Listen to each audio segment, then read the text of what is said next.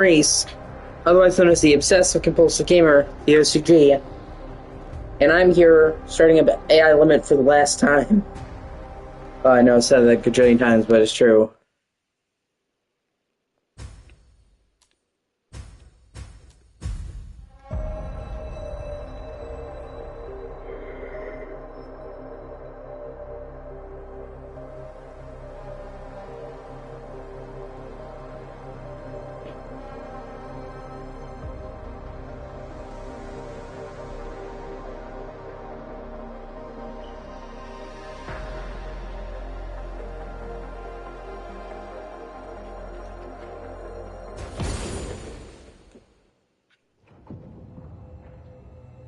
The crystallization of wealth and wisdom stems from the land's grace. As the war concluded, and eons of calamity waned,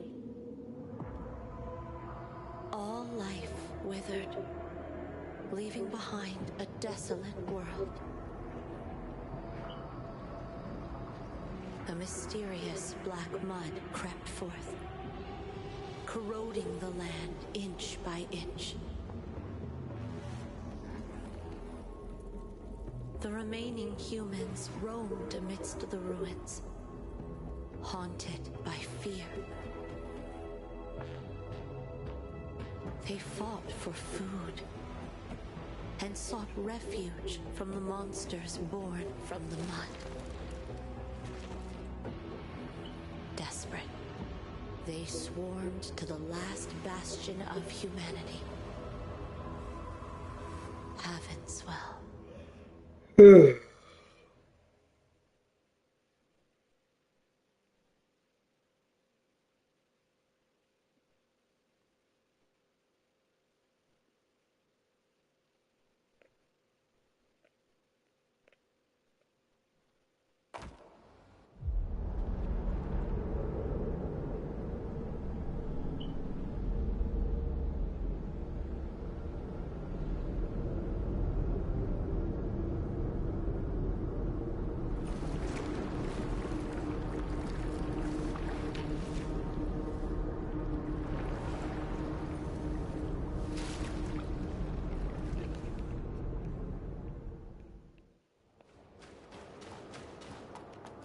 Where is this?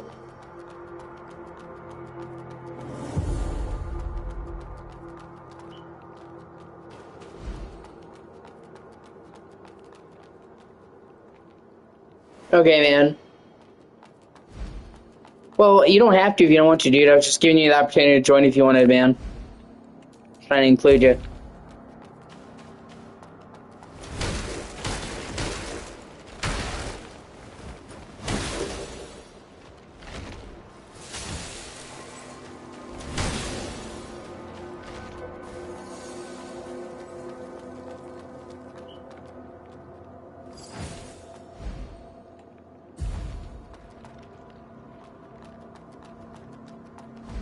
Yeah.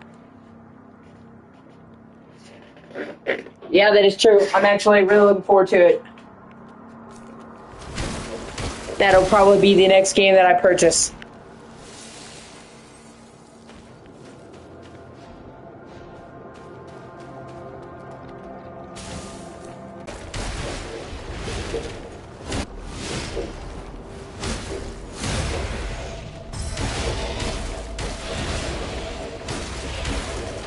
Yeah, they're called Virtuous Studios. And yeah, they usually work on several games at once. You really do, bro.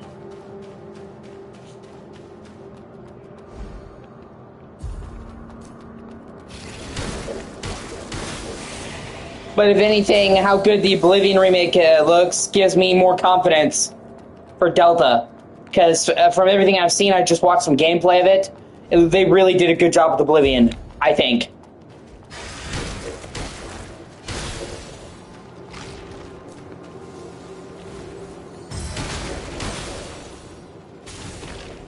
The only thing I dislike is them calling it remaster, because that's not what it is. And the only reason they're calling it a remaster is because it doesn't change the story. Yeah, I agree. Delta looks great.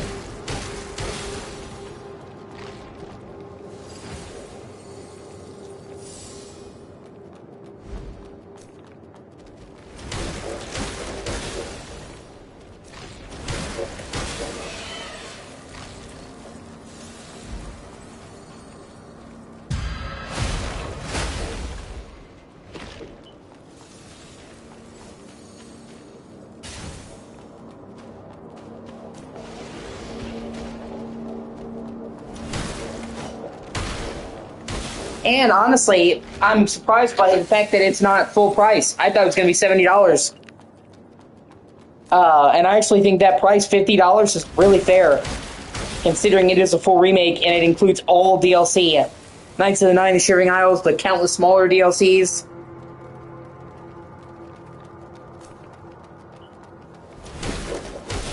And you know you're going to get more than your money's worth out of that. You know, Oblivion is fucking massive. So...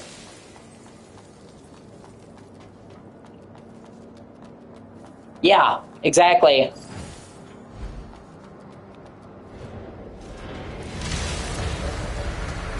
My dad's gonna try it out later. It's because Bethesda's owned by Microsoft. It's a day one Game Pass game, so you can try it out for free. He's just waiting till later to download it because it's huge. It's like 120 gigs.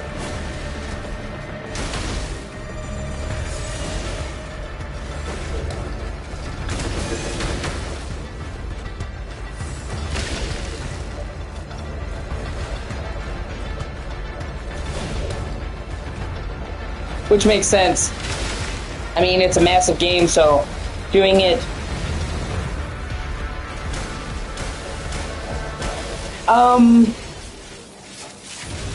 I used to play PlayStation more often, just because I liked it more, but I still played a decent amount of Xbox.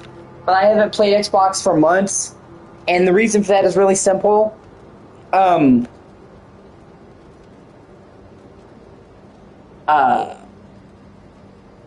Xbox can't stream to YouTube natively. You can only stream on Twitch on Xbox. And, finally, I fucking hate Twitch.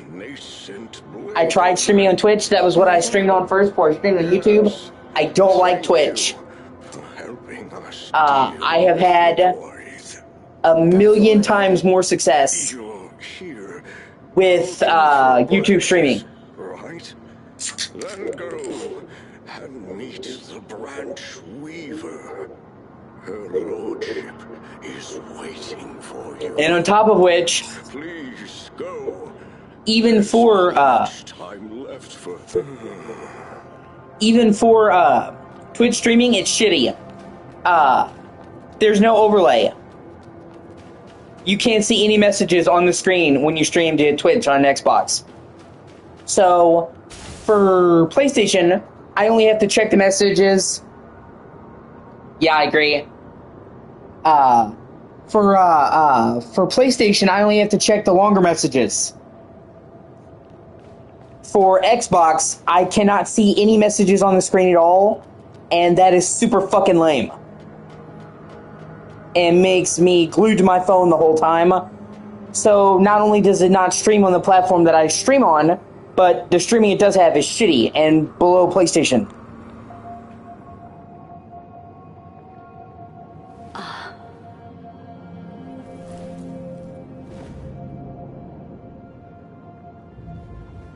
Welcome, Seeker of the Branch. And then, my Xbox controller got fucked up. It's a long story. So, the controller still works, but it's kind of dingy. And I need to get a new controller for it, but that's 70 fucking bucks. When I'm already struggling to get money for a system I'm not playing as much. And then, for a long time, I didn't have a microphone. My mic broke. And, Xbox doesn't have a built-in microphone of the controller. So with PS5,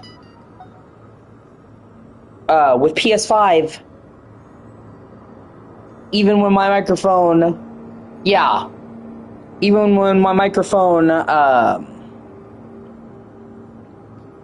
didn't work, I could still use a controller, you know what I mean?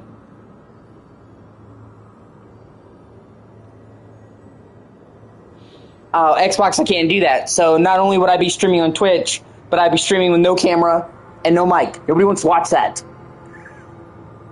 I don't want to do a stream like that. So You know, and then finally, the last nail in the coffin, as it were, is I'm getting really close to reaching YouTube Partner.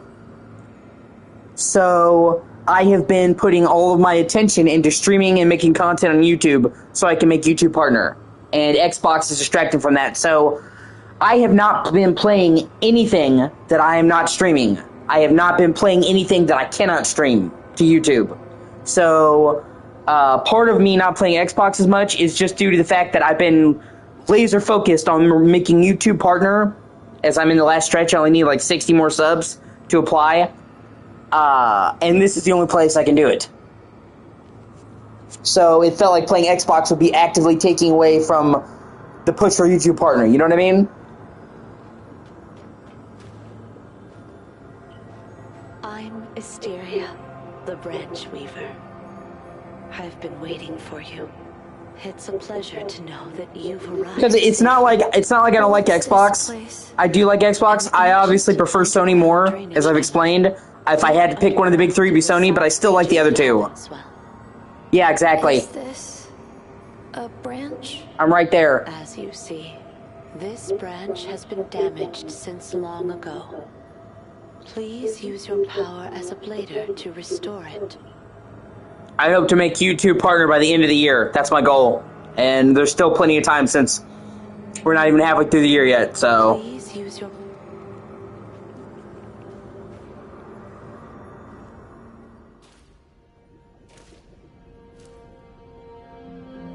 And I had to start this over because I accidentally deleted my save like a fucking idiot.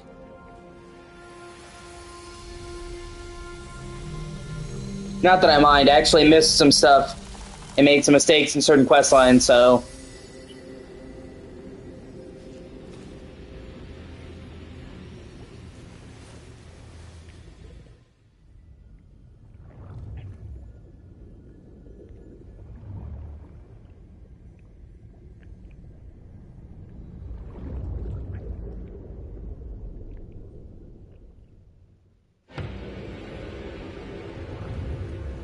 But I used to play Xbox a lot more, you know? So... This way. The branch is functional once more. Now please, take... It will mend your body. It will be replenished once connected to the branch. Please, make good use of it. What happened? And I think I'm going to, make a video on this game, because I've been enjoying the fuck out of this game, and I haven't heard anybody else talking about it, really. When I touched the branch, I want more people to know this game, because I think this game is super awesome and underrated. the vision, This is one of the better Souls-likes I played, honestly. in the water, Wow, 4 people watch me. Thank you so much. I really appreciate you. glowing in the distance. But I couldn't make it out. What just happened? Perhaps it is the memory reserved in the branch. Mile Keeps leeching for them. So, you let go. You must now may the branch guide your path.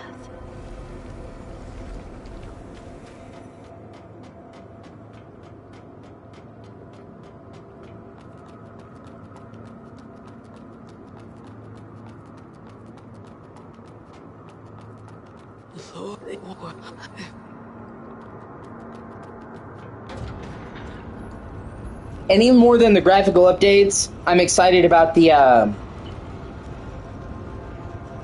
gameplay updates. Because as much as I love Oblivion, and I mean, I played Oblivion at launch, man. My dad got a 364 Oblivion because he played the fuck out of Morrowind back in the day on Xbox. So that was the game that made him get a 360, was Oblivion. Because at the time, you know, it was an Xbox exclusive.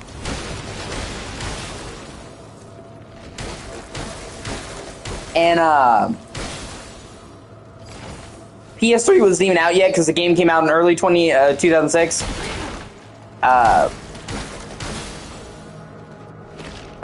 The game came out in early 2006. So, at the time, Oblivion was, it's hard to believe now, but it was a real peak at next gen. Because remember, PS3 isn't out yet.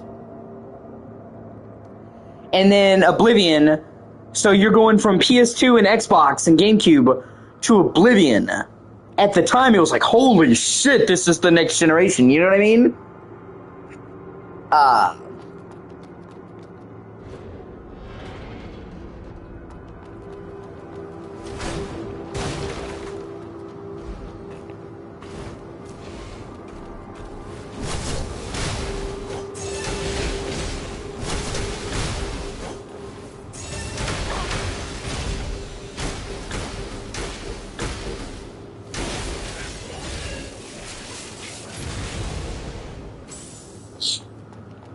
And I have put, oh my god, I don't even know how many countless hours I put into it. Over 100, 200 hours. Like, I played Oblivion so much growing up. I still have my original 360 copy. I have a Game of the Year copy with the Shivering Isles and X9 on the disc. Probably, yeah. And more specifically, the Shivering Isles. Shivering Isles was fucking incredible. I know it's an expansion, but it's almost like its own game, and it is so fucking awesome.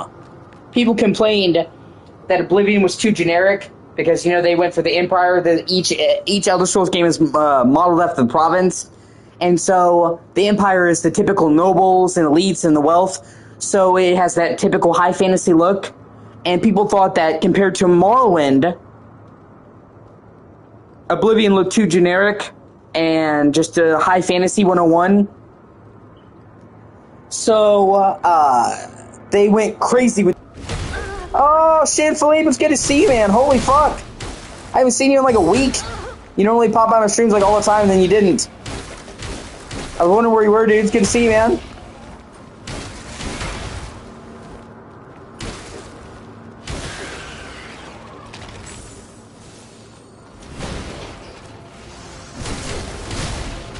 Oh, well, you didn't say anything, man, so I can't read your mind. Yeah, so, the Shivering Isles is so colorful and so vivid and over the top. I fucking love it. And with the original, with the main game, they had to try and keep within a certain modicum of believability, but in the Shivering Isles, you're in the realms of madness. So they could just go crazy, and you can tell the developers were just going wild and having so much fun.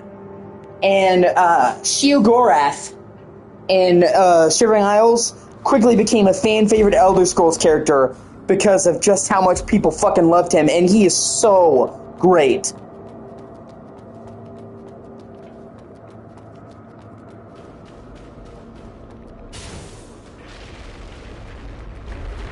And the whole map of Shivering Isles is split into two different parts. You have Mania, which is all colorful and vivid and like almost Looney Tunes, and you have Dementia, which is all dark and sinister. And Knights of the Nine, I know you would like, dude. I know you like paladins and all that shit and being a holy warrior. You basically get fucking Templar armor.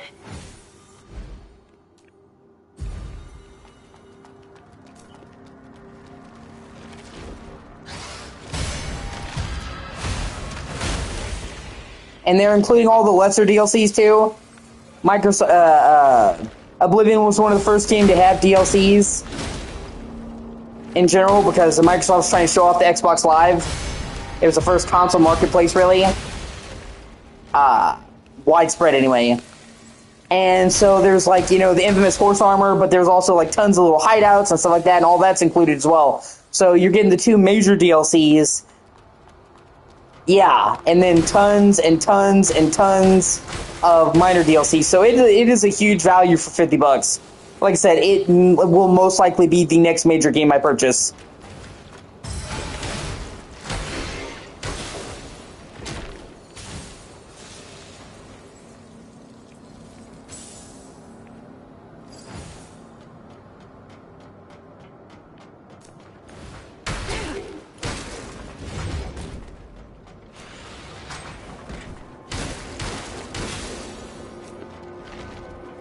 Yeah, the remake. I fucking hate calling it a remaster because that's not really what it is. Big pet peeve of mine, okay? It remade every single asset from scratch, changed the map even, so it's not like the same terrain, okay?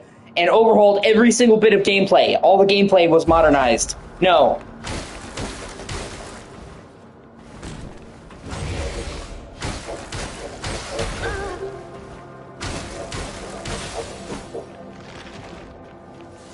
So I don't think calling it a remaster is appropriate. I know the devs called it a remaster, but like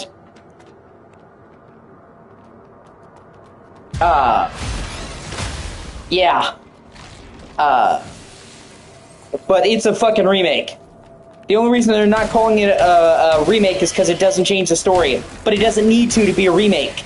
For fuck's sake. I don't know who suddenly came up with this odd criteria in like the last like 2 or 3 years where in order to be a remake you have to rewrite the story and make it different.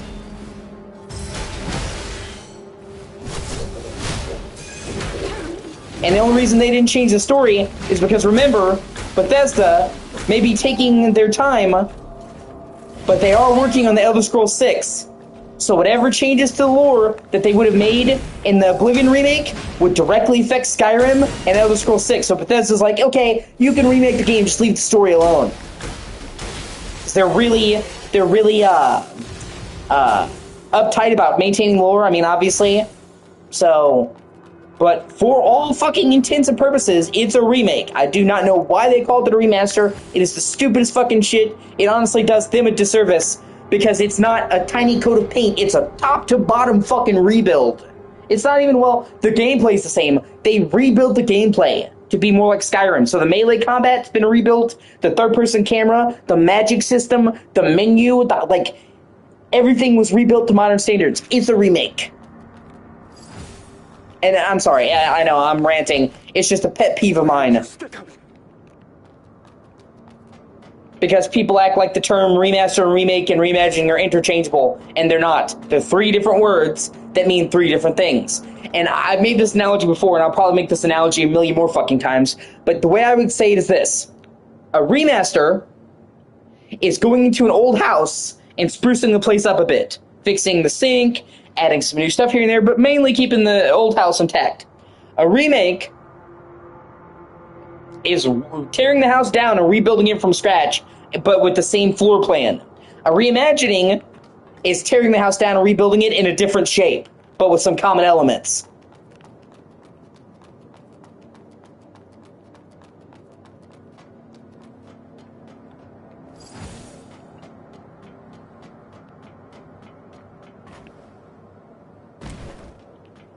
And I'm also stoked because Days Gone Remastered comes in 3 days.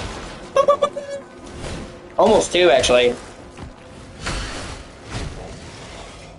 Yeah, I agree. Me and Alex thought they were just gonna announce the release date. We didn't think they were gonna shadow fucking drop it. Yeah. April 25th. I already have it downloaded. They let you preload it already.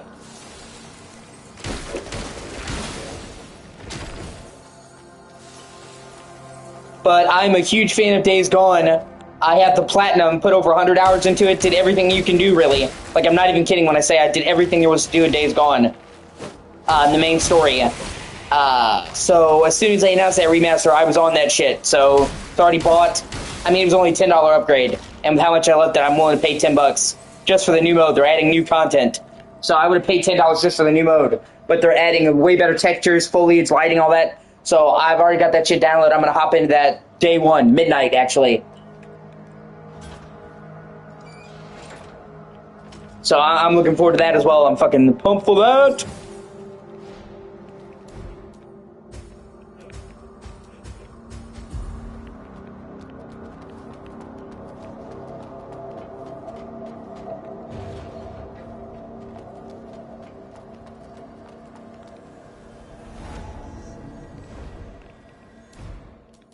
And I'm hoping and praying that if enough people will get this remaster, it will convince Sony to greenlight Days Gone 2. Because Days Gone was actually a financial success. but Sony decided to not do the green light because critics didn't like it. Like, I shit you not. The game has a huge cult fan base to this day. People love that game, adore that game. The game sold well. It sold better than the God of War reboot. And whether you like it or not, it did really well financially. So it's selling better than that. And they basically do shit can the fucking planned Days Gone sequel because a game journalist didn't like it. It's got to be one of Sony's biggest fuck-ups. I mean, the gamers like it, and it sold well. That should be a done deal. Who cares what games journalists thinks? Especially nowadays, when game journalists sucking so much.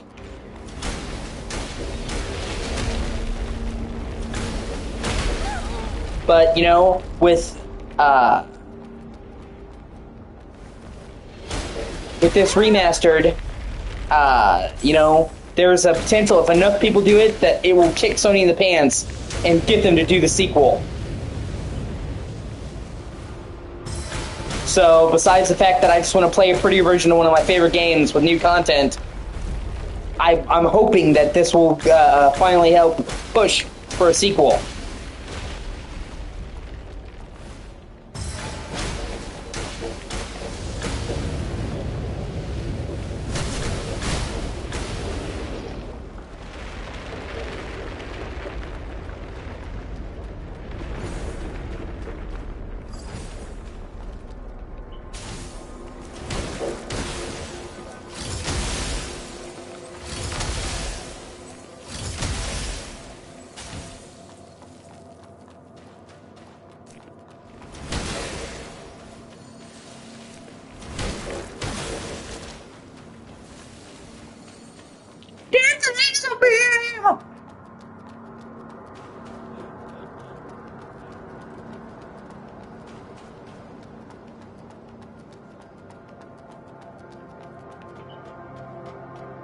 Actually, there's a lot of cool shit coming that has me kind of pumped.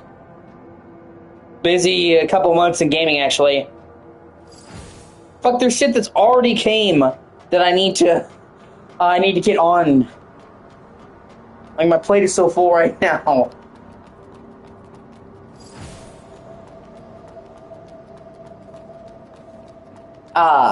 Tomb Raider 4 through 6 remastered, which I played and, you know, I really digged. Got its first massive patch yesterday, and it is a massive overhaul. And I mean, it already was a good remaster. And I told myself, like, I knew it was coming and I was going to wait until they do that, so I've got to go through those games again. Now that patch came, Sea of Stars is getting a massive free DLC in the next month or two. It's supposed to be spring, so that doesn't leave very much, because there's only fucking the rest of April and then May. Another game I like, Chained Echoes, is getting a massive DLC. Death Stranding 2 comes in June, and I'm fucking super pumped for that. Fucking, then Delta, you have Delta in July, and then Oblivion. Like, there's a lot of shit going on right now. And then somewhere around, somewhere along the lines, hold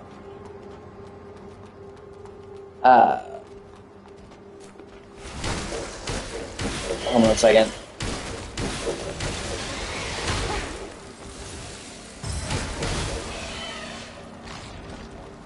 Yeah, like I said, there's lots of shit coming, you know? And then, sometime this summer, the Liza P is getting a massive, massive DLC. Like, big enough to be its own game. It's like, it's essentially its Shadow of the Earth Tree.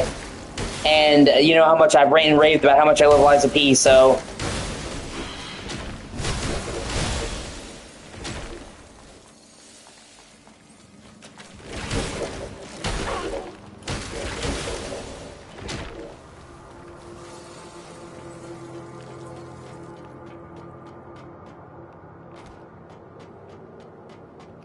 Doom the Dark Ages comes out next month.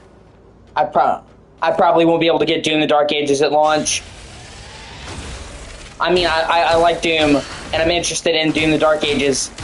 But if I have to choose between getting Doom or owning the remake of Oblivion, it's Oblivion.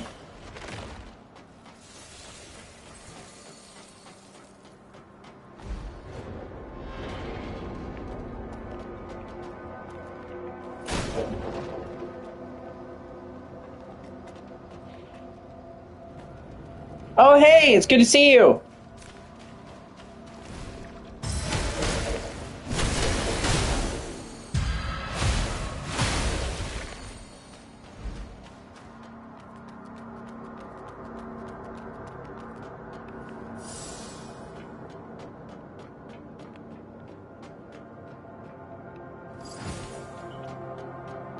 And then we know the Assassin's Creed Shadows is getting a big DLC in this year, sometime this year. I would assume sooner rather than later. That It's going okay. seemed to be one of the void.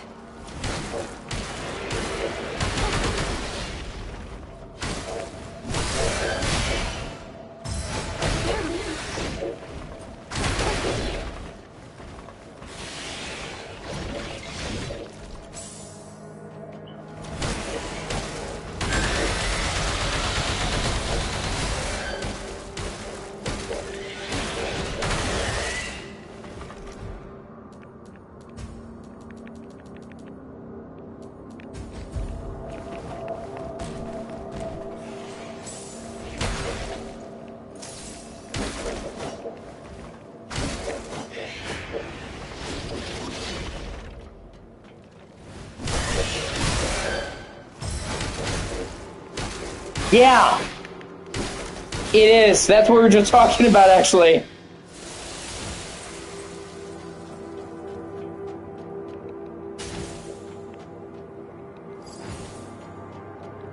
Even though, as I was just bitching to the guys, it really is more of a remake. I mean, by every conceivable definition, it's a remake. And it's done by the same guys who did Delta, or who are going to do MGS Delta. So that gives me even more confidence.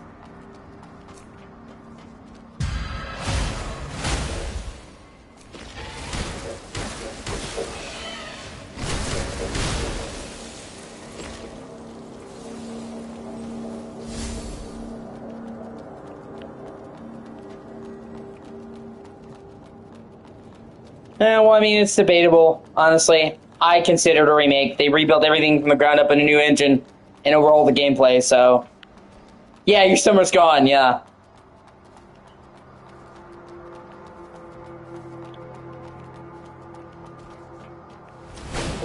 It just works.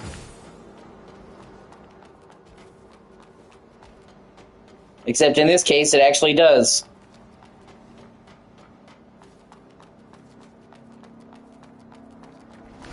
I'm also getting fucking pumped for Days Gone Remastered. I already have that downloaded, pre-purchased, and fully downloaded. Looking forward to putting another 100 hours of my life into Days Gone. And hoping that if there's enough excitement behind this, it will get a sequel to be greenlit.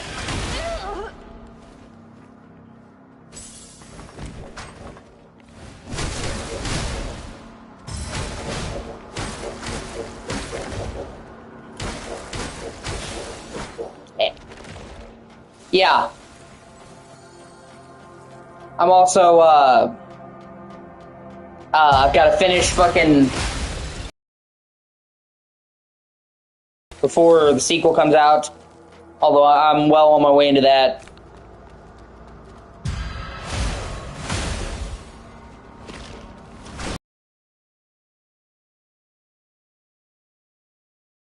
It. Quite a bit, actually. I think you would like this game as well.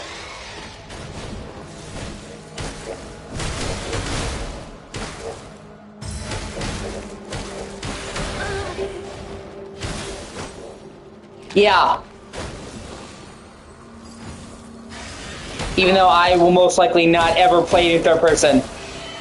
I like third person. I have nothing against third person.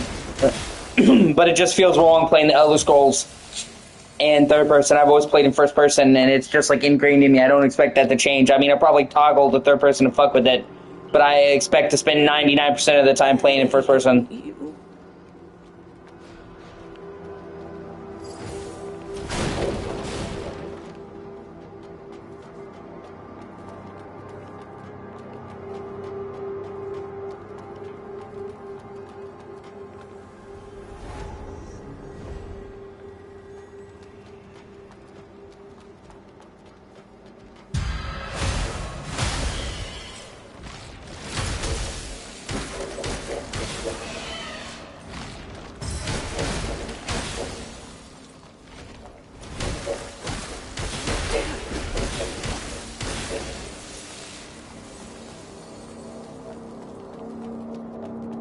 Yeah, well, that's good. I know there's a lot of people who do like playing it in third person, so I'm happy for them.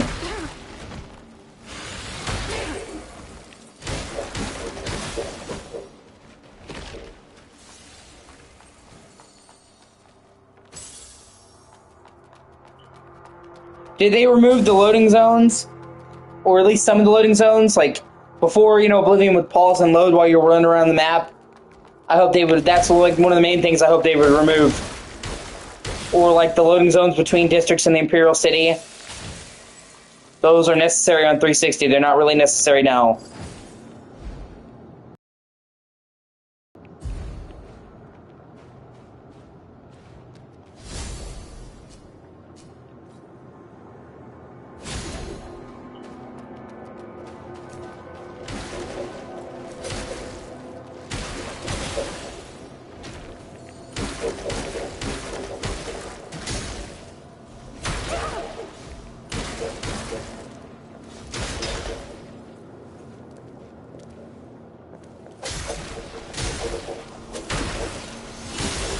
Oh, that's good. See, there we go. I'm stoked for that. That'll probably be, like I said, my very next purchase.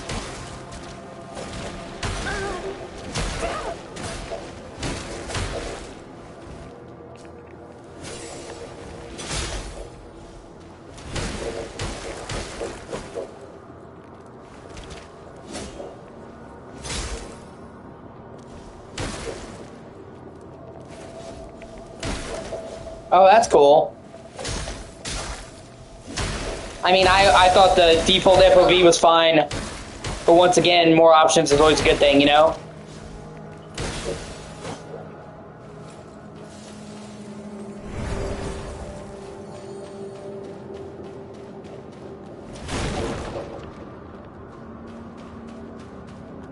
Yeah, I actually heard that. Performance mode was really great, though. That it was basically a lock 60. I know some people were worried it was going to run like shit, but from what I've heard, that's not the case. Well, performance mode, anyway. I read a report that said that on Series X, at least, it runs at like a perfect 60 pretty much all the time in performance, which is honestly pretty much all I can ask for. If it runs at 60, then it looks great and it runs great. That's all I really need.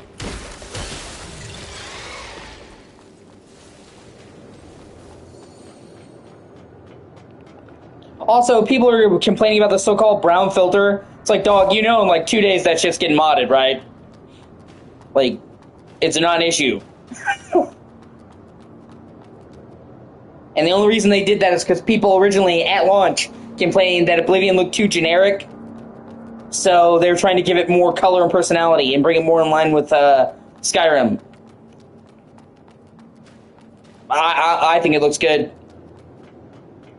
But like I said, it's going to be modded anyway, so people... Yeah. Oh, that's weird.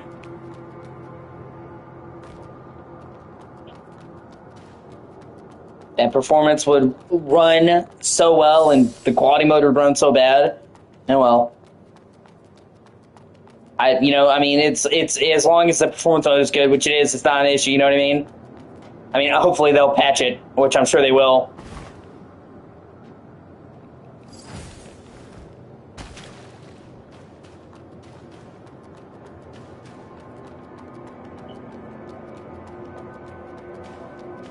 And the fact, like I was saying earlier, the fact that the same team that did the Oblivion remaster is doing the MGS Delta gives me even more confidence in it. They're clearly the right team for the job.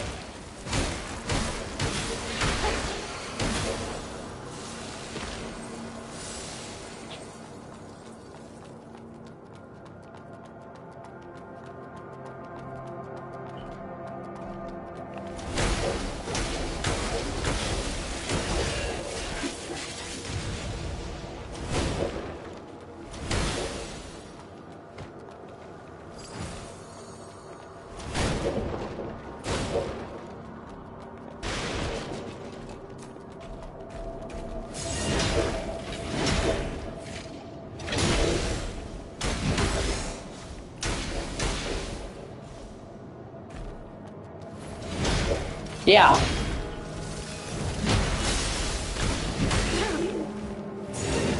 I assume you'd probably be getting the Days Gone remaster as well.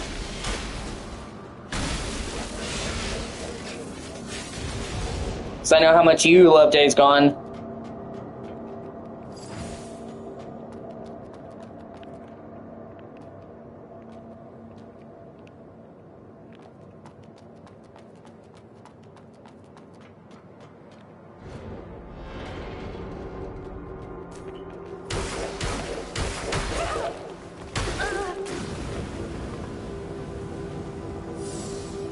Okay, I gotcha.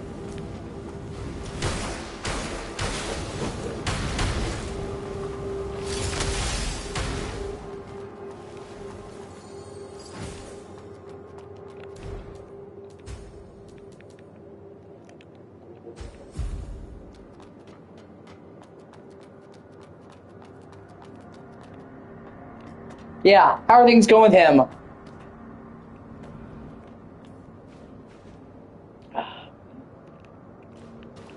Seemed like you guys were having some rocky territory, but it seems like now you guys have kind of patched things up a little bit.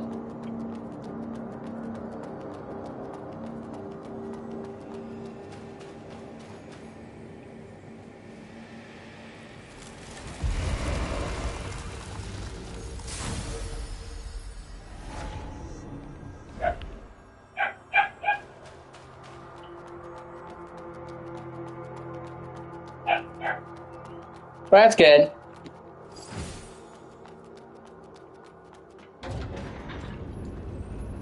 Just suck his dick. It'll just make him forget about everything else. I'm sorry. I'm sorry I had to. They all wanted that more than I saw. Oh, you're mad at me?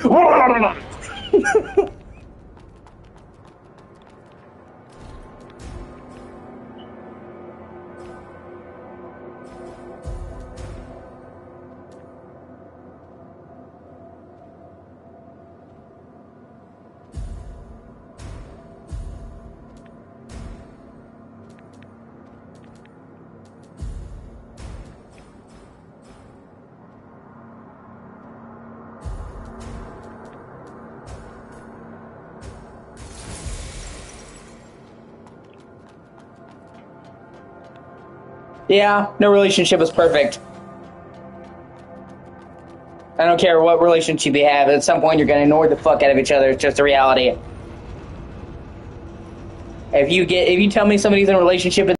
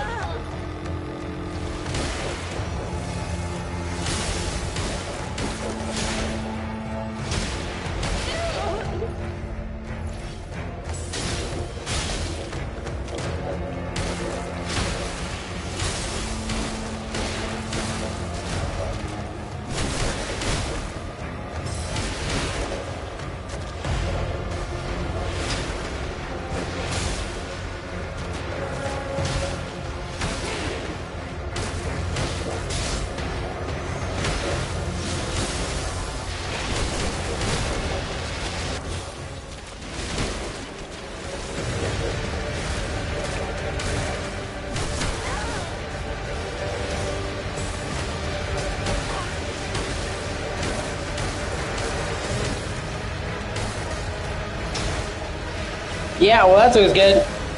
Always a million different ways to play that game. It has tons of replayability.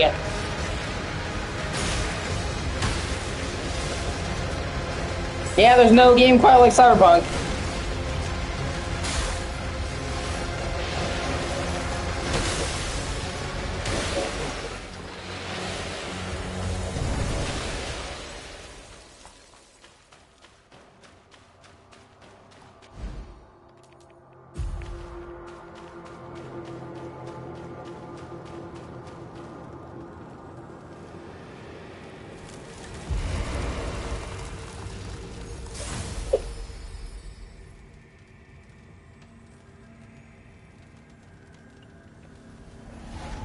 Sorry if I haven't been talking to you as much. I've had a lot going on lately. I don't want you to think that I'm ignoring you or I don't care or anything like that. You're one of my best friends.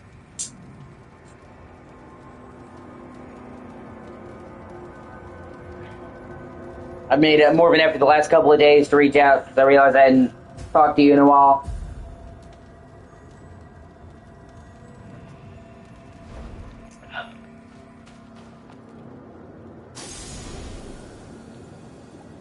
Asteria. Thank you for granting it the final redemption. May the branch guide your path.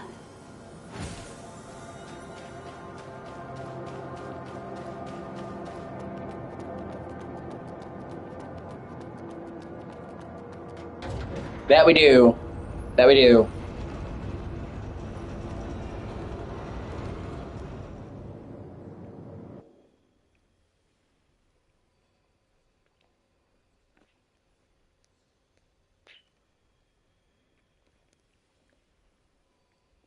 But you still always have to make time for the people that are important to you.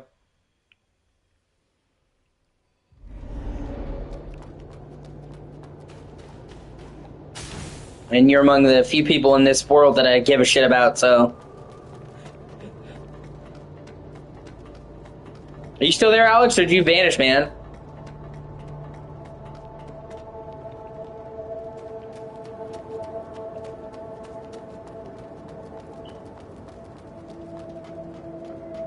You bet I like giving.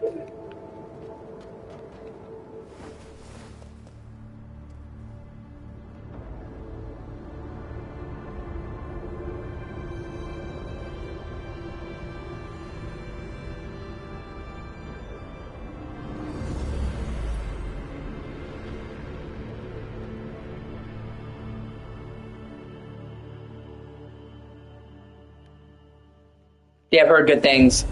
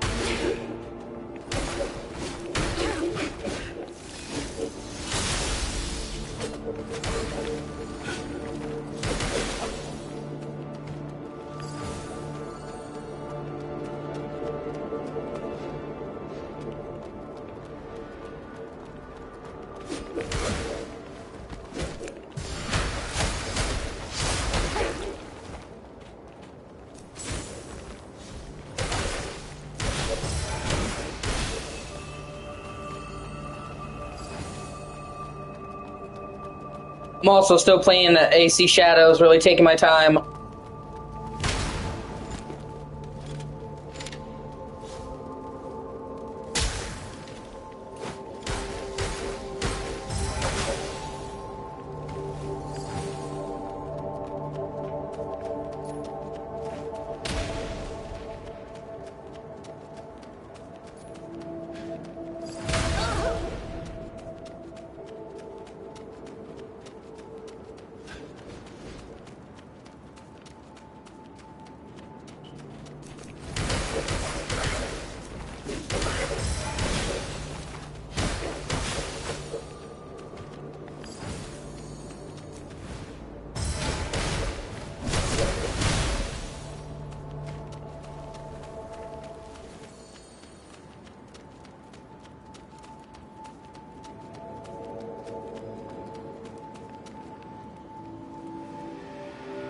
Alright, man.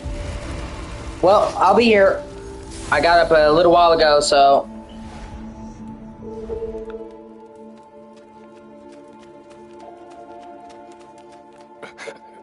Ursula? What? They went for this. Yes. Yeah, I need to play the demo as well. I also got the demo. But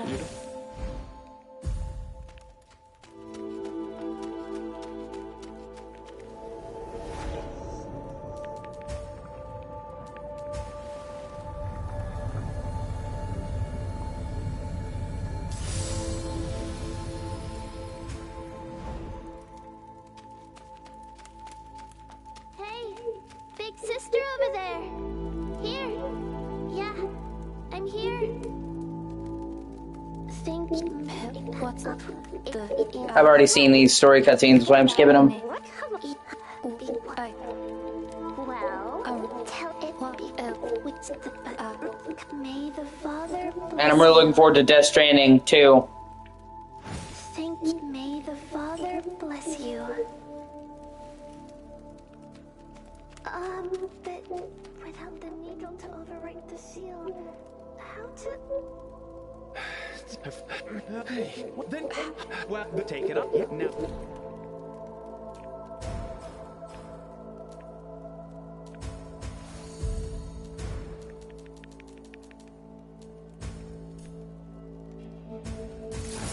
Swing by again. I'm currently replaying Death Stranding in the lead-in. Was the soil? I Could that little door now? If you connect. Yeah. Yeah. That also looks good. And I think David Tennant's in it, and I've always loved him. Show me the pill.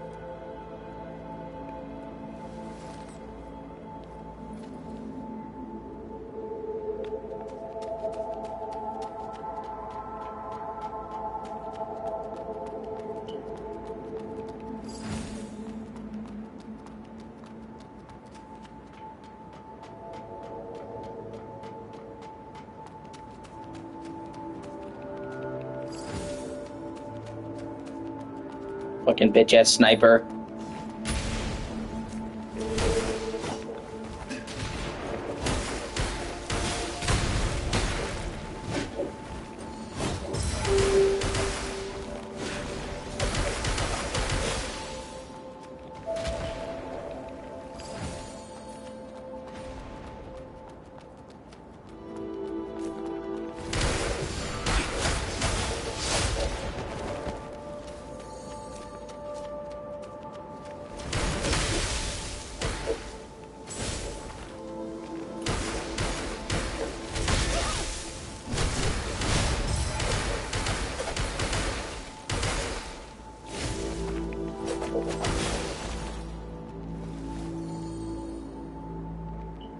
Yeah.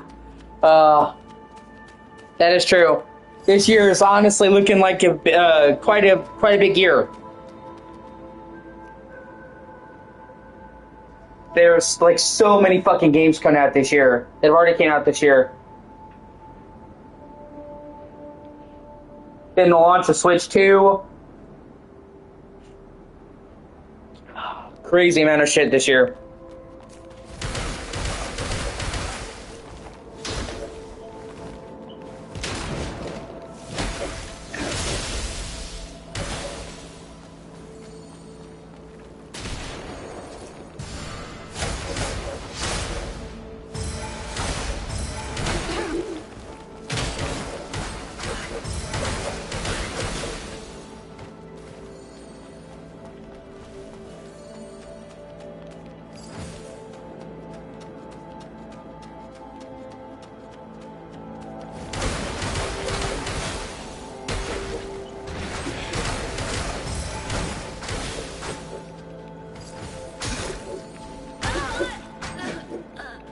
Not a big deal.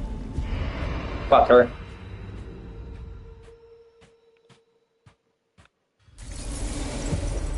Fucking shoot me! Shoot me!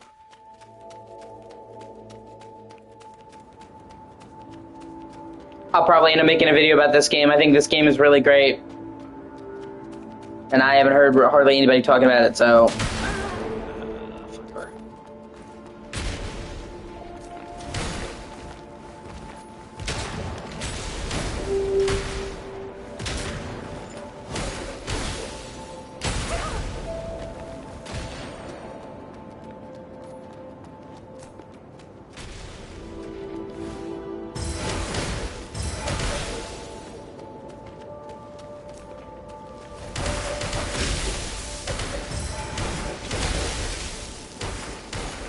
Yeah.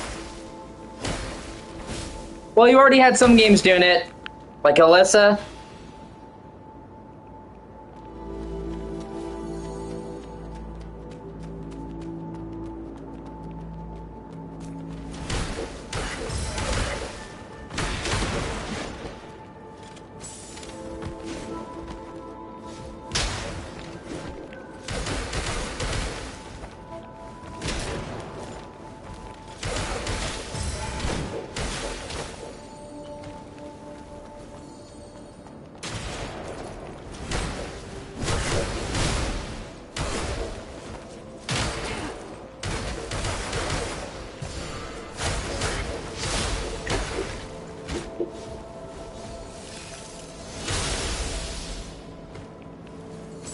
Yeah.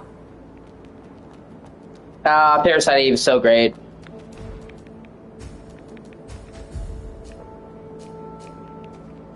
I would kill for a modern remake of Parasite Eve, like the Resident Evil remakes. Holy shit, that would be amazing.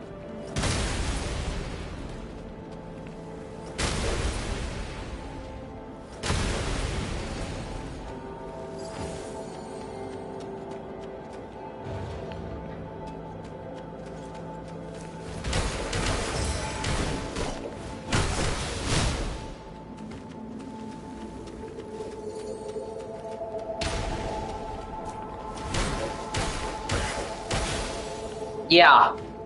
Also fair.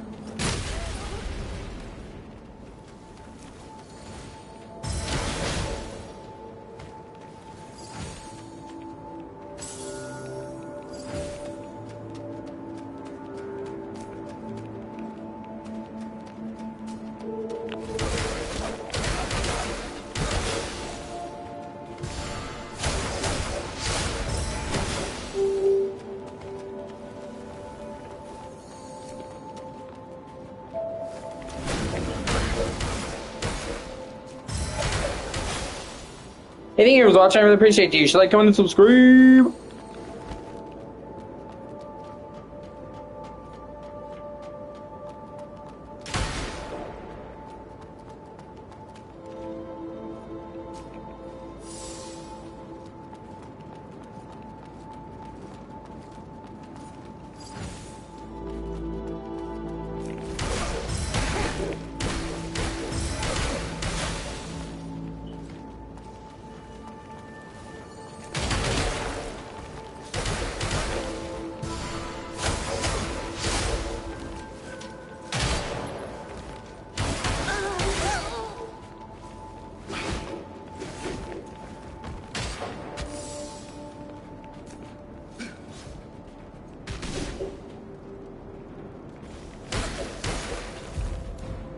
Hold on, let me see all of what you're saying.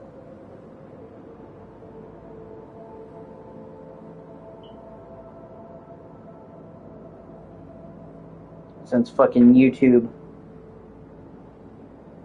thinks it's longer than a single sentence, it shouldn't display on screen. Despite everyone and their mother asking them to increase that limit.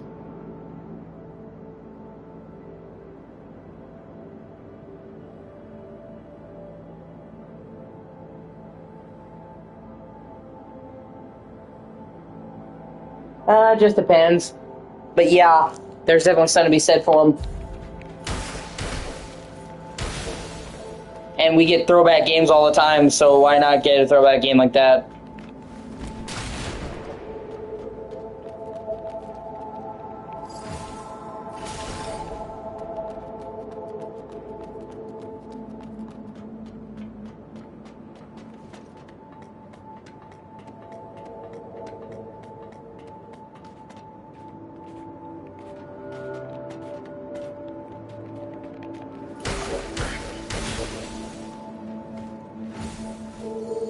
Thankfully, that fucker with the sniper rifle doesn't respawn.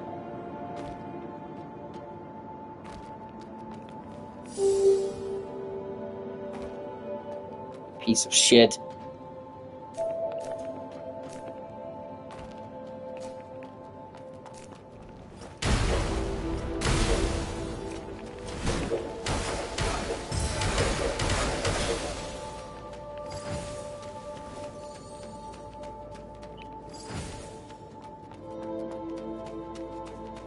And yeah, I definitely believe in style over realism.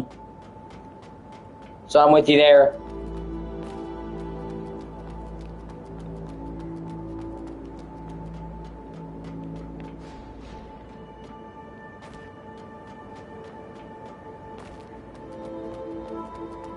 I shouldn't have stayed, not even seen Ronald.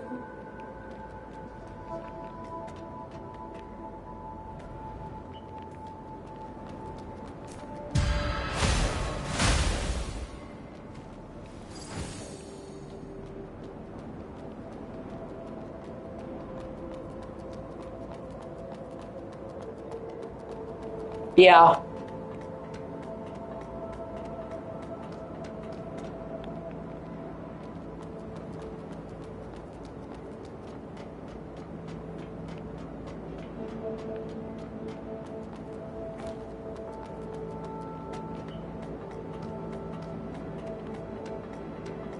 I know there's a lot of people who want VR. I honestly don't want VR gaming to become the norm. I like gaming as it is, console gaming, but I know a lot of people don't share that opinion.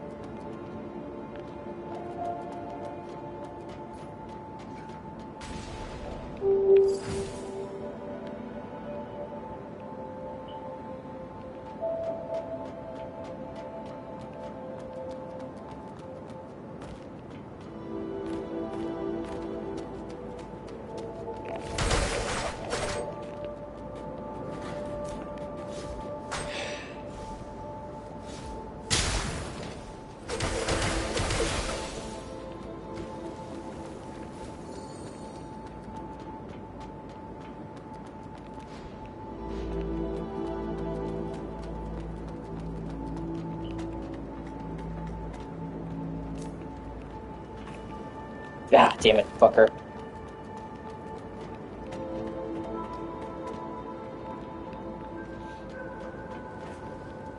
Yeah. That's what scares me.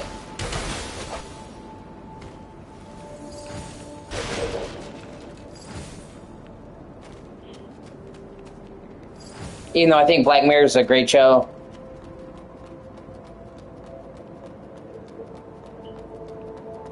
I need to watch that whole show start to finish. I've only seen a few episodes here and there. I like them, I just never got around to watching the whole show.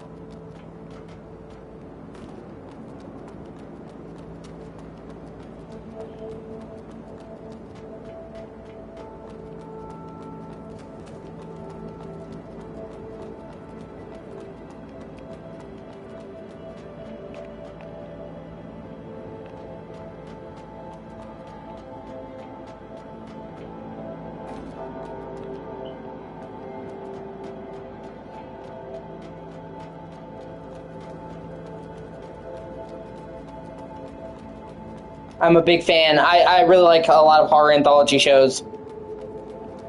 Well, I mean, I guess you could call Black Mirror horror. It's on the cusp. I kind of consider horror because they deal with a lot of like dark, fucking sinister themes. But yeah, I mean, it's dealer's choice. But yeah, I like anthology shows like that. I used to watch The Outer Limits all the time back in the day, and I watched a lot of the original Twilight Zone and liked it. and I've pretty much seen every episode of the Tales from the Crypt. Me and my mom watched the shit out of that show. That was one of the things we bonded over, and it's one of the things that helped get me into horror. That's where I pretty much got my love of horror from, is my mother. She has always loved horror and spooky things, and we would always sit there and watch horror together. And like I said, we pretty much sat and watched, well, I mean, pretty much all of Tales from the Crypt.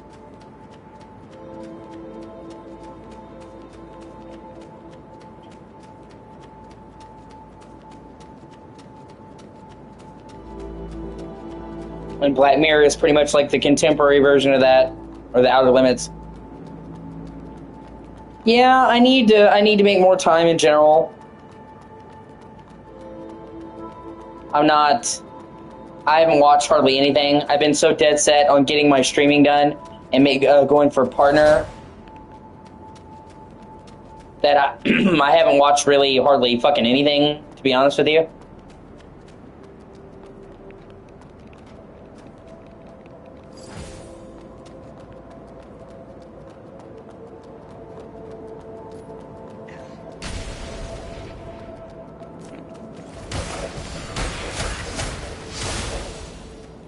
But it's important to find a balance, because there are a lot of things I'd like to watch and catch up on. Opened from the other side.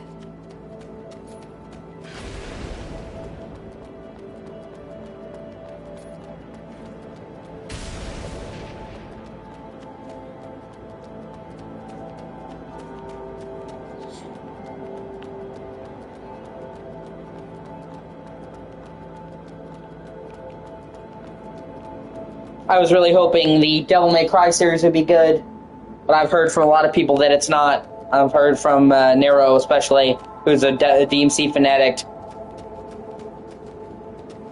Yeah, makes sense. And I trust his opinion.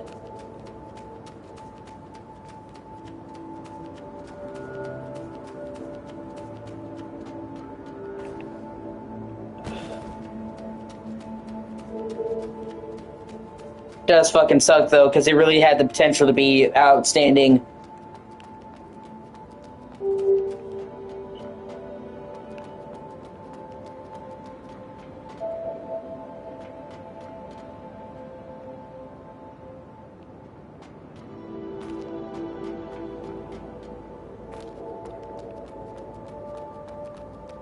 And I've heard lots of stuff. I've heard that it doesn't respect the lore. I've heard that it sidelines Dante in his own show and makes Lady the main character. Which, I like Lady. Always liked Lady. But, yeah, no.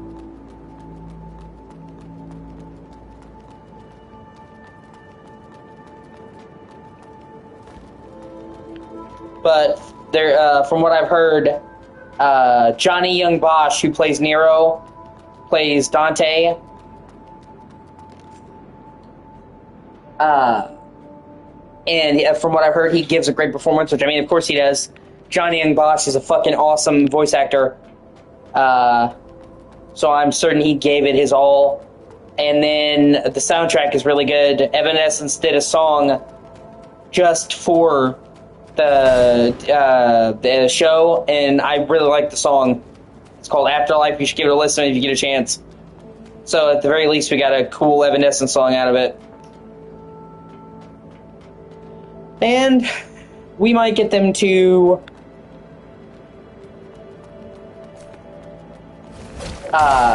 they might change. It's already been greenlit for season 2.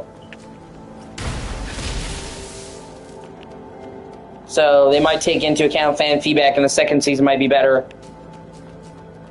I honestly don't even like the art style, to be honest with you. Oh my god. Dick. Kidding me with this shit, bro? Come on.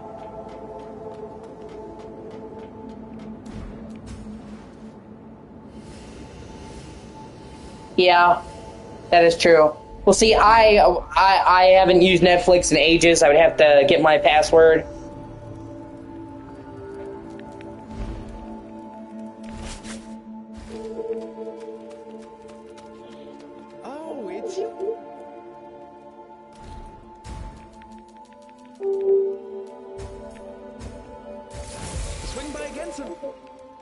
And I didn't want to go to all that effort just to fucking not like it. So I asked my friend who watched it, and he is an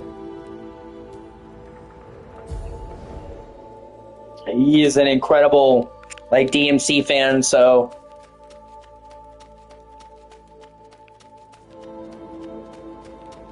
the stuff that he's told me does not give me a lot of hope.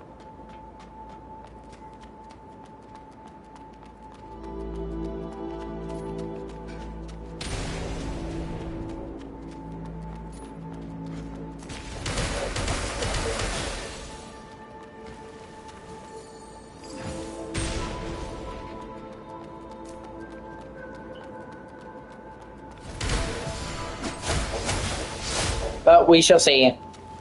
Yeah, I've heard that's good too. And it's on YouTube for free.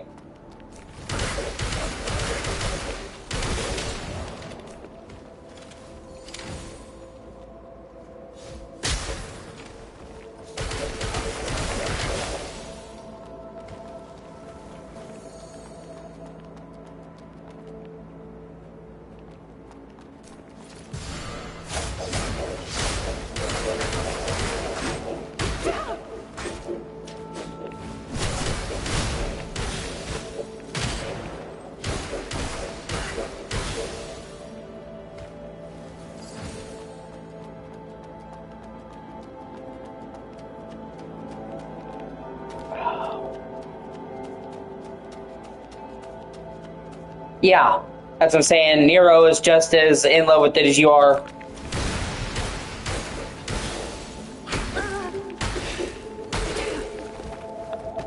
And he's watched the whole show start to finish. That's why I went to him for his opinion.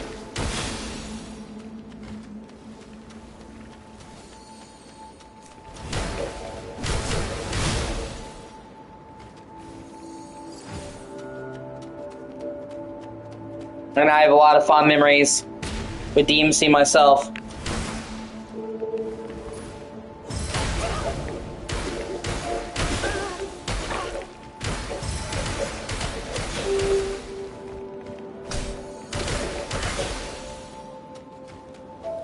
It's always been a series that's near and dear to my heart.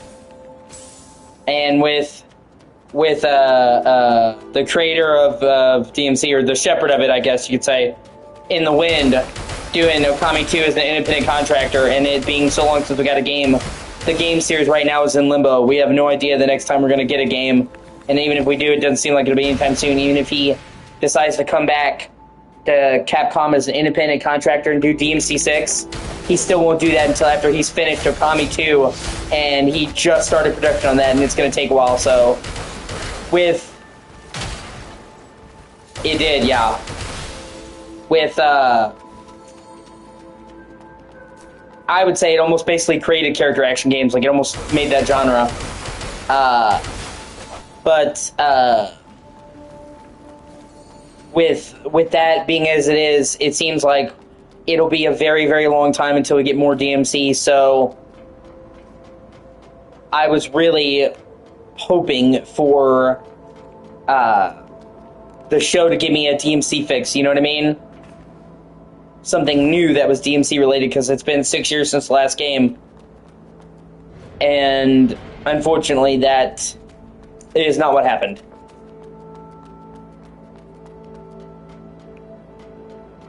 And I guess the X factor was Warren Ellis, because everybody, loved Castlevania. I love Castlevania so much.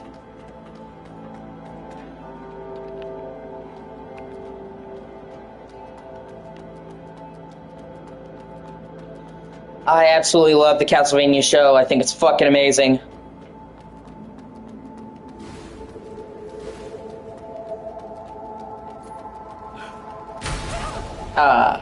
And everybody was talking about Ari Shakur then, but Warren Ellis was the writer, and he was a noteworthy, beloved writer. And combine that with the fact that Castlevania has kind of a sparse story, the early games did, and he had a free license to write what he thought was best within reason,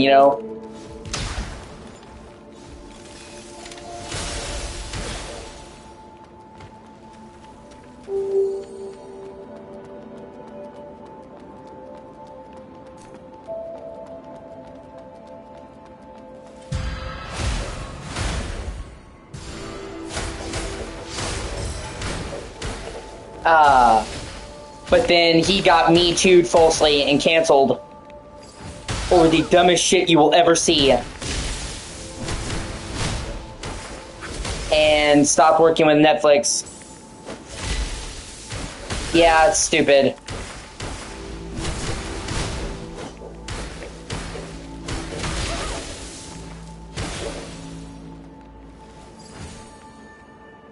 But basically, Warren Ellis got canceled because he's in an open relationship with his wife. It's public knowledge that he's a swinger. Both him and his wife take lovers on the side. And he had consensual sex with a lot of people because he's a swinger. And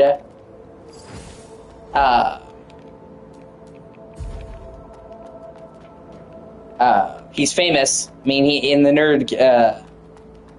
And these women came forward, and they said that he didn't rape them or molest him or coerce them, but because he didn't tell them how many people he was sleeping with at the same time, that they couldn't give full consent.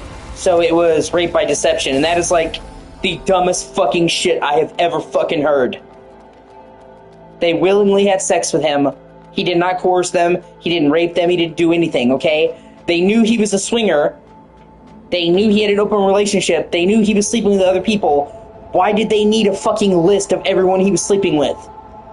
And you know that would never happen to a chick. It was like, you're asking her how many partners she had, what's her sexual history? Sexist. So why is it okay to ask him? And that's what he got canceled for. He got kicked off of Castlevania, lost his projects, and obviously we can see that he was pretty integral to Castlevania, because look what happened when Ari got his own show without Warren Ellis. We get DMC. So obviously Warren Ellis was the X Factor, not Ari. It's also why I stopped watching Castlevania. Castlevania 4, or Season 4 was the last season Warren Ellis wrote. He has not been involved with Nocturne, and from what I've heard, there was a sharp decline in quality in that. So it's obvious he was pretty important to the whole thing. And as somebody who was falsely accused of sexual harassment, as I'm sure you know, you told me you've also had experience with it. It personally chaps my ass what happened to Warren Ellis. He was a celebrated writer for over 30 years. And basically lost his whole fucking career because he didn't tell everyone his whole detailed sexual history, which is the dumbest fucking thing I've ever heard.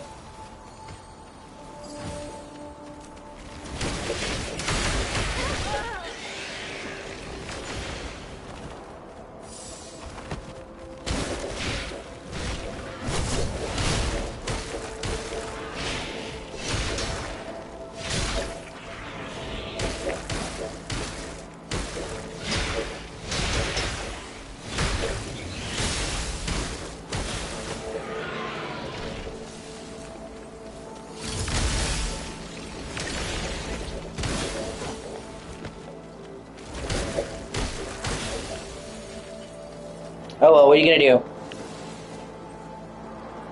Same thing happened to Dan Harmon with Rick and Morty. He made Rick and Morty. He wrote Rick and Morty. He was the one who got Rick and Morty accepted, did the voices for Rick and Morty, you know, and he basically lost his job because his wife said that he kidnapped her, and they conclusively proved he did not kidnap her. There's camera footage of her walking around shopping and shit during the time that he kidnapped her. And the judge dismissed the case and dismissed it with prejudice. And that is incredibly rare. It means that the judge literally thought the case was so fucking shitty that not only will it not go to trial, but he's like, you can never ever bring this up ever again. Yeah. So they conclusively proved that Justin Roiland was innocent. Doesn't matter.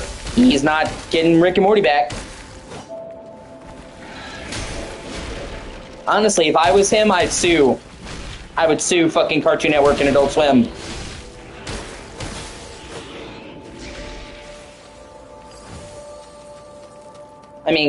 Fuck, he is Rick and Morty. Like, he's the heart and soul of that fucking show.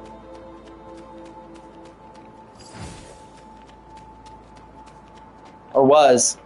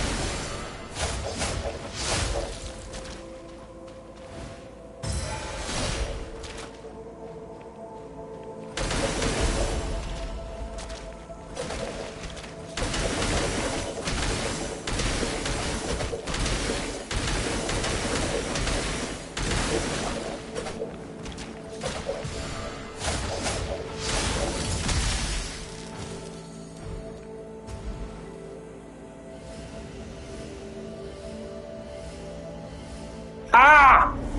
Fuck you!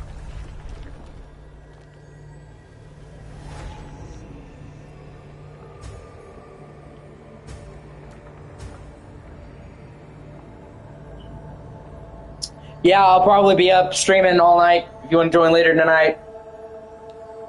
And they'll be streaming tomorrow. But yeah, it's good to see you.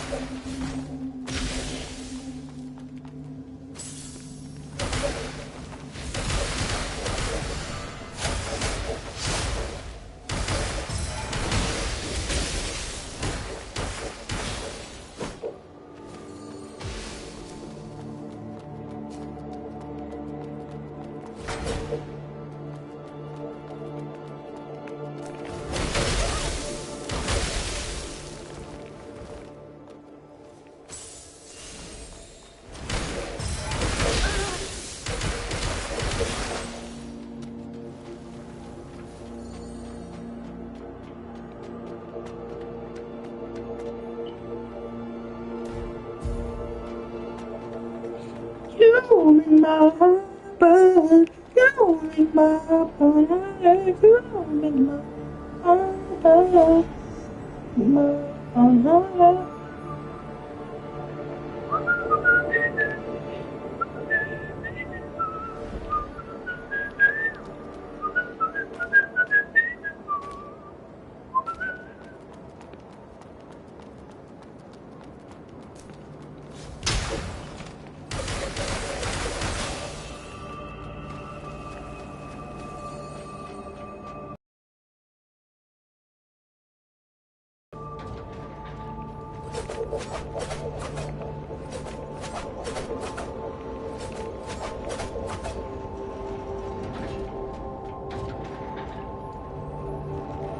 All the way up. Nothing can stop Orisa.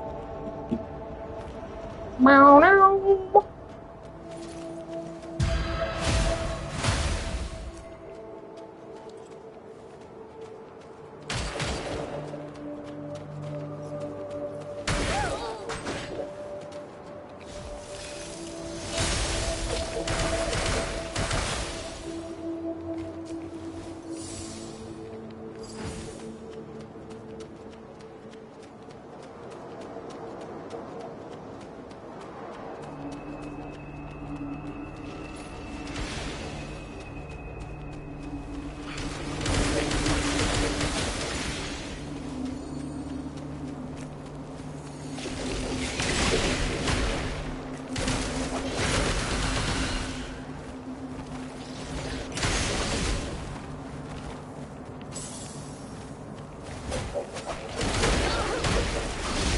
Come on, bro.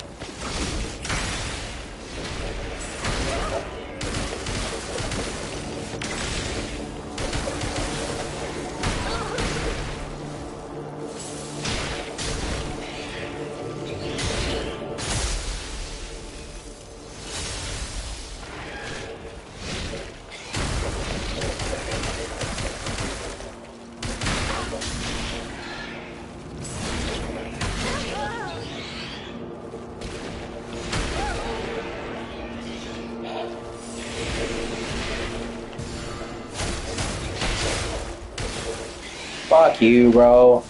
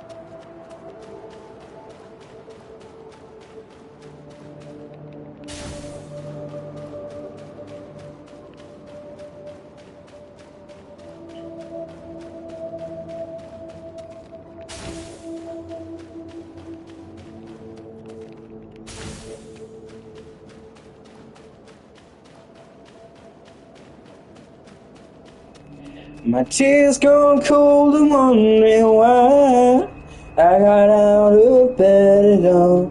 Morning rain falls through my window and I can't see it all. And even if I could, it would all be great. Such a picture on my wall. It reminds me that it's not so bad. It's not so bad.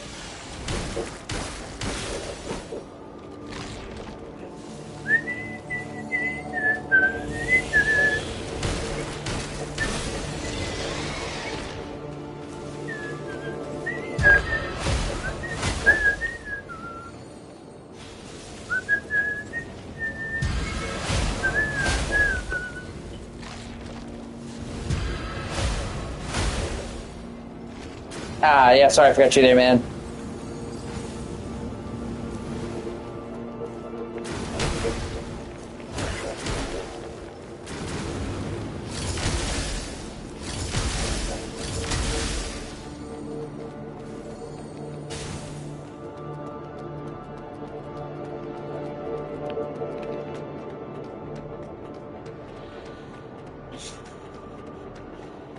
Oh well, man, you need to stop lurking silently so much. At the very least, say hi, man. Let me know you're there. Cause I was like, where the fuck is Philippe? I haven't seen him in forever, man. Yeah.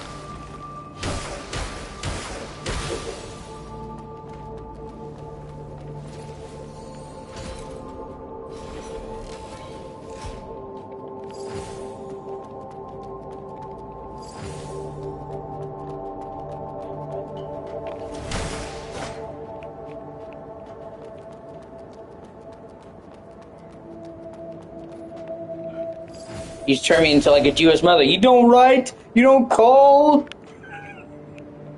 Your brother would never do this to me? Yeah, Dido. Yeah.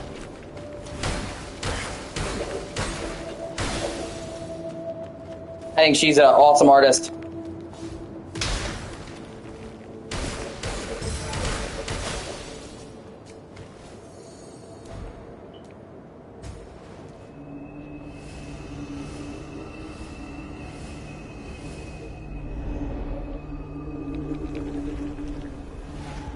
She did another song I really like called White Flag.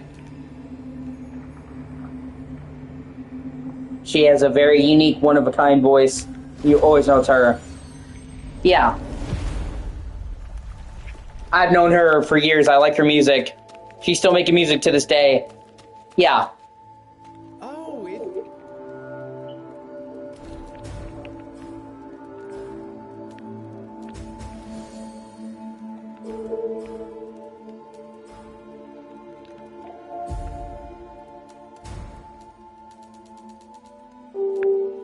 She's not as big in the rest of the world as she used to be, but she's still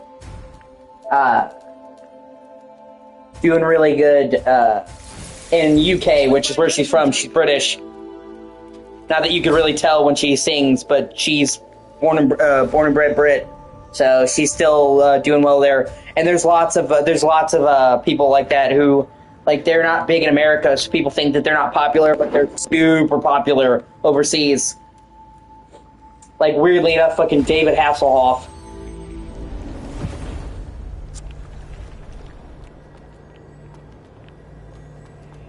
He has a music career, and it... Yeah.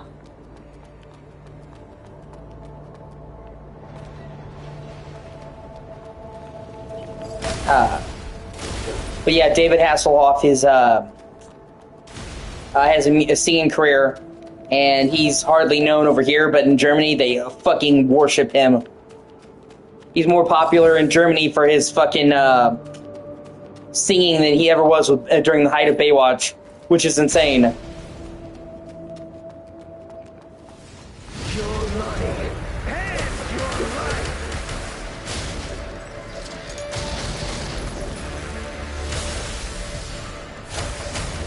Yeah, he is incredibly famous for singing in Germany. Ah, damn it. And you know what, to his credit, he's actually a pretty good singer. He's actually not bad. Like, he actually can sing.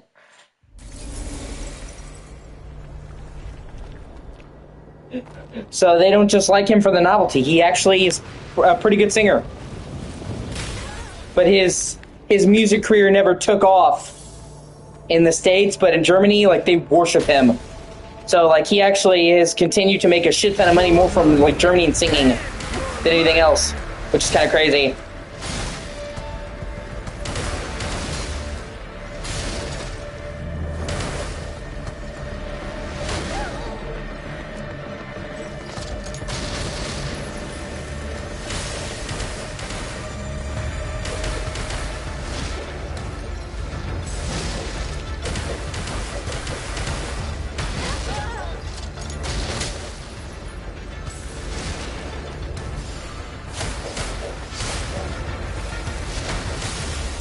Yeah, another guy who's super great singing.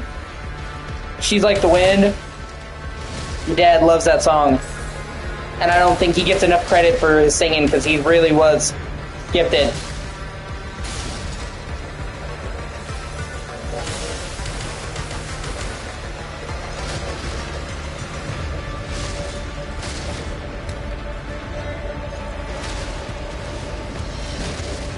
Honestly, it just kind of makes me sad in general.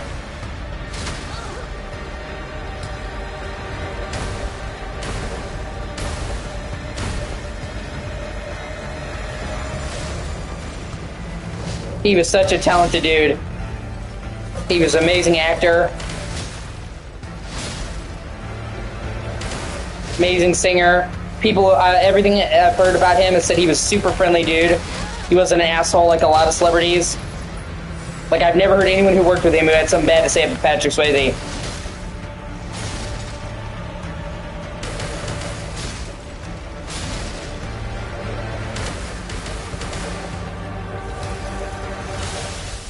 So, like, he genuinely seemed like just a super awesome guy. He's also living proof that there's no fucking guarantees in life. Because not only did he have a ton of money when he got prostate cancer, but he caught it really early. You know what I mean? Like, usually, yeah, exactly. Usually they tell you that the most important thing for cancer is catching it early. Well, unlike a lot of people, Patrick Swayze got regular prostate exams, you know, because they're always on men to get tested regularly, and most men don't get prostate exams. And he caught it early, and he had money for treatment. And he still fucking died. So even with money, even catching it early, it still killed him.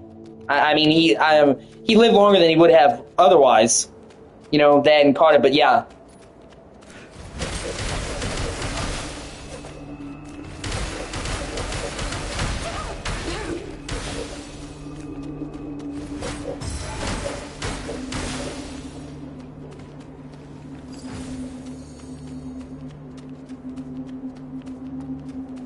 And he just did consistently great work.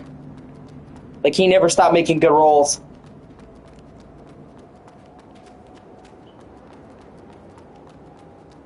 You know, fucking Dirty Dancing, Ghost, Red Dawn,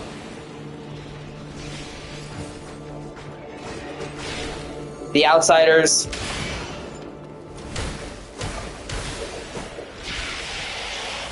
So many more I can't even think of right now. Even when he died, actually, he was still making great shit. He was in the middle. Dude, Ghost is fucking amazing. The fact that you like Patrick Swayze and you have not seen Ghost honestly hurts me, dude. It is a fucking classic for a reason. Ghost is amazing.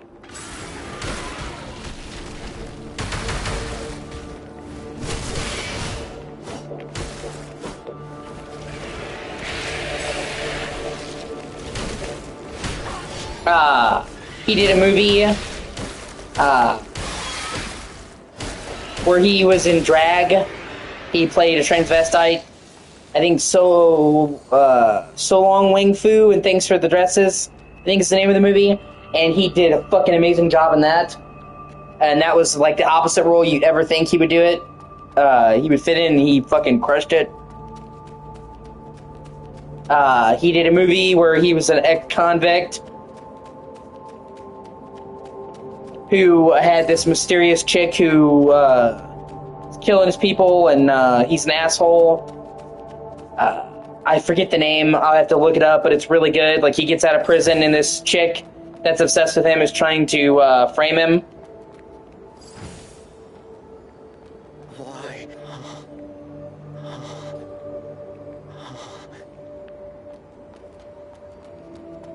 Like, this chick that used to be obsessed with him.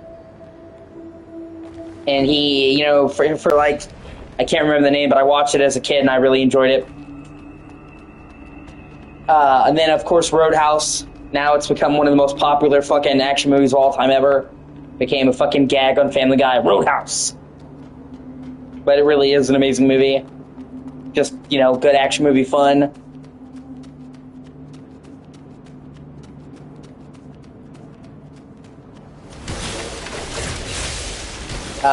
Even, like, roles he did that were lesser known.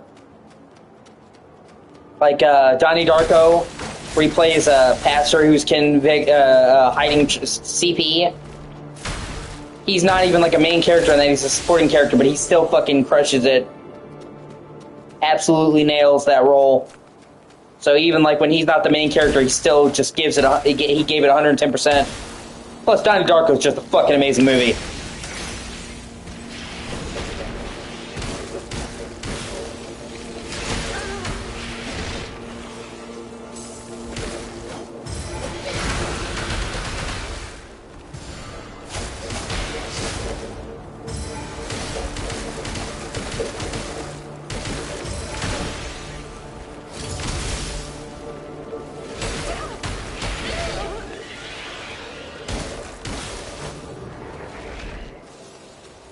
Point Break. I can't believe I didn't think about fucking Point Break till now.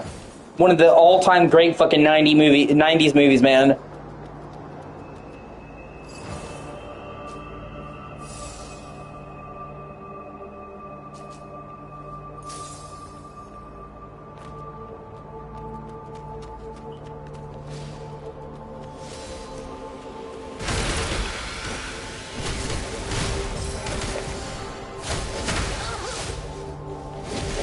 Yeah, exactly.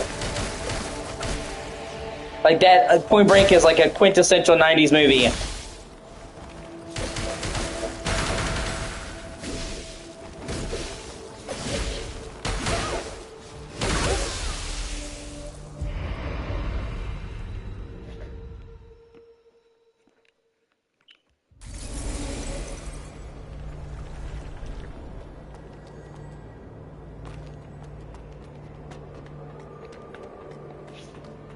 Yeah, Point Break is awesome.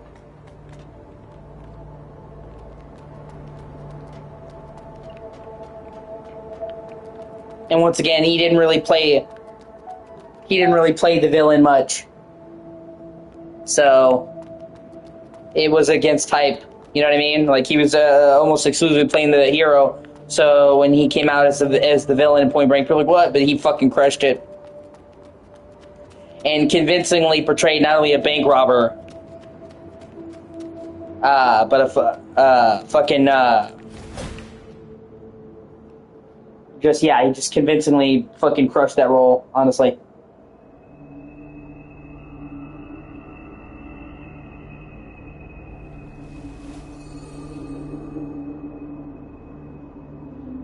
Yeah.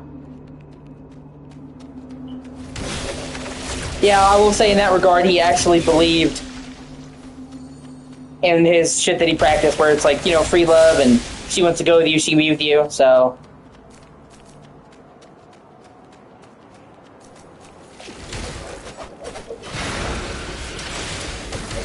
Yeah, exactly.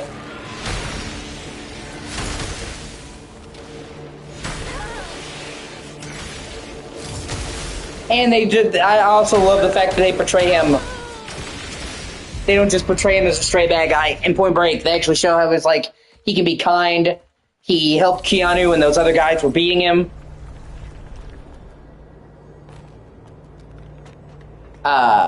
You know, like I said, the shit with the girlfriend, they show he's not just a mustache twirling, I'm an evil bank robber. Yeah, exactly.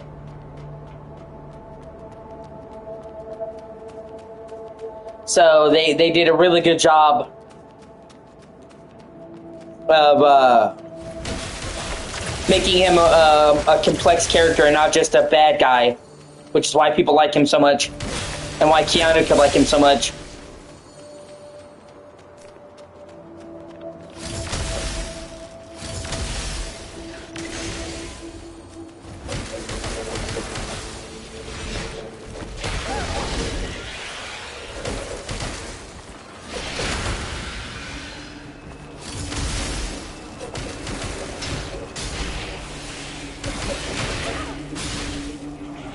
Hell, even Gary Busey is good in that movie. That movie was back when Gary Busey used to actually act and not just be fucking crazy. People see Gary Busey now and they're like, oh my god, he's so crazy. And he honestly did not used to be like that. I mean, he was always out there, but he wasn't fucking insane like he is now. And he used to actually do some really good acting.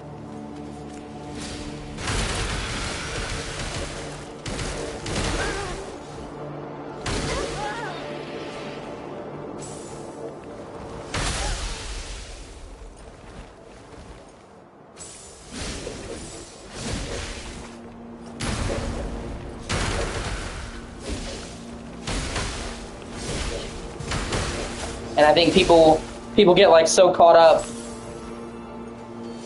in how much of a meme he is now, they forget that he actually did really good acting and was pretty accomplished. He wasn't always a joke like he is now.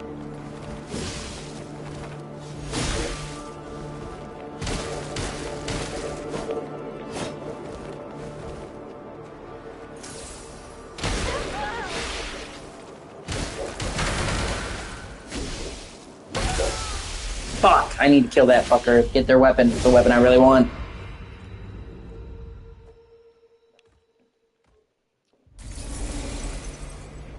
Yeah. Plus, Gary Busey actually, he had a kind of an excuse for why he's so crazy. He got in a really bad accident. Fucked his head up. He was never the same after that. Got into a motorcycle accident. Pretty much nearly killed him. Gave him brain damage. That's another reason why I feel sympathy for him, because his craziness is not all his fault. You can tell there was definitely a difference before and after. Yeah, he got into a really bad accident. Motorcycle accident. Flew off his bike. He was even wearing his helmet. And they told him he would have fucking died without his helmet, but he still had massive brain damage. And you can, like...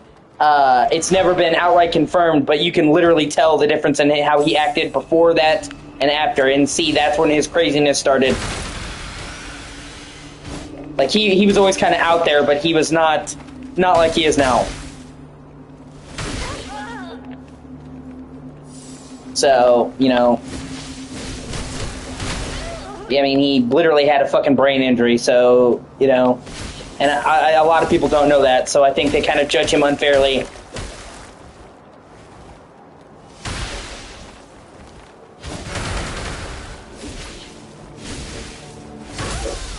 Come on. I'm trying to kill this bitch so I can get their weapon. Oh, it's a really great weapon. I had, I'm not sure if that's a subtle way of calling me crazy. But no, I've had a couple dings to the head. I think I had a concussion once. I was bullied, and a bunch of guys were playing football with me, and they were, thought it would be funny to all be on one side. We were playing, like, outside football, and they all decided they would gang up, and they'd be on one team, and I would be on the other, and not tell me, and they tackled me in my head. I flew in the ground and accidentally hit my head on a rock. And I'm pretty sure I got a concussion from that. And then one time I fell and hit my head and dinged it up pretty bad, but I don't think I had a concussion from that. So yeah, I've had a couple of head knocks. Nothing like he did. I mean, he literally flew off his motorcycle, like face first, and slid across the ground with his head. It's pretty fucking brutal.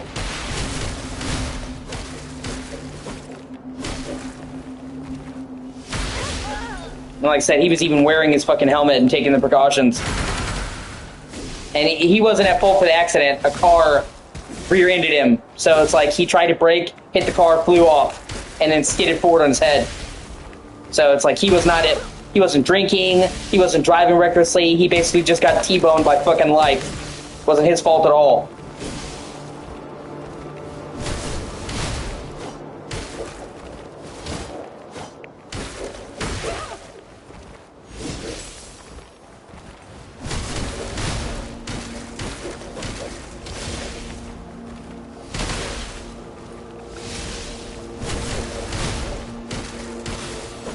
Oh, thank fuck, finally. Yeah, but oh god, I want a motorcycle so bad.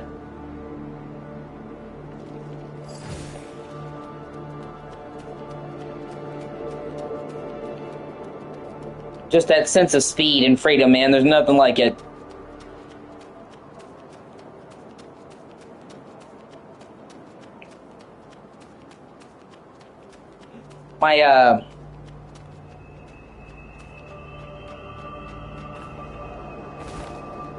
My grandfather rode Harley Davidson motorcycles, and he used to build them.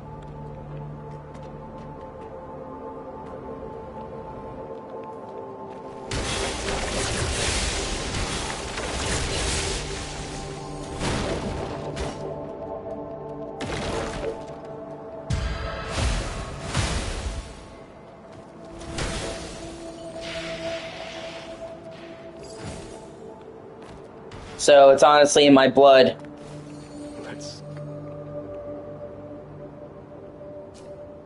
Yeah, choppers.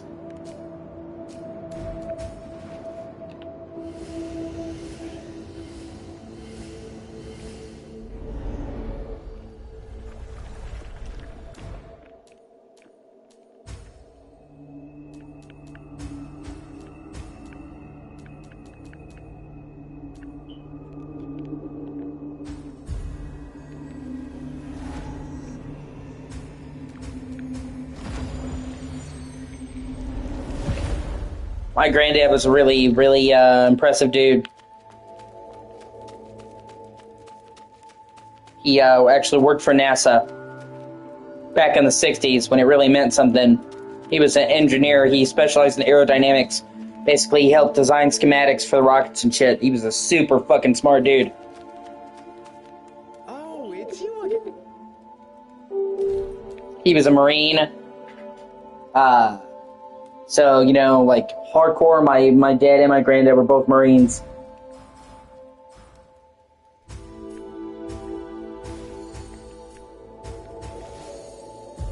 swing by again sometime.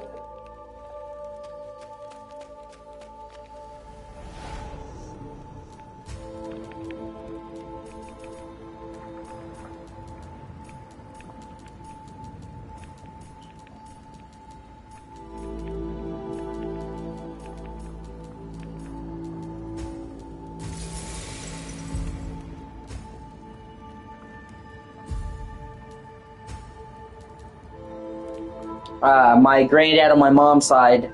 I was talking about my granddad on my dad's side. My great granddad on my mom's side, but I just call him granddad. He was at Pearl Harbor.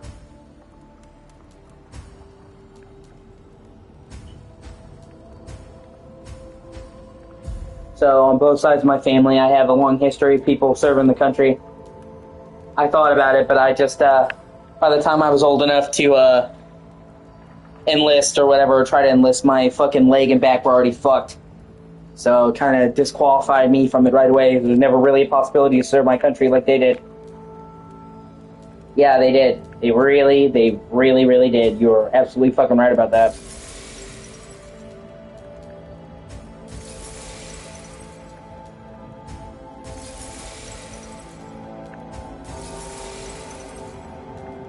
Yeah. That's why I'm trying to go for disability, man. When I was 16, I was in kind of like an accident and my leg and my back got fucked up.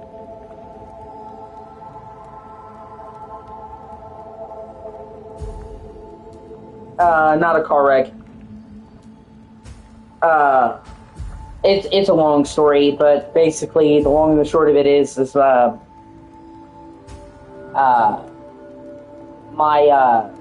my dad, he's a big dude. He's like 6'3", 250 pounds. So he's been a big guy, real tank. He fell on top of me by accident. And I mean, it genuinely was an accident.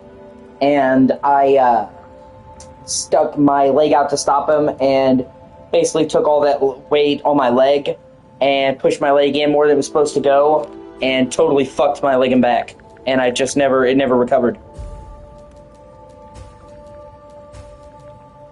And I worked for a while after that, even though I had problems, but it just got worse and worse and worse. Until finally I couldn't work anymore. So I'm going for disability. And then add on to that, you know, my OCD that I was born with, and my autism. Like, I'm legitimately autistic. And, yeah. I had physical and mental issues preventing me from really working. Unfortunately. And that happened when I was 16, so before I could even apply to the Army, my leg and back were already fucked to the point where they would never take me. So, like, before I could even consider joining the service, I was pretty much disqualified from even trying.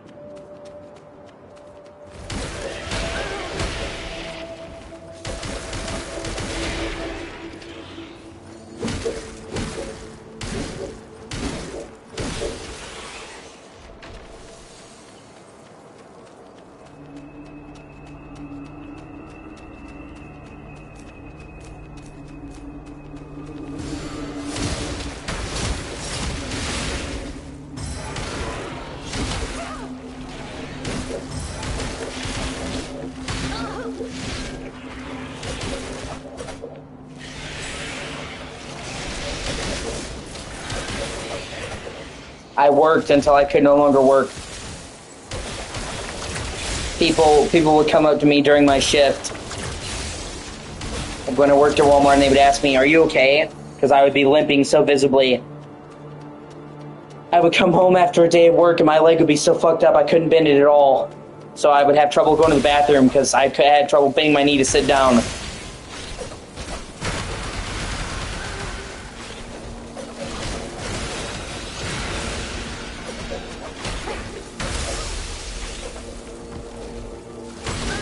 Not really. I mean, some of the times it helps.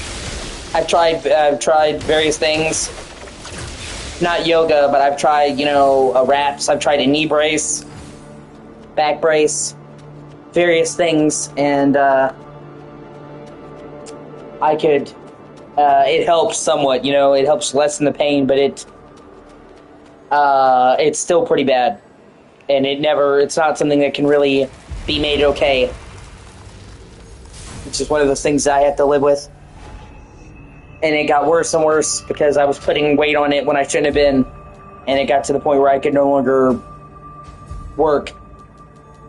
And then I basically shifted my priorities to getting disability, which I'm still trying to get. It's a very long, drawn-out fucking process. Takes years and years, unfortunately. Well, some people are lucky and they get it really quickly. Most people can take 5-6 years or longer, unfortunately, in rare cases. And for a while, that was like my only hope. But then, you know, my dad pushed me to go into streaming, and that's kind of my port of call. I'm streaming, making content. Well, both is the dream, and me getting disabilities the fallback.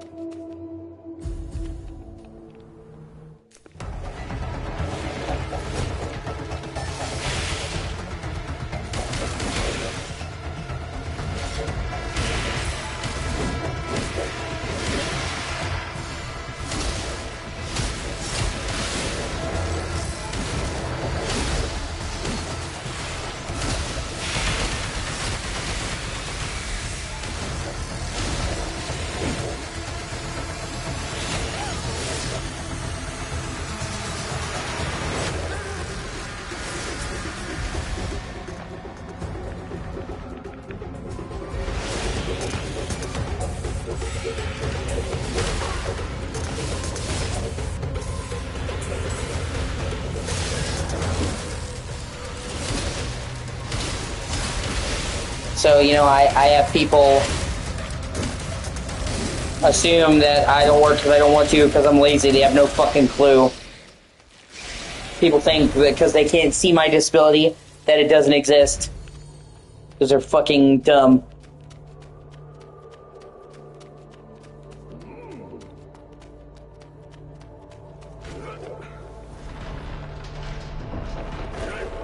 Or that I'm lazy, I just don't feel like working. Never mind the fact that my mom, my dad, and my aunt are all disabled in some capacity, and I pretty much do all the physical labor around the house. Get the groceries, which is months worth, or weeks worth of groceries. Big ass grocery order, put it away, put it in the house. Take the dog out for a walk every day, get the mail, take out the trash, vacuum, do the laundry. Any other thing, help my mom get up when she has trouble getting up, get my mom things she needs. Walk to the store every day to get them stuff. So, you know, people who think I'm lazy have no idea, and I'm doing all that while my leg's fucking killing me. So, if I was lazy, I wouldn't be doing half the shit around the house.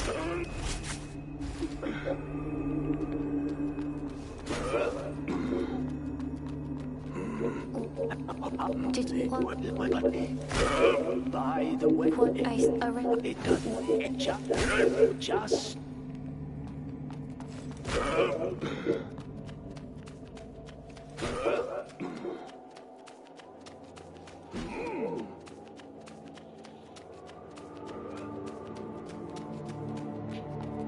But at the end of the day, people have judged me my whole life, so... I wish I could say I wasn't used to it, but I am.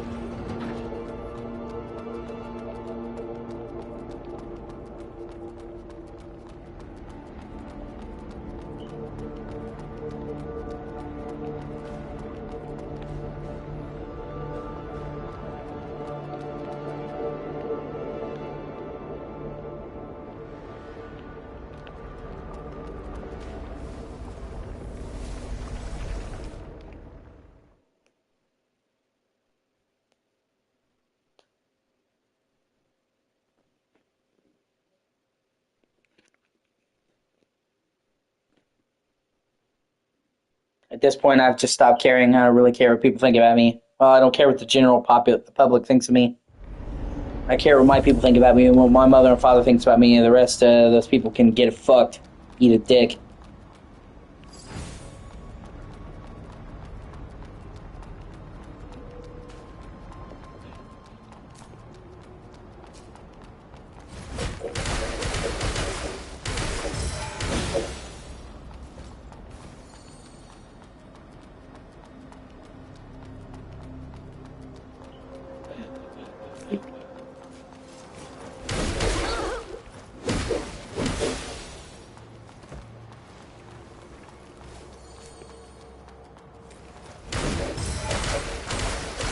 Yeah, pretty much.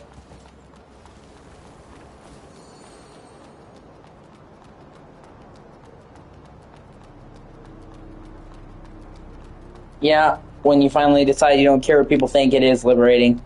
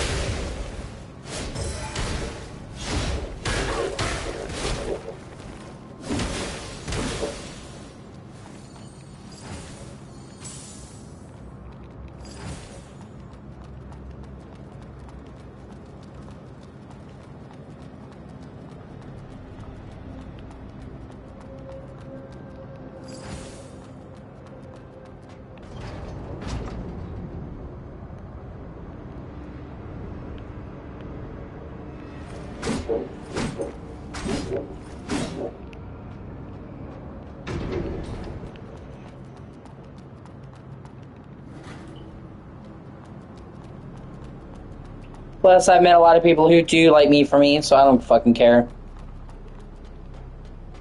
A lot of people who come by my streams just to see me, so it's good enough for me. I'm slowly but surely cultivating my own little corner of the internet, so... Another guy seeking death, huh? On a hunt? Or perhaps a pilgrimage? I'm searching for something. Then you sure know how to pick the perfect timing. The Necros have invaded. Well, I like you, man. Down there is a full-blown battlefield. You're one of my favorite people to come into my streams, period. War, there are prophets, and then we'll swoop in. Just head to the city if you want to get yourself killed. Just head to the city if you want to get your... Yeah.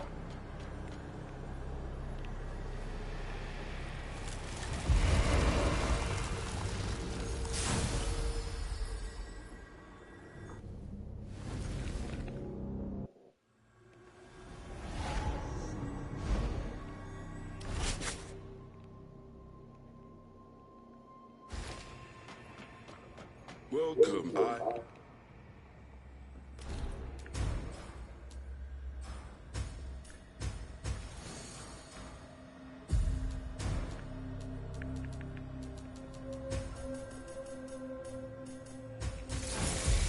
you from outside the wall, dear customer? Yes,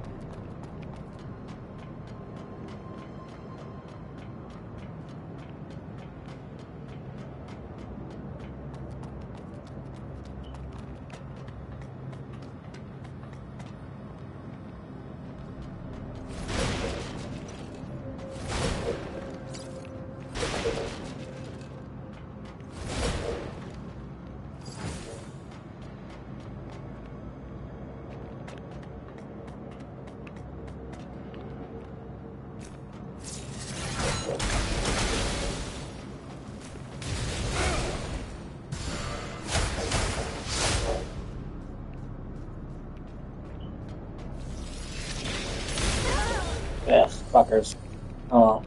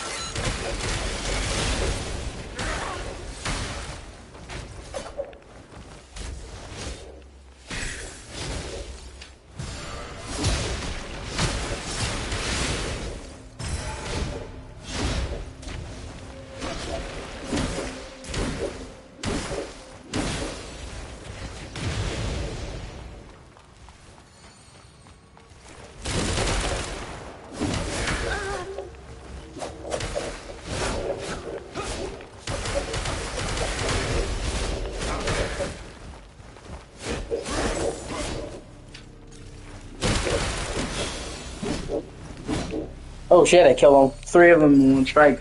Oh yeah, boy!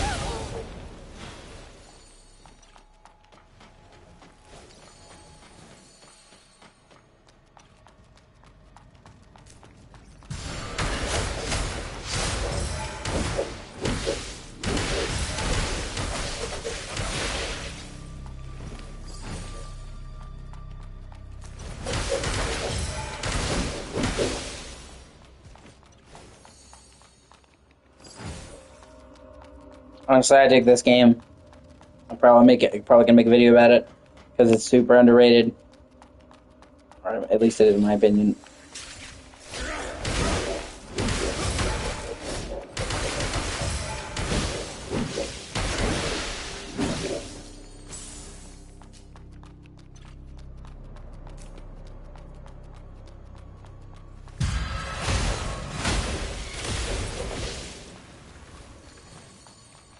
Thank fuck for invincibility frames.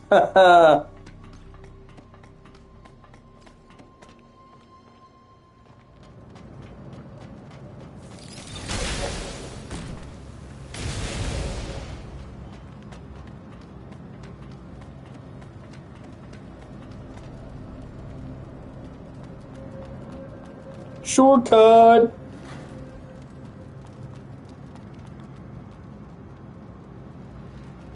Well, fuck.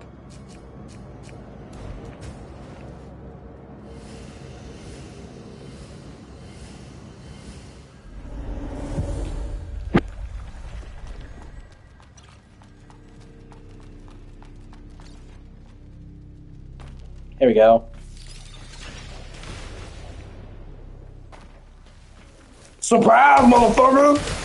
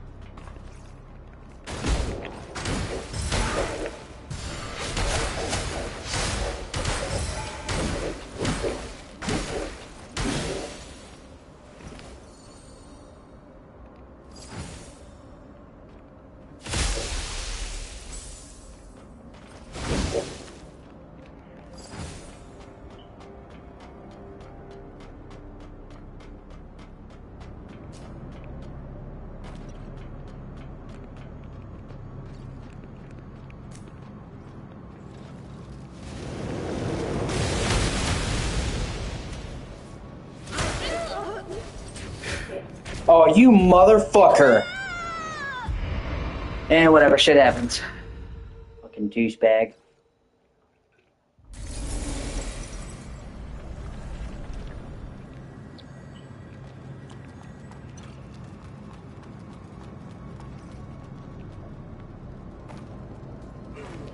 Really? Yeah.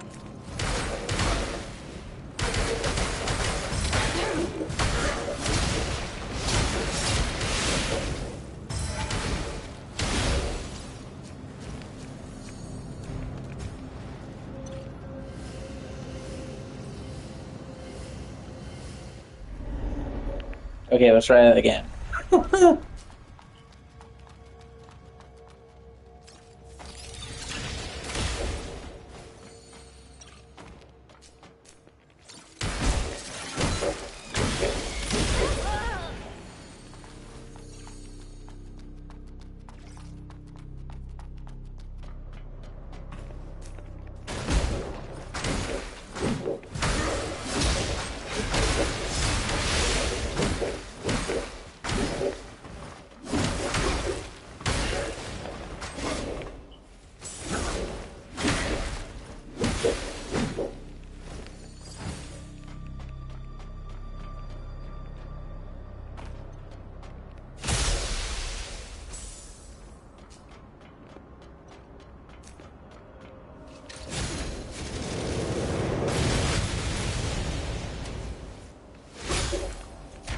Oh my god, again? You cocksucking. Oh, what a fucking twat.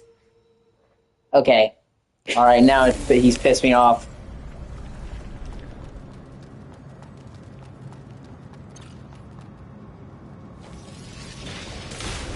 Killing me in battle is one thing, man. Knocking me off the ledge is just a dick move.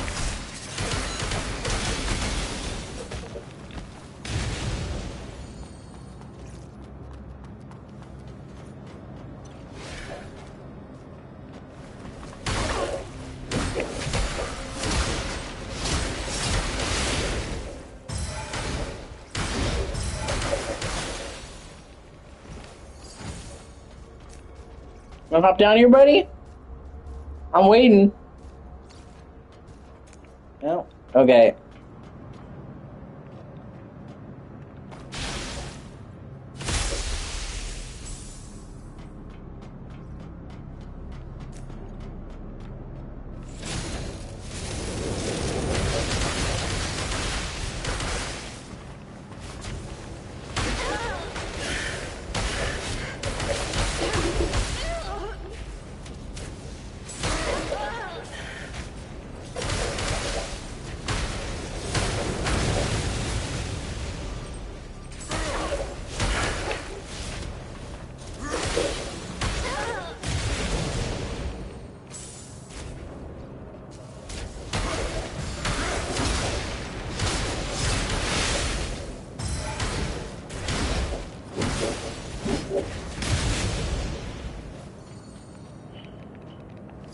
Thankfully, those fuckers are one-time spawns, so they won't be here when I come back. They are super fucking annoying.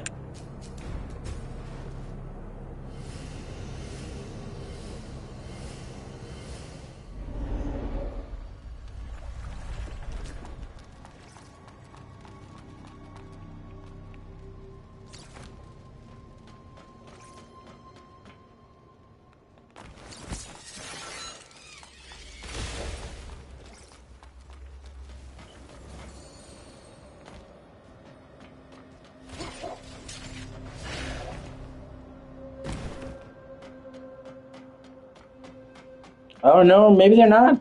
Maybe they are. Fuck them. I don't care, I already killed them. They can eat my balls. Zipline! Fuck this shit, I'm out!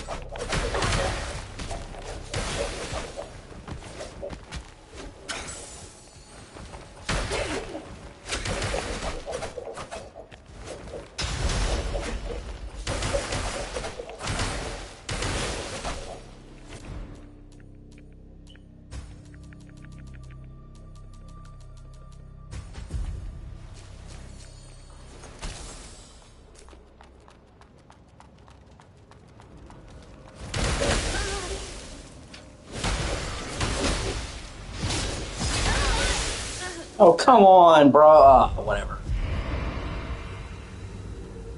Oh, well, shit happens. What are you gonna do?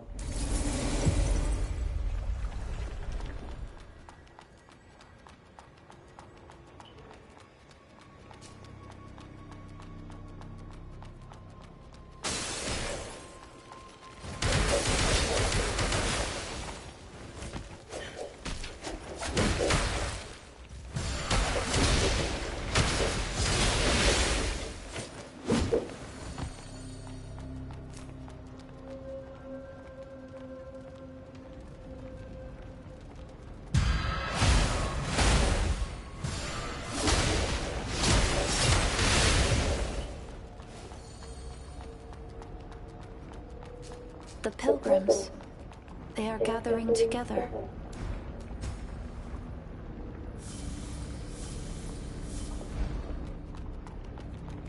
I should return to the branch and wait for a while.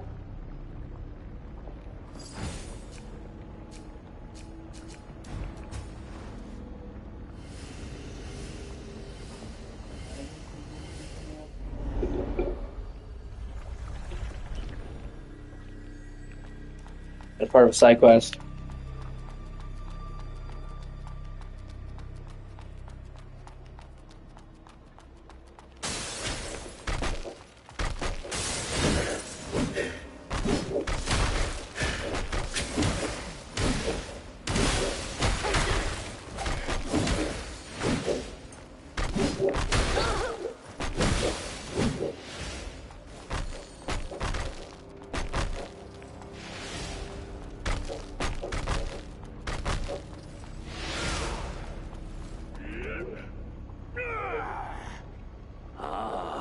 It's you. Oh, not bad for your first time. Here, your payment. But No, is it?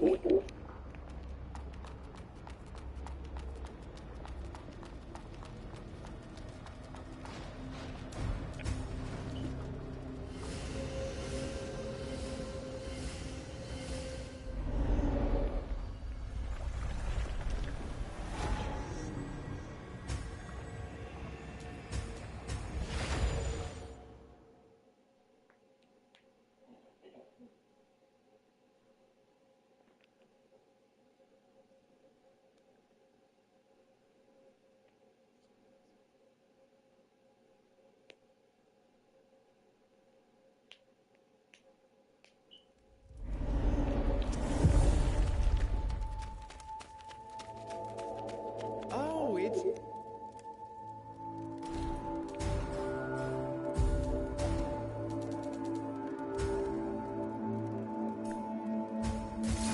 Swing by again some...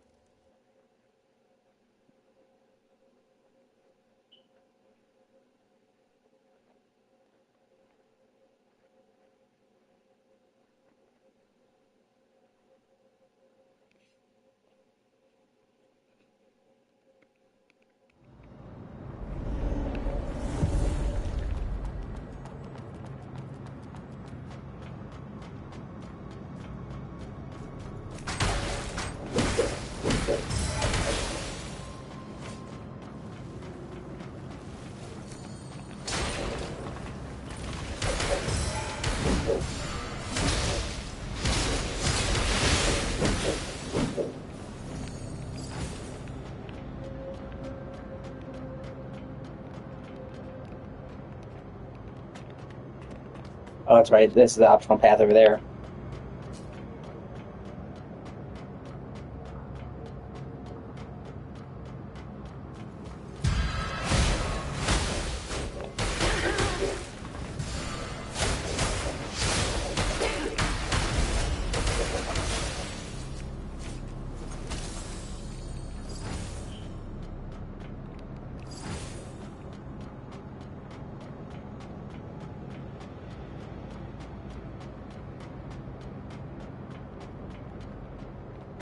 All the way up. Nothing can stop me.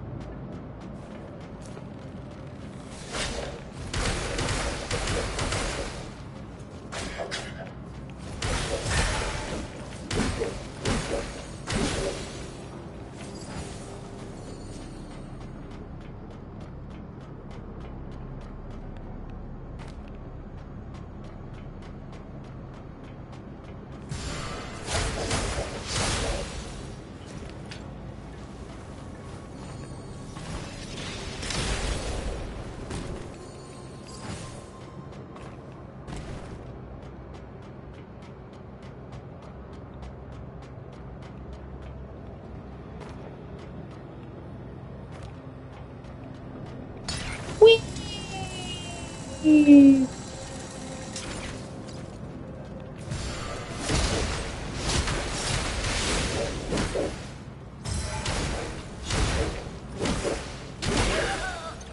Ah, shit. Wow, I almost killed him. And not a big deal, I'm right there.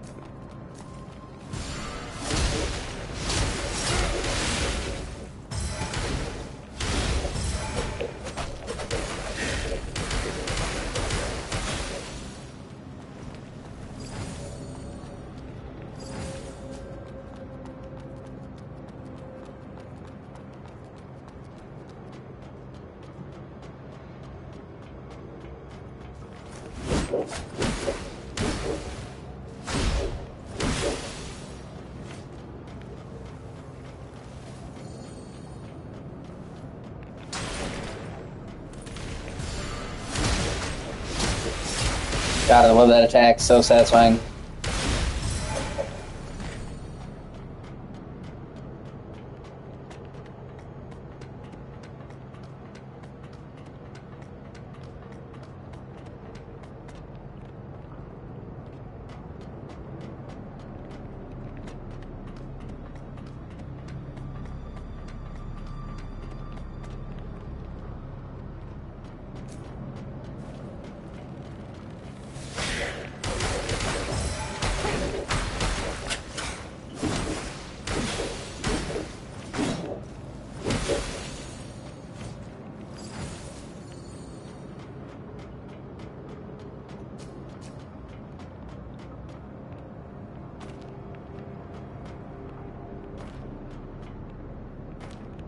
Alright, let's try this again. Surprise, motherfuckers!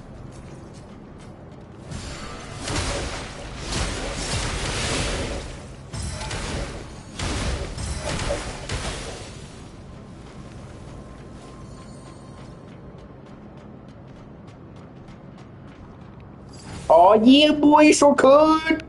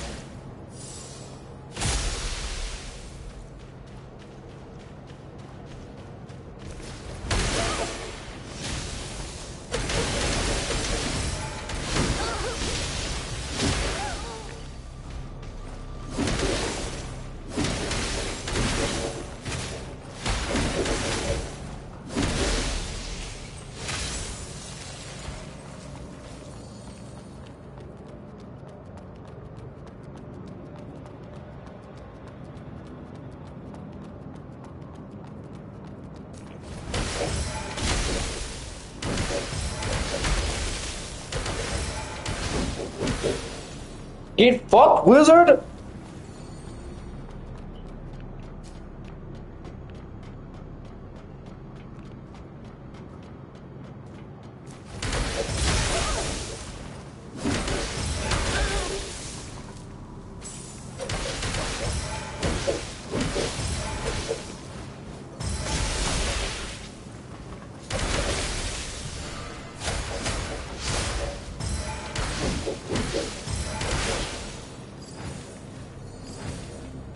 All my homies hate bitch-ass wizards.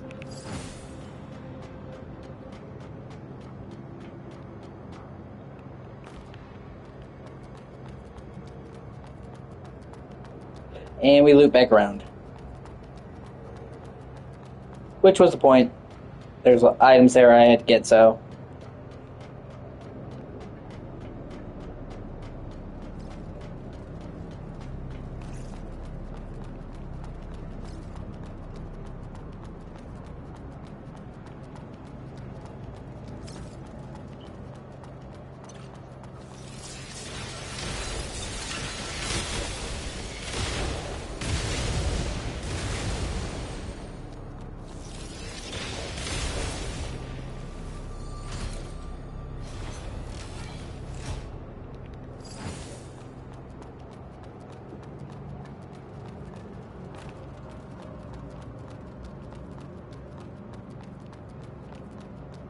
Master Lost Kid.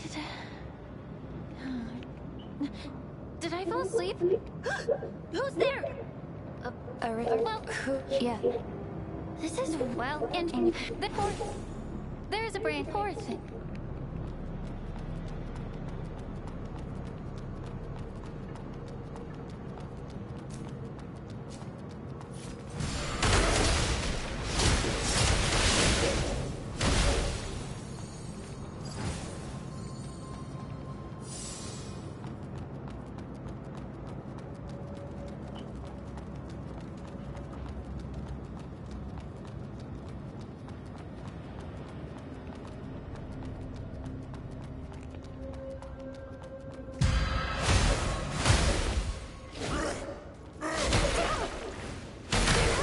Oh my god, you fucking assholes. Oh.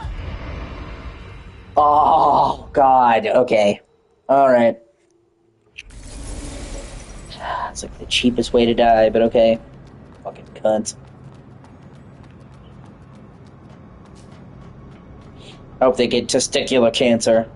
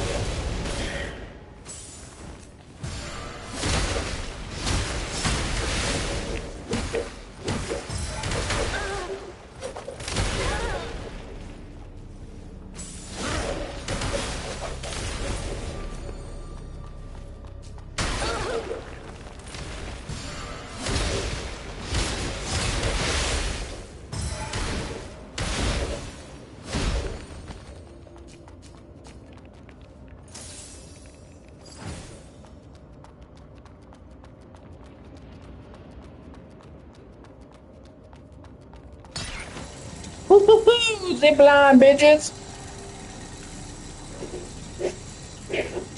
Now,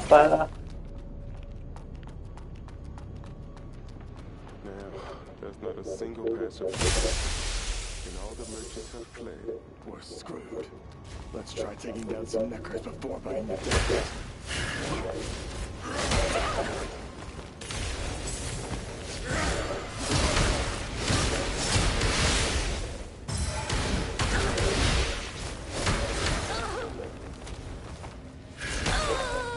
Oh, mother... Whatever.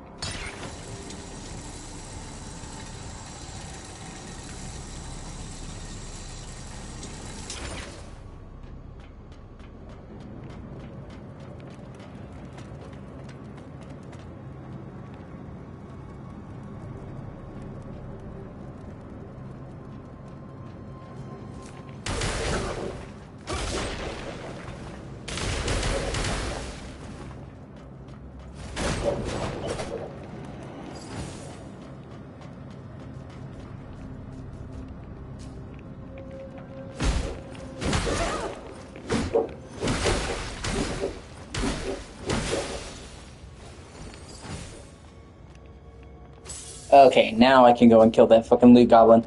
Those guys with the silver satchels drop a shit ton of armor. They're like goblins in the Gauntlet games. But they try to get away, and it's hard to fight them while you're fighting other shit.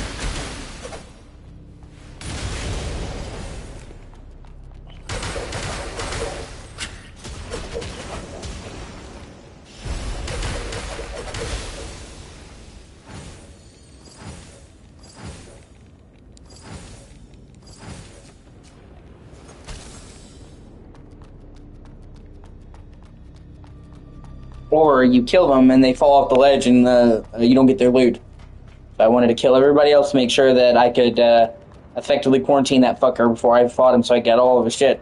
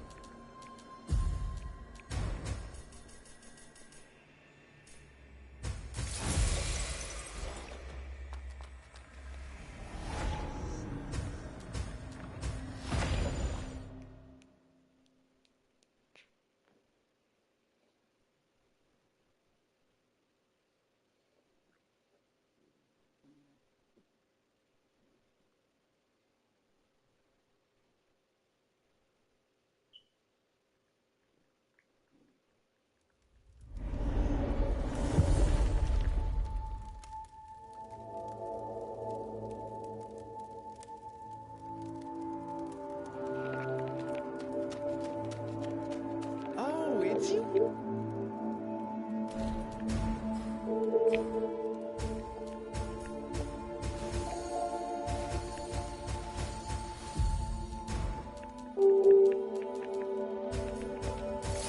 Swing by again sometime.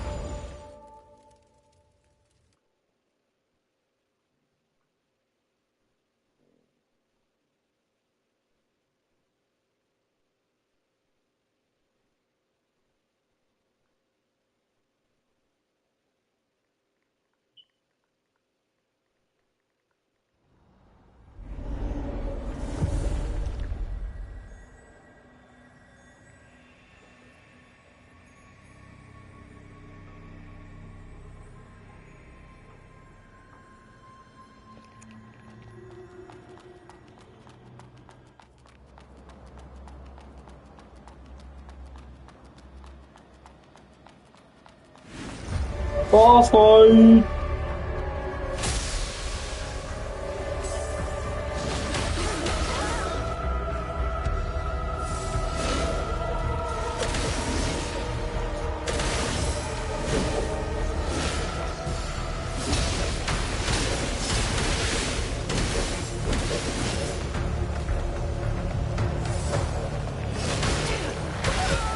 Fuck, well, that didn't get far. Not a big deal. I synced all my shit and I'm right there, so I don't give a fuck. I don't give a fuck. It's a place downtown where the people go around. It's a hole in a wall. It's a dirty fever roll, you know. Boom. Why I have Kesha on the brain, I have no fucking clue.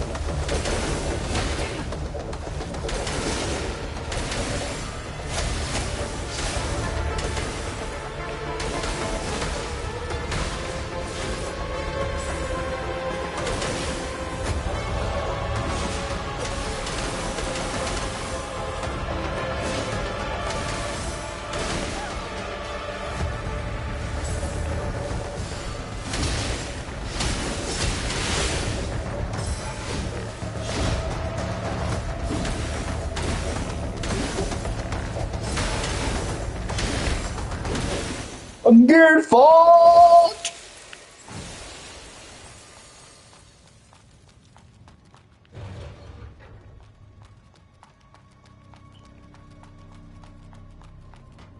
Ever seen some open?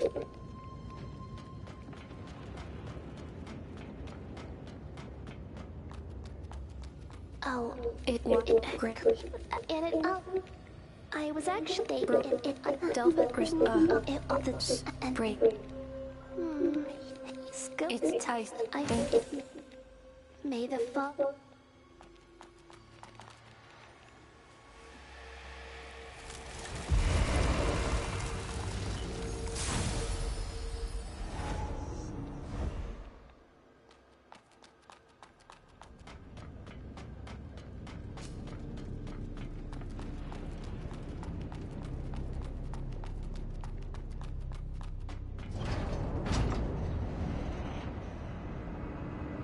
Going down. Yeah, I always got room for you up here, Echo. Come on. Come to daddy. Who's my favorite kitty? You know it's you. Yeah. You my favorite kitty in the world. Ranked. MVC, most valued cat.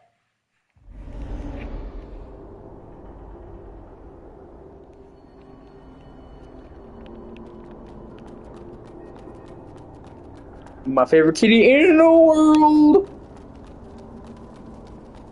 An earthquake. What happened? Ain't no kitty more beautiful than you.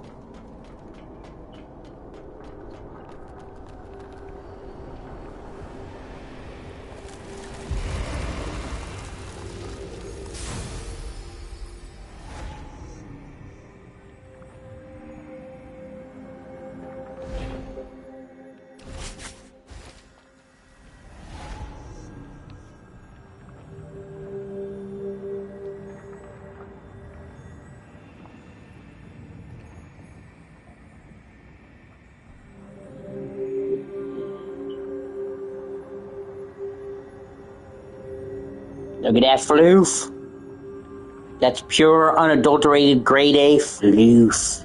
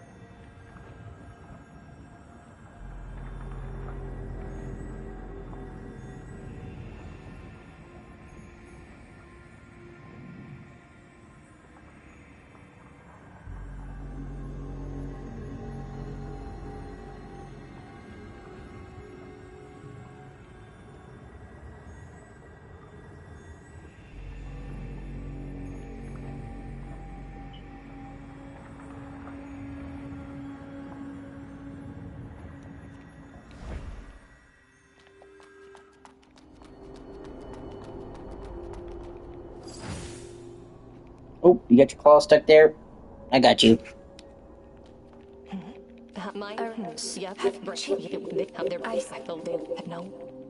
Their invasion of look in this if you're heading in out.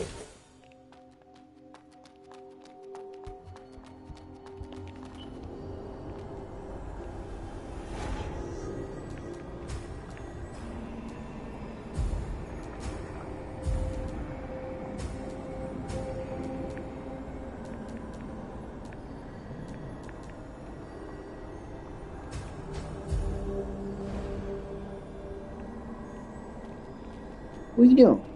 What are you doing?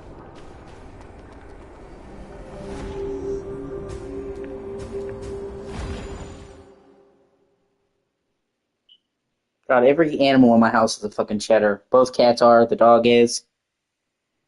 I'm constantly covered in fucking animal fur. I mean, that's fine, but yeah.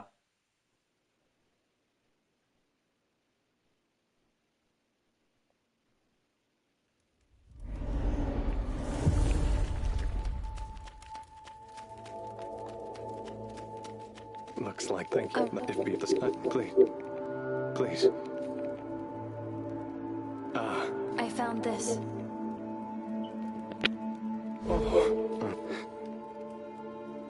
As I thought. You're still heading.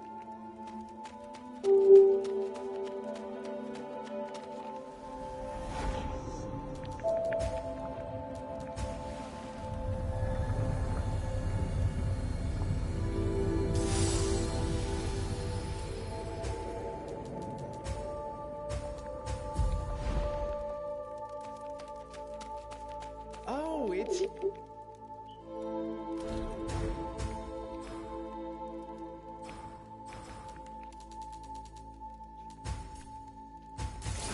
Swing by again?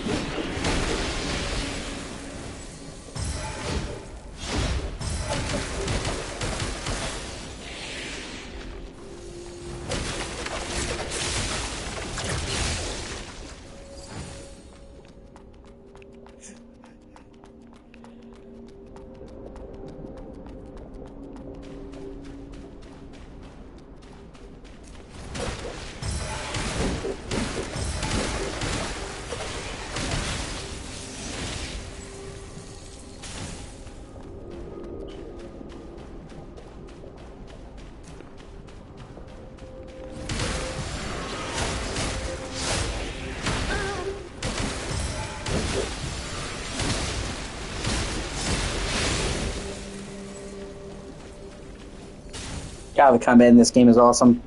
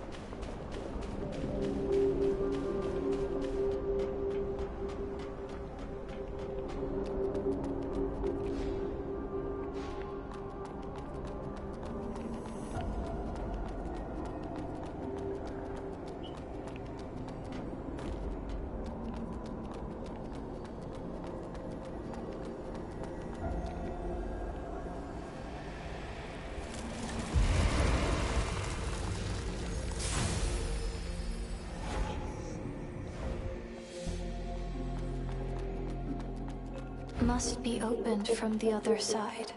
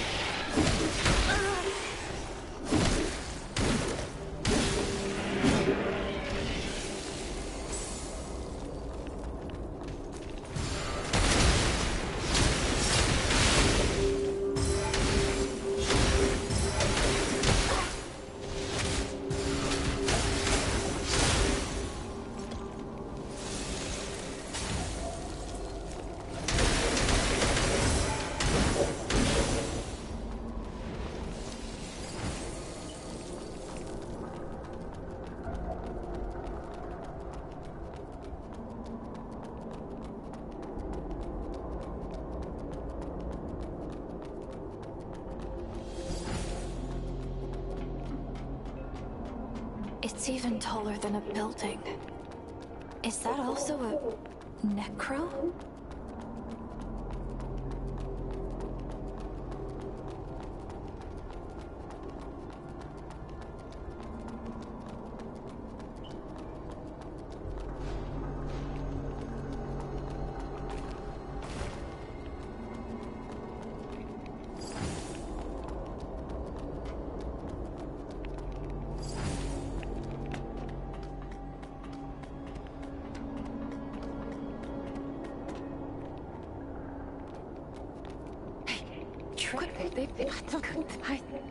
High stakes.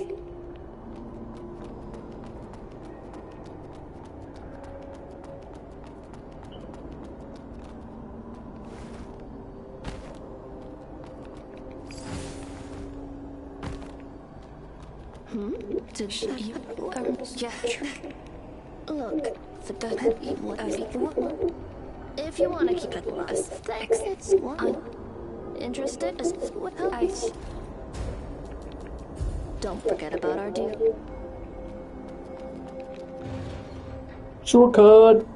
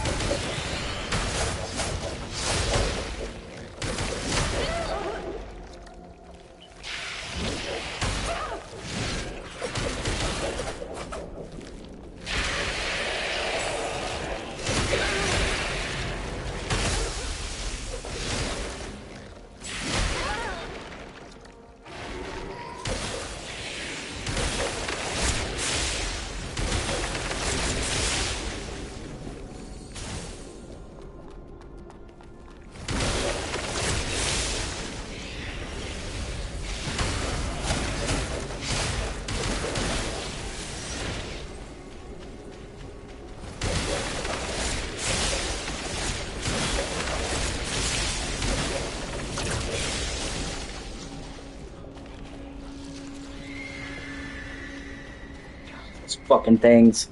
God, I hate them.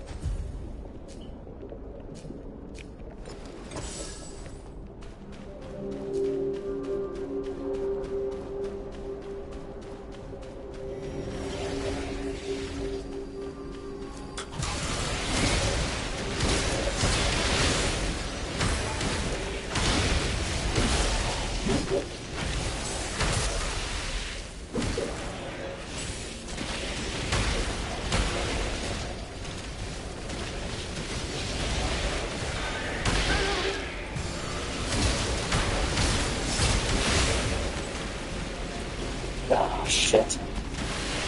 Shit.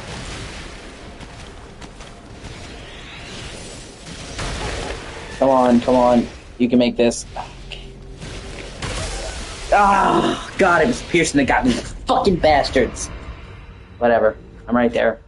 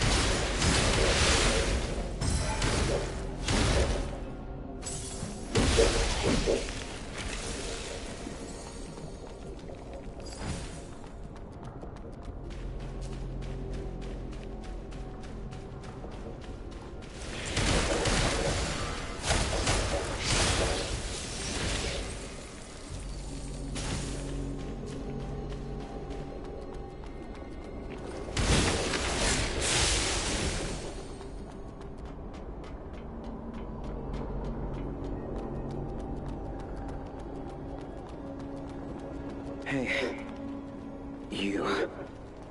We met at Kyan's place, right?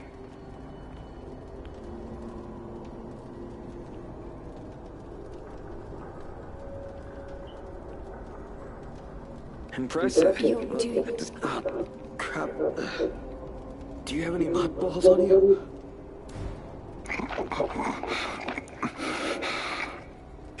Hey, what happened? Anything withered? Everything. All right. All right.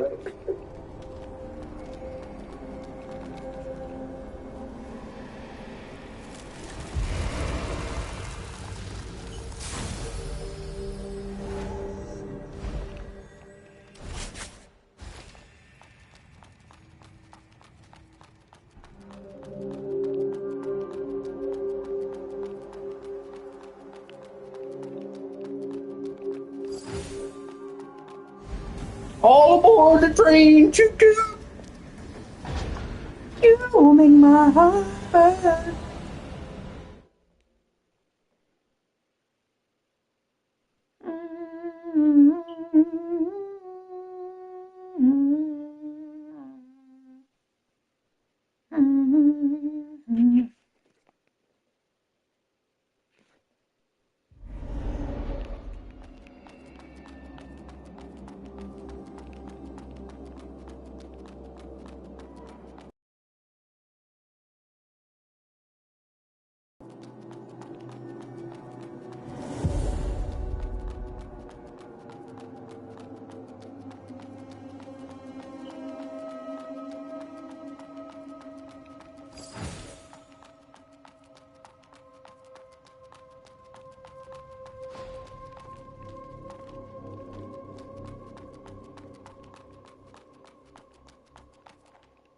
Harissa, hello, I'm on Mother Daisy. How he Worth a shot? I'm doing the branch. Wow.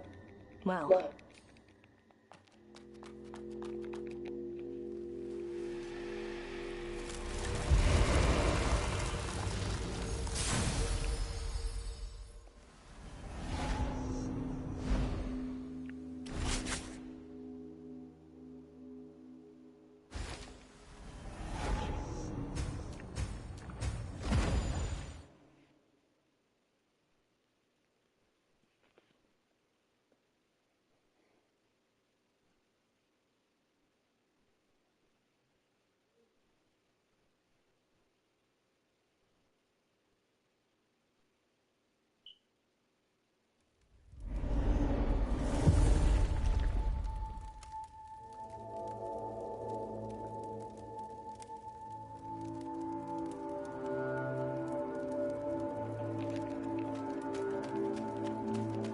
Oh, it's...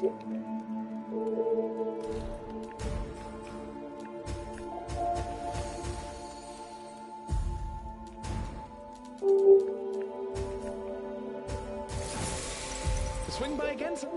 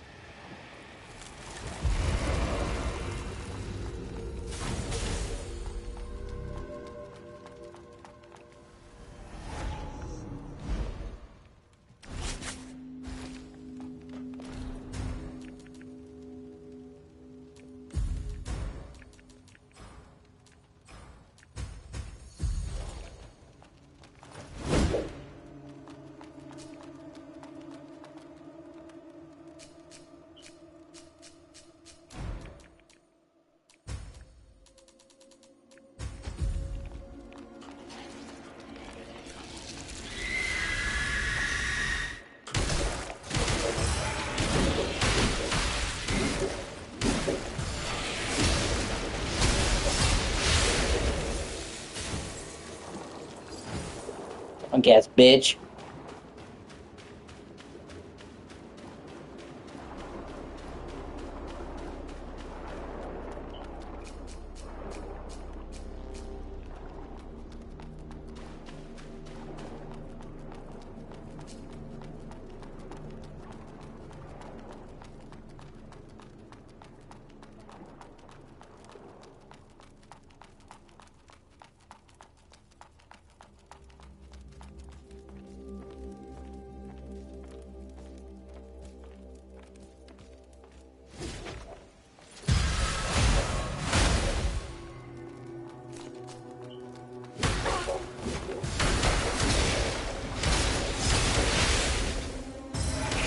Anything you've watched, I really appreciate you. So like, comment, subscribe.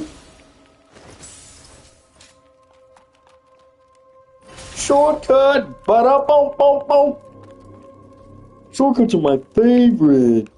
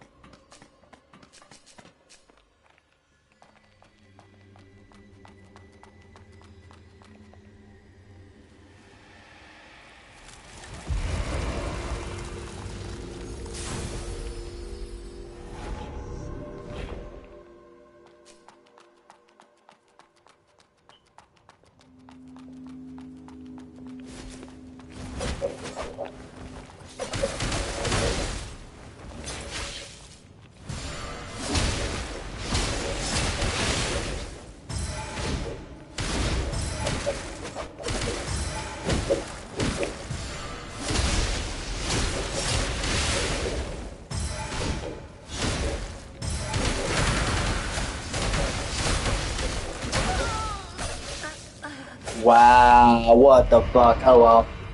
Almost killed that bitch.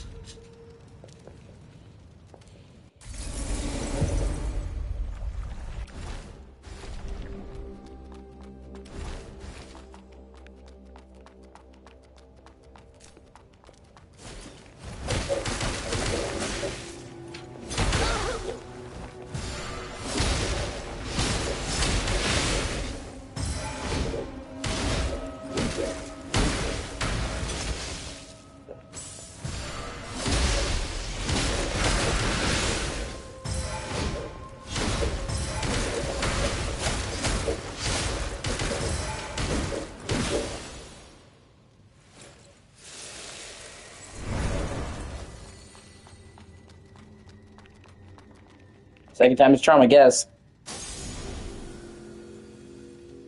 My cover's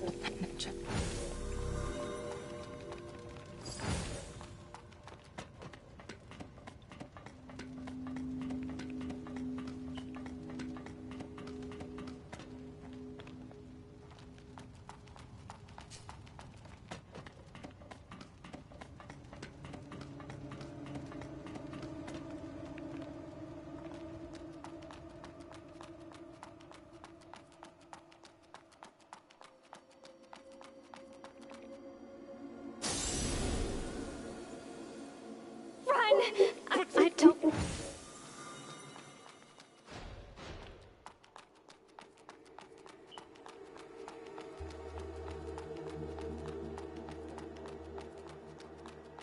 Must be opened from the other side.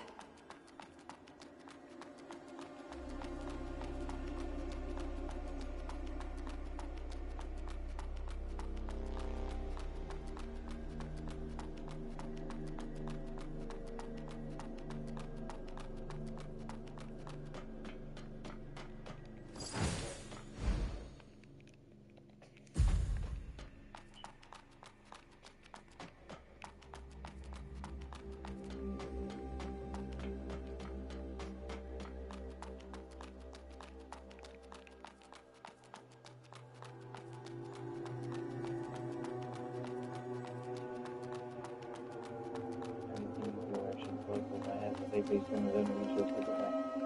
you do a match to the fucking SSD,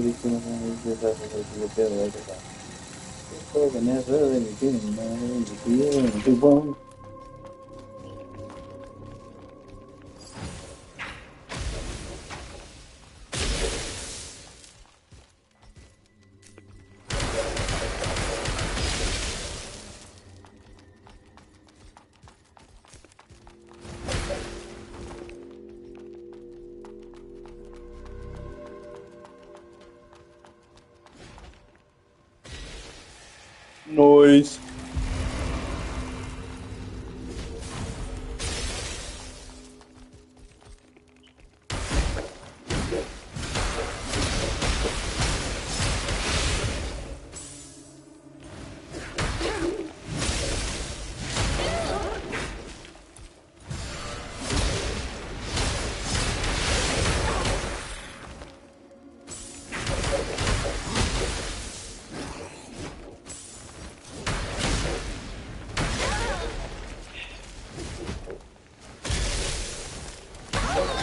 Ah, what a fucking douche. Oh well.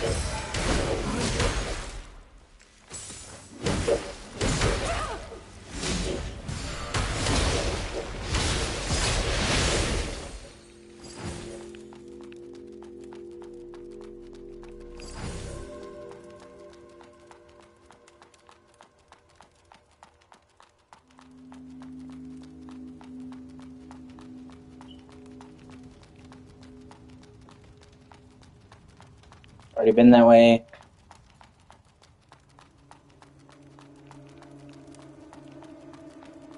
Making sure.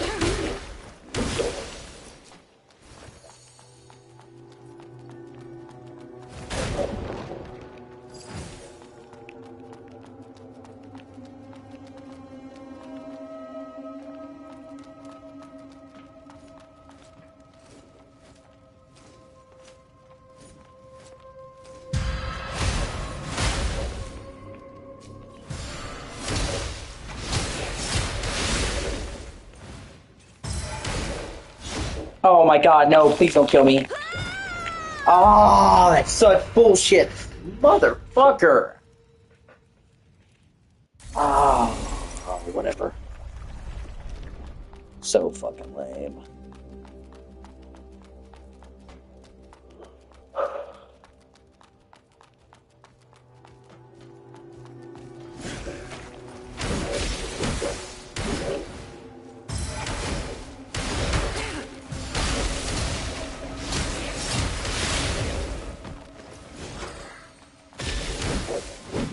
Eh, fuck you.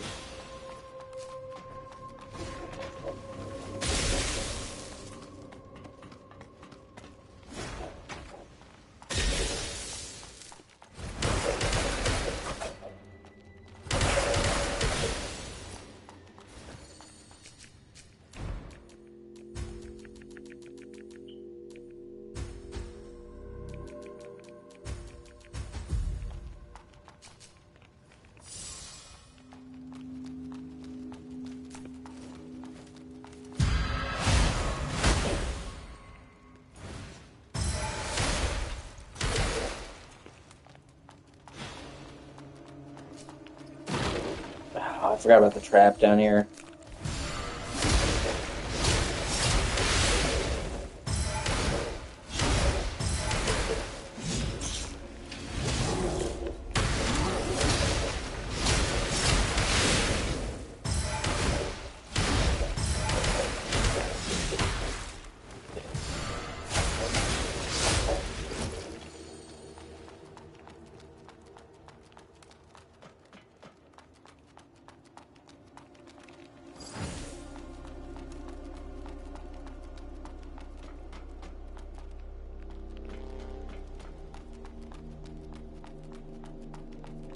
Just wait till I get over there, asshole.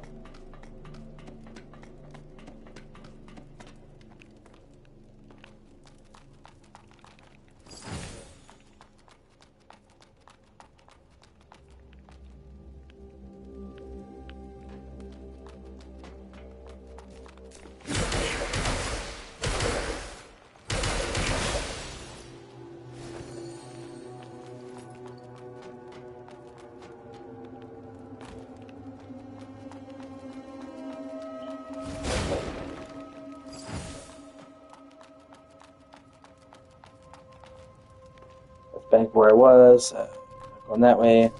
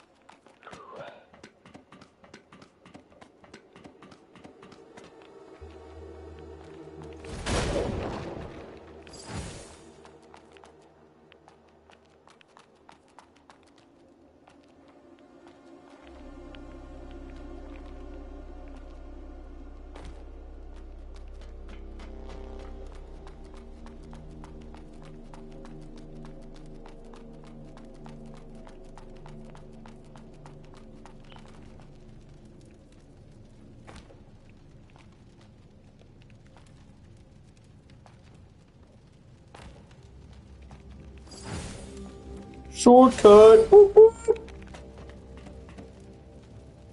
Can I get a shortcut? Yeah.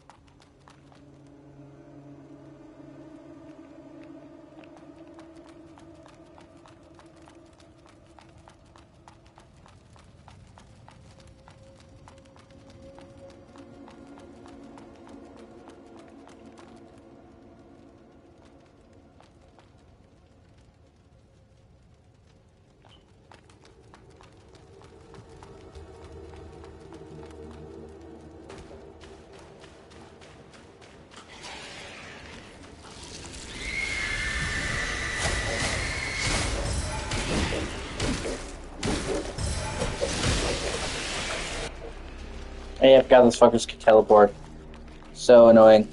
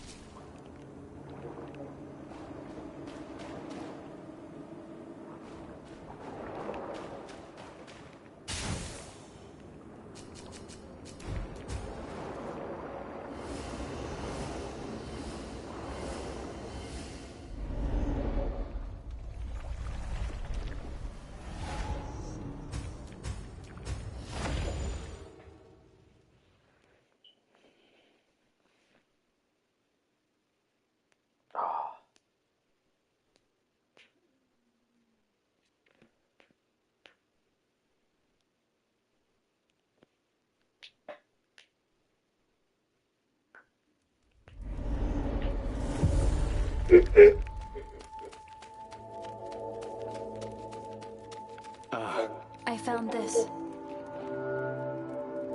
Oh. I got it. As I suspected, it's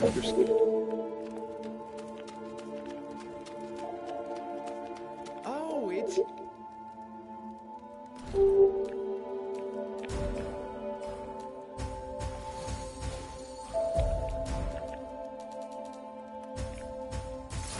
Swing by again sometime.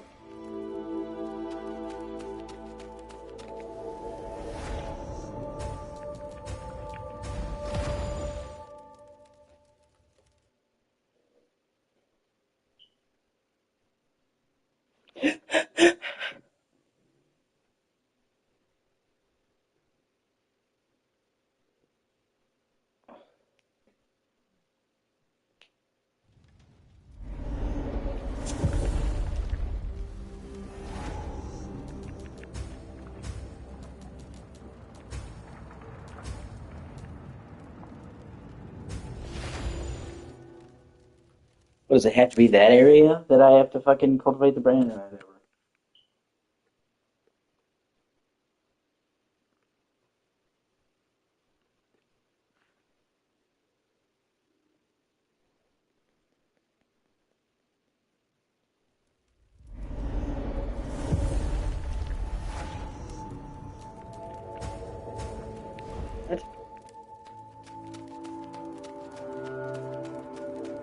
You're back, please.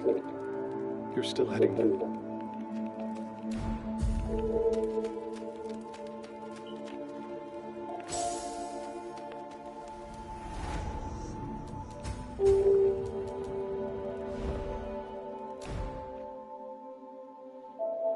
No, okay, it went through.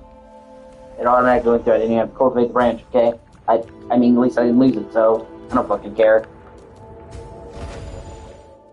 I thought it didn't work and I was gonna be one short because of the glitch. I was about to be fucking mad. But that was the second one and I have two, so... 2 extra, so yeah. A life did. I love that. I mean, I use in Scottish people say did. Do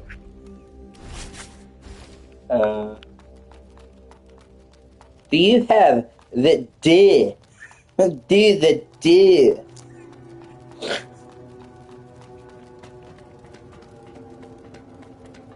And then fucking, do you know the way? I will show you the way. The way of my people. Oh man.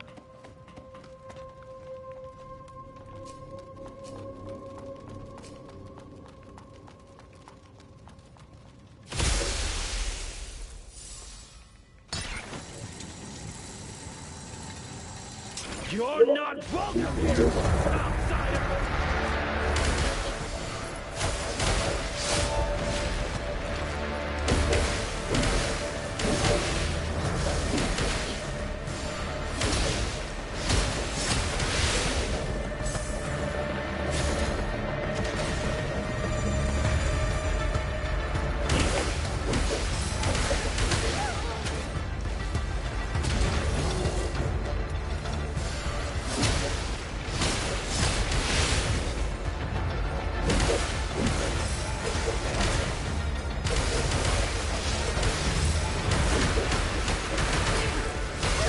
Oh my god. Whatever.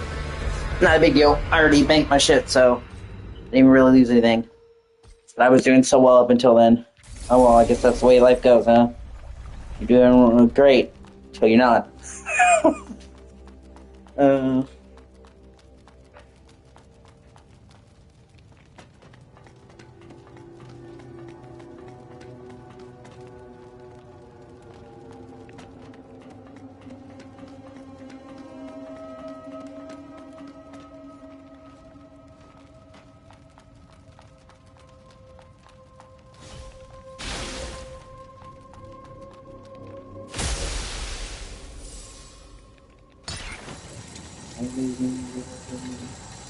You're not welcome here, outsider!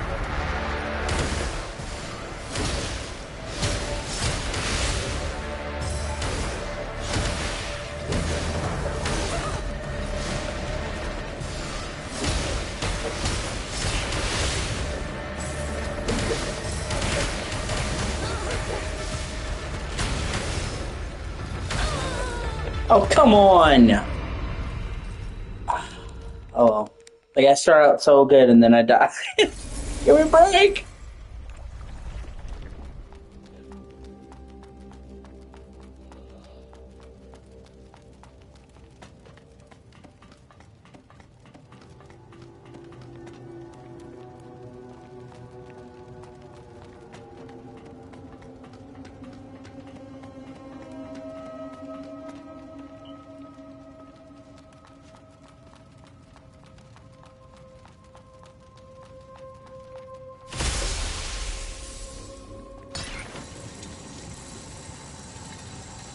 You're not welcome here, outsider!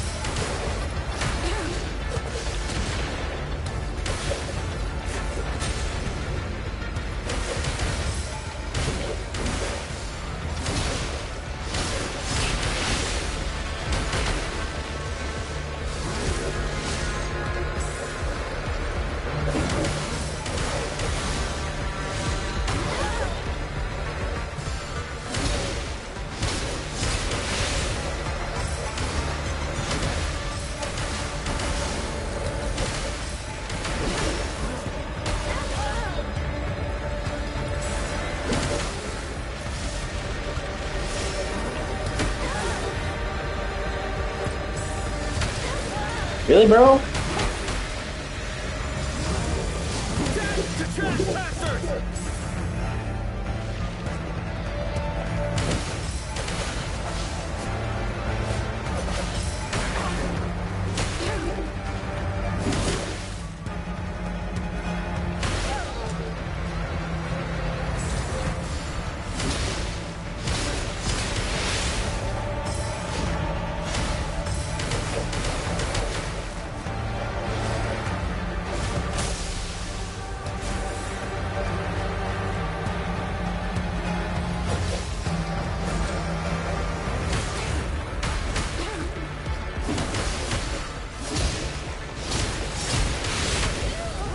Really, dog?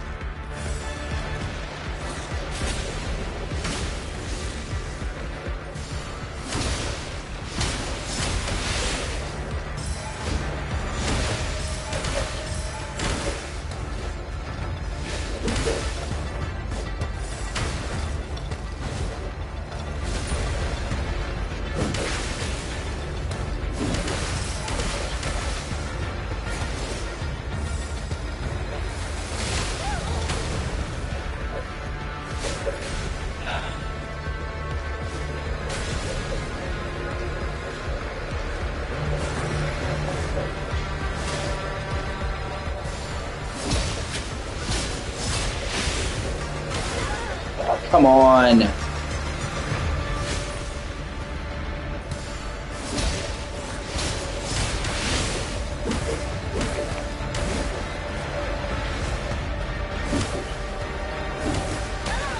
Ah, you motherfucking piece of shit.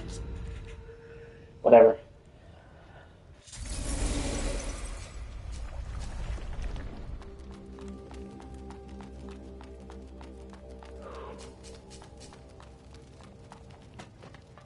What a fucking douche.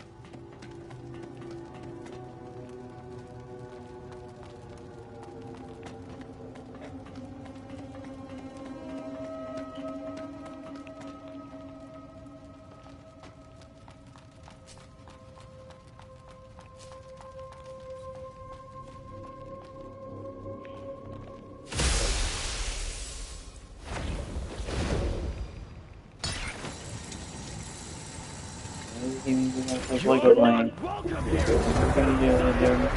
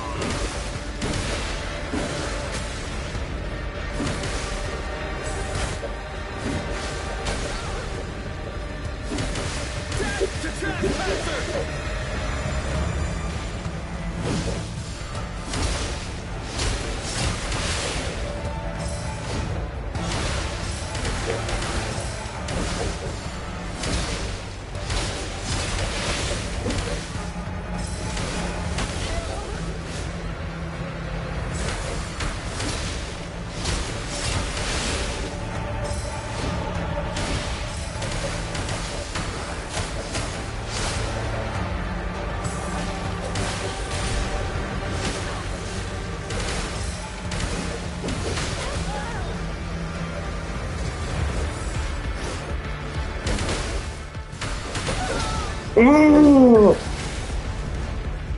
Okay.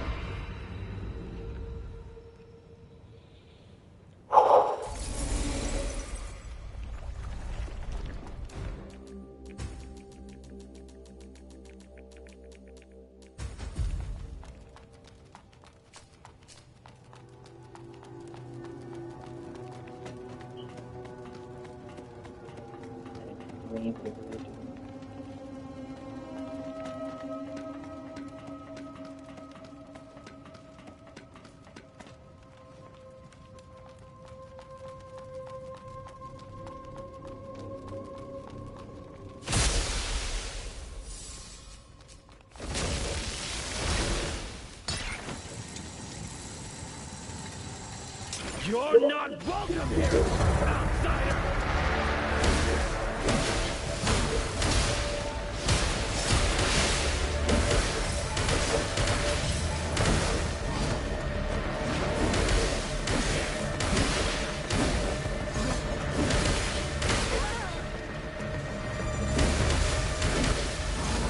Oh, hey, it's good to see you, dude.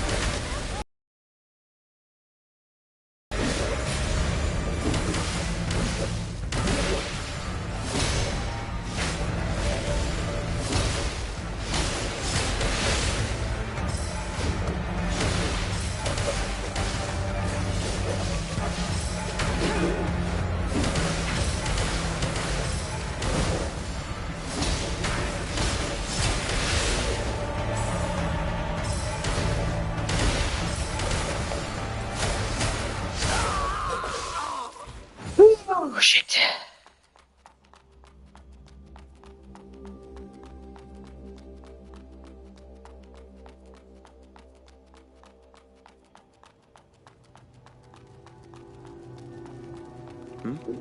It's good. Do you... What? Take this and pretend we never had this little chat. Go wherever you're...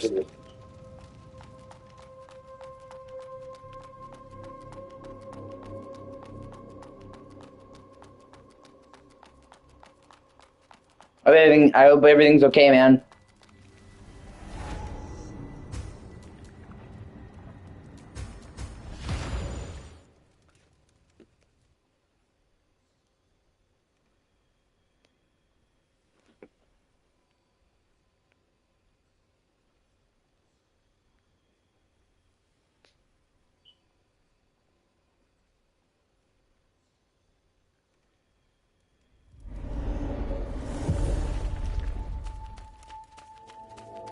Oh, it's you?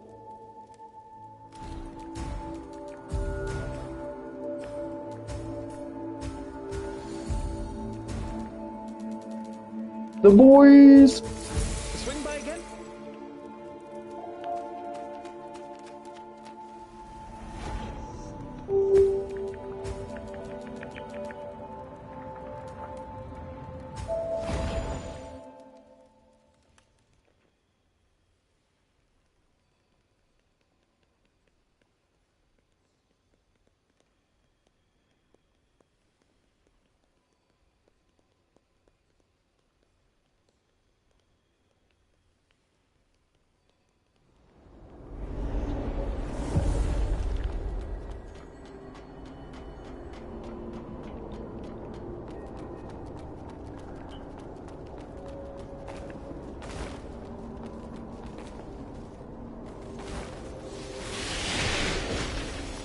No, I haven't.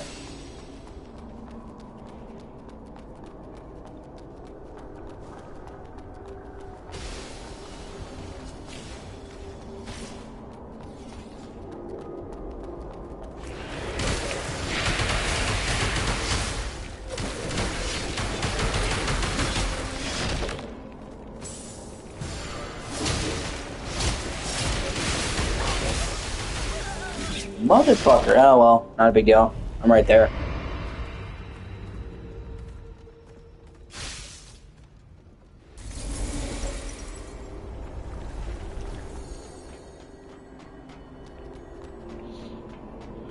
I've gotten into the second half of the game. Last night I fucked up and I deleted my save file. I had a couple of different save files. I was trying to prune the ones I wasn't using, and I deleted my main save file and fucked myself, so I said fucking start over. There are some things I missed anyway. And I'm trying to get 100%.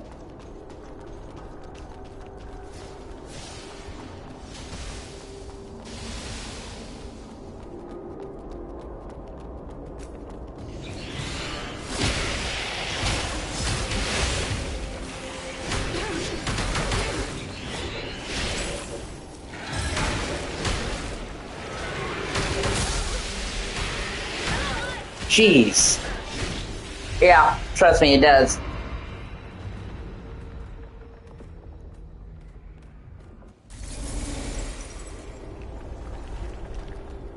But thankfully, I enjoy this game enough. It's not a major problem. I mean, it's far from fucking ideal, but yeah. Like, if I didn't like this game so much and that happened, I would have just said fuck it and not replayed it, or came back 2 months later.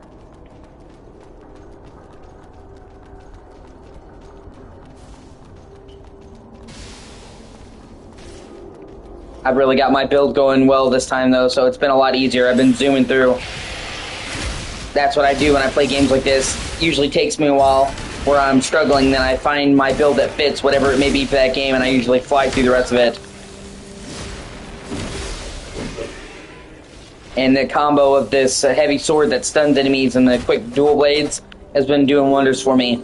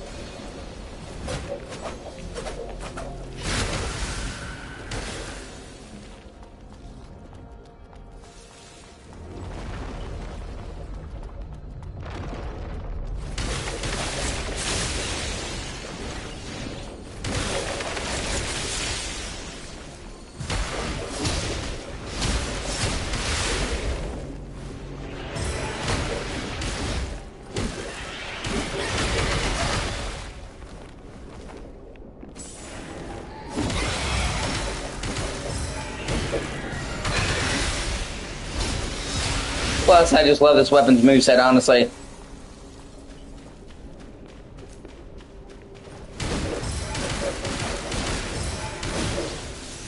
And with the way you can chain weapons together by doing weapon switch attacks, I can effortlessly change between the slow, wide area greatsword and the quick, short-range nimble swords.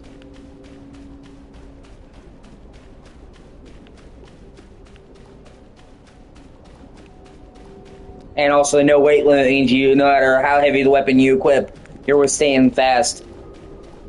So.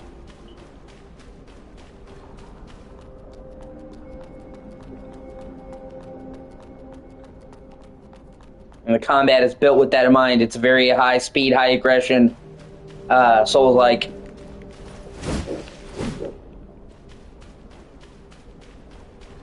And I like that. Even usually when I play these games, I go fast, in-your-face, aggressive playstyle. So the games that cater to that, you know, speak to me. That's another reason why I love Bloodborne so much.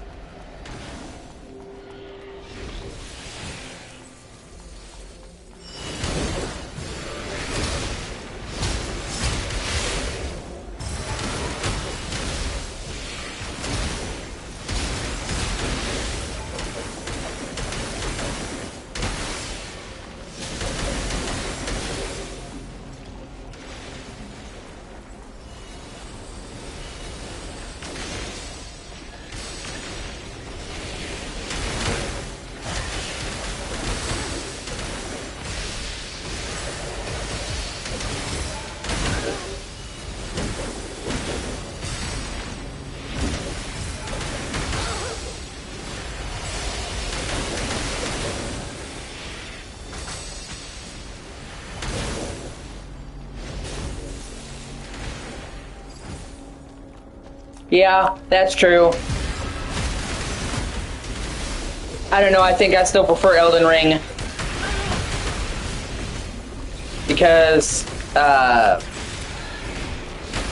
maybe it's not as aggressive, but it's still pretty aggressive. They still took elements from Bloodborne and put it in there. And, I really like the shield guards. You know, the, critical breaks. I like the jump attacks. And there's just so many more weapons and shit to play around with in Shadow of the Erdtree. And I also really like the new weapon types they added with Shadow of the Erdtree. In particular, I really fuck with the backhand swords.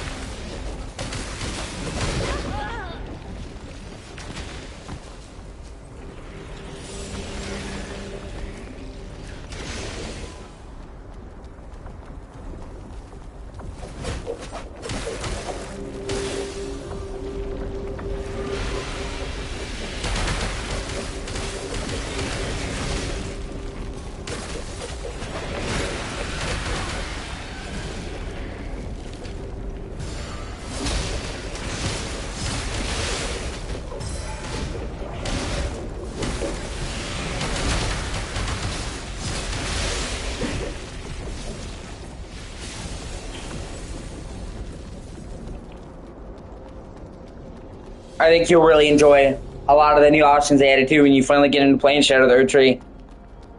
They got really creative and added a lot of new weapon types that we have never seen before in the series.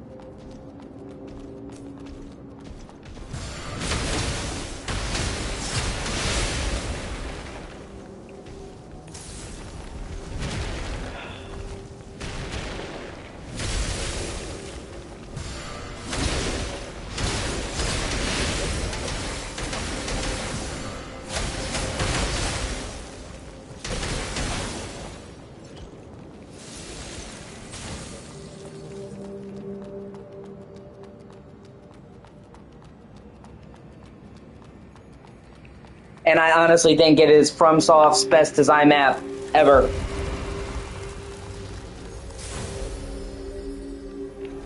Which is saying something because they're known for making amazing maps, so.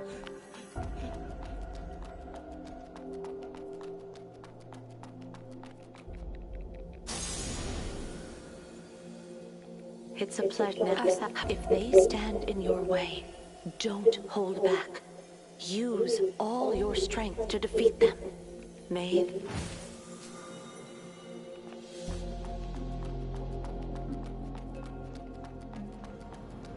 And the DLC is a lot better now. They went through and they fixed the parts of it that were bullshit.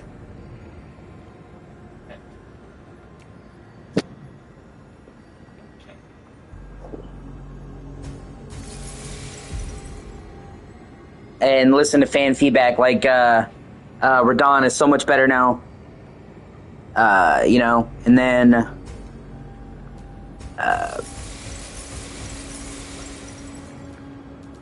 yeah, they made it a lot better.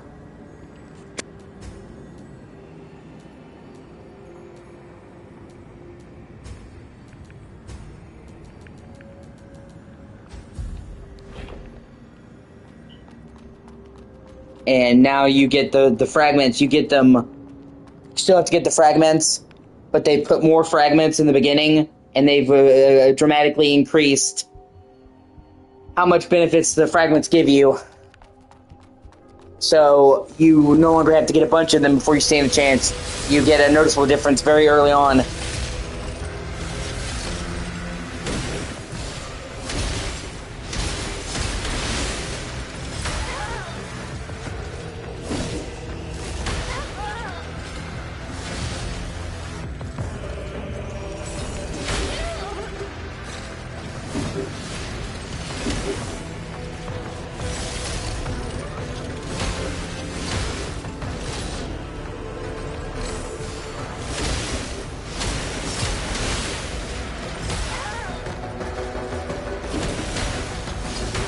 Really, bro? Holy shit. Ah, whatever, I'm right there.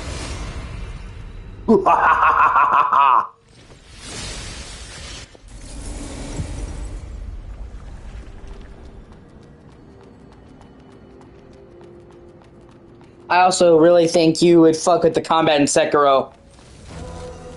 It is insane, high speed and aggression. And honestly, that's one of my favorite combat systems in the entire series.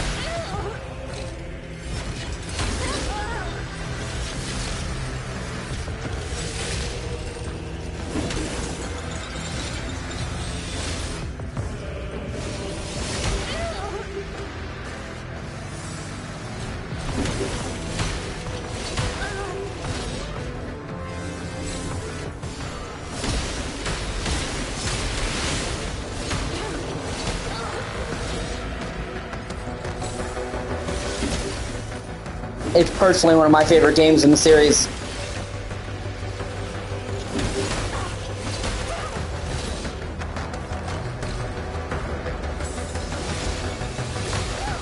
It also has my favorite movement in the series.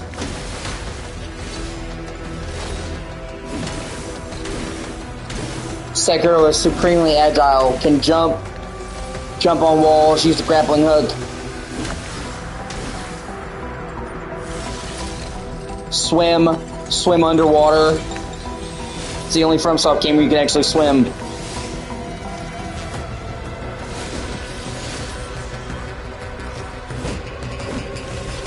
And they actually have a lot of really cool underwater segments. Because he swims very, very fast. It's not like a... what the fuck? It's not like a slow, tedious part. Like, you swim, like, super fucking speed, and you don't have to worry about running out of water, or running out of air, I mean. So it's more like they use it to almost kind of add like a Metroidvania aspect to the game.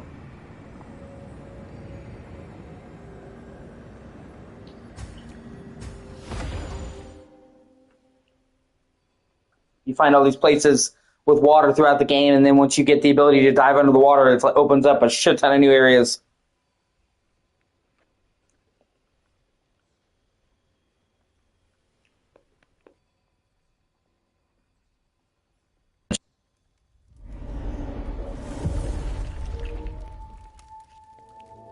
Okay, it's trucking. Oh, it's...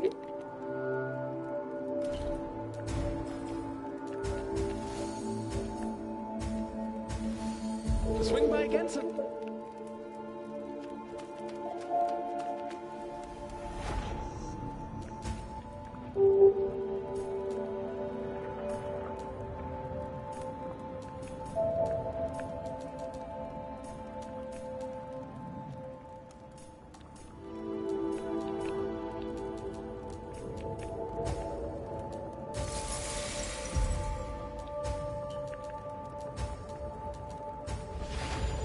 Now I leveled up a shit ton, I should be able to fuck that guy up. I was already doing a pretty good job.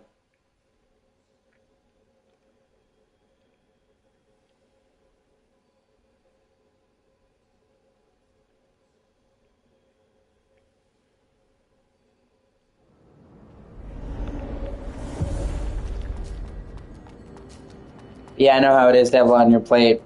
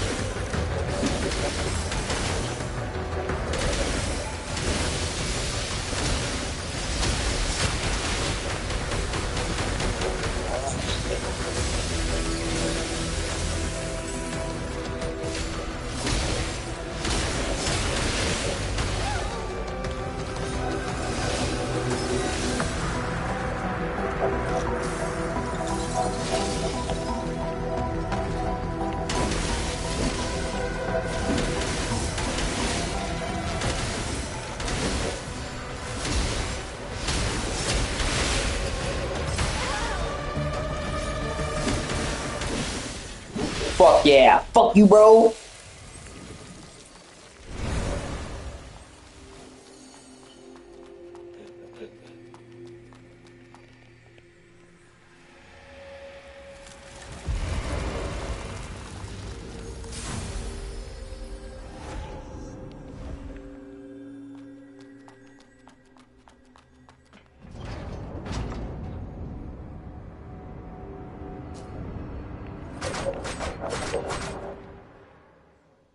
To the underground, Batman!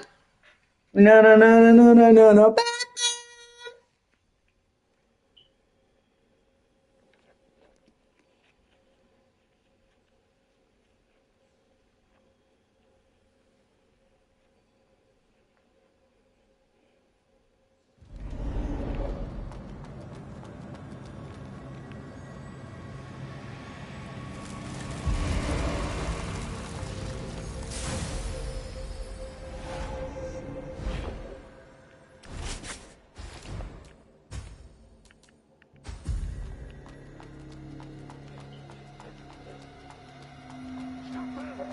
Don't blame me if I end up hurting. Well, I'm a Adrenaline. I'm a scholar and, well, the doctor of this area. This is my assistant. Greetings. What are you doing? What? You managed.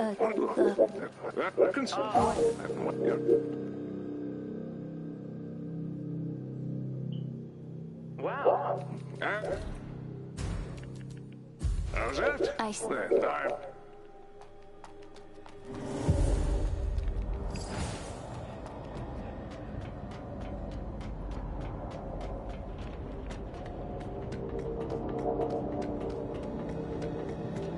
This area pisses me off a little bit because the insta-drop balls really get on my fucking nerves. It's not terrible, but it's not great either.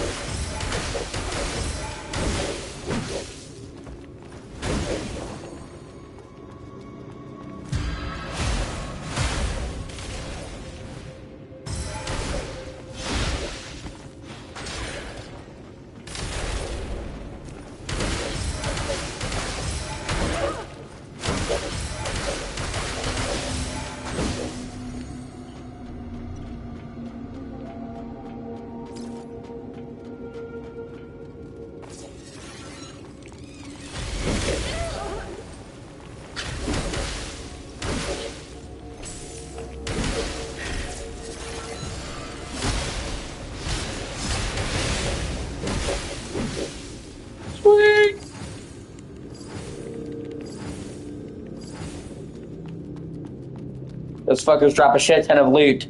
But A, they can fall off the ledge, or if they're too close to the ledge, it'll automatically go off, and I've lost a bunch of loot that way, and that's bullshit. So I had to make sure he wasn't by the ledge. And B, they try to get away from me. They're almost like little treasure goblins, or this game's version of them anyway.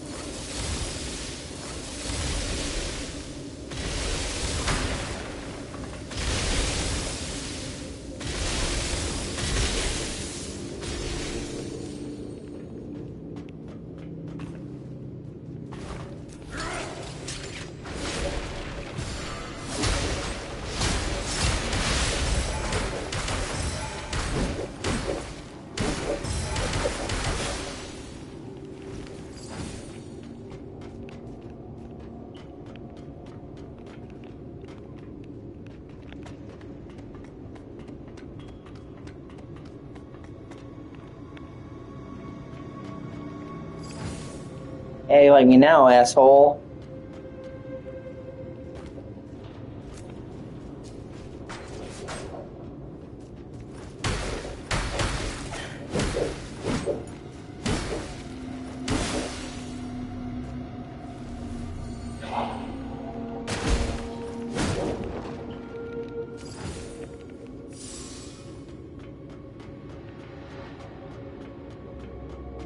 Thank you for watching. I really appreciate you. Should like, comment, and subscribe. Do it.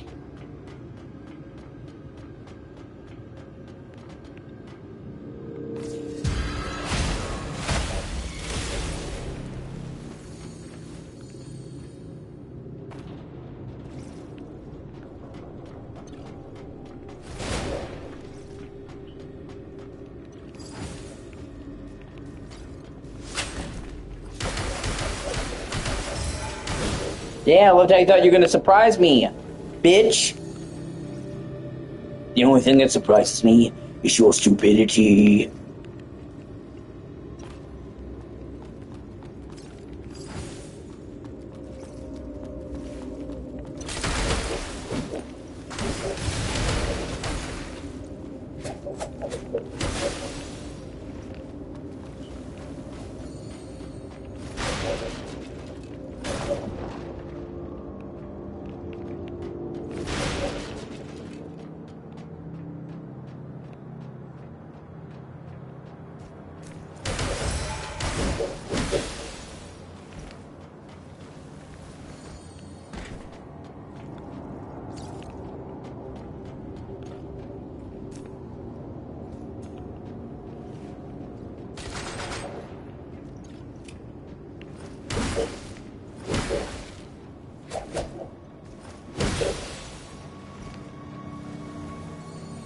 See, there's a fucking annoying amount of instant drop deaths, and I fucking hate it.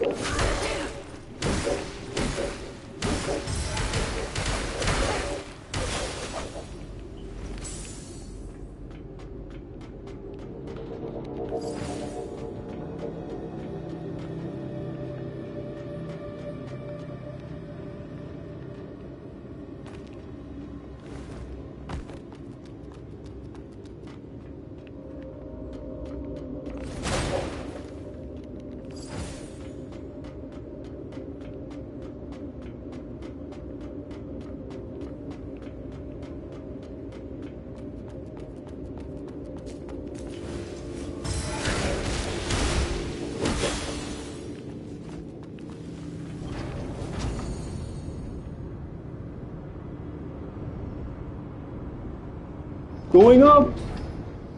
I think. Oh, fucking stupid bugs. I'm so tired. I have to put more. Fucking assholes.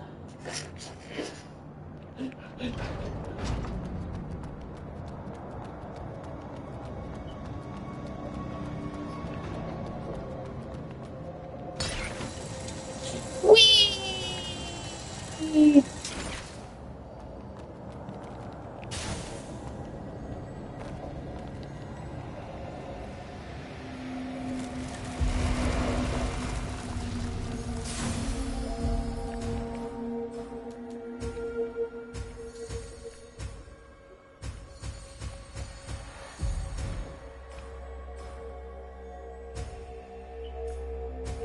Yeah.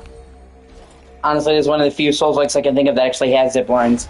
That's another thing that kind of does stand apart.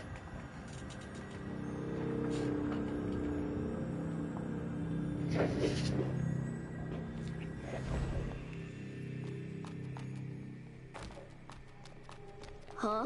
But you and What do you want to learn? Don't forget it.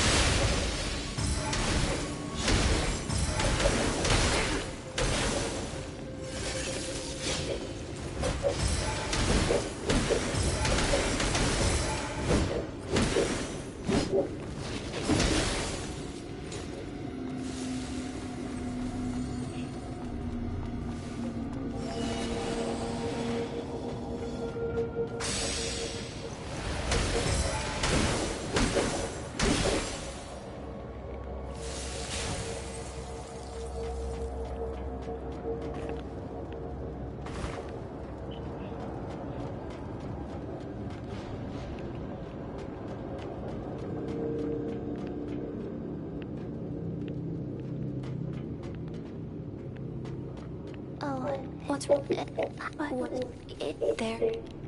Vessel? That's come up. Child.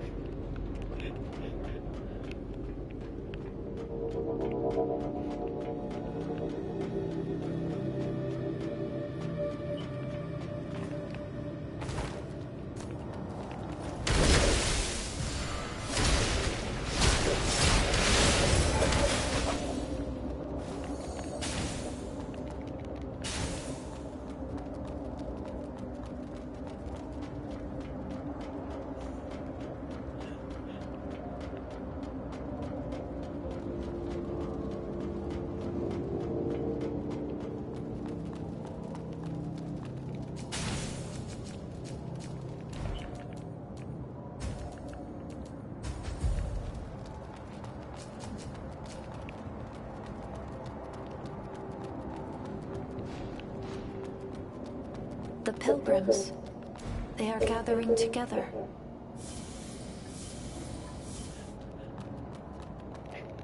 I should return to the branch and wait for a while.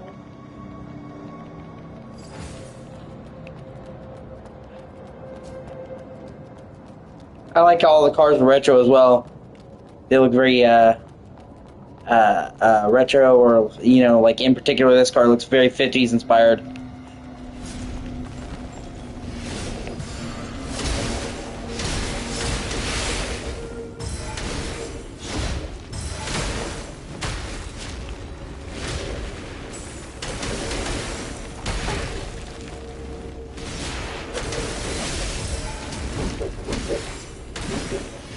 Love me a 50s hot rod. Well, shit.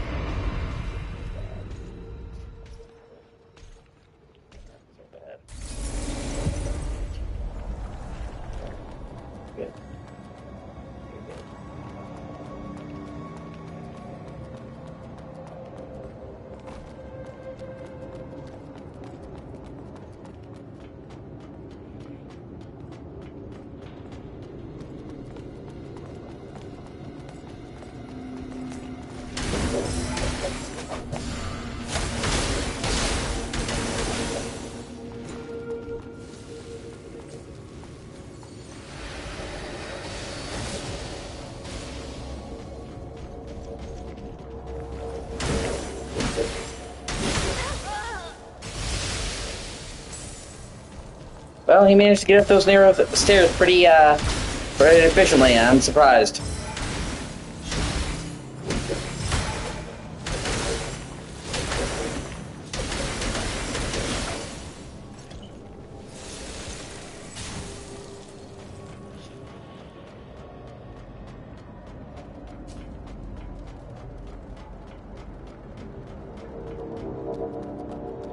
Oh my god, I'm so tired.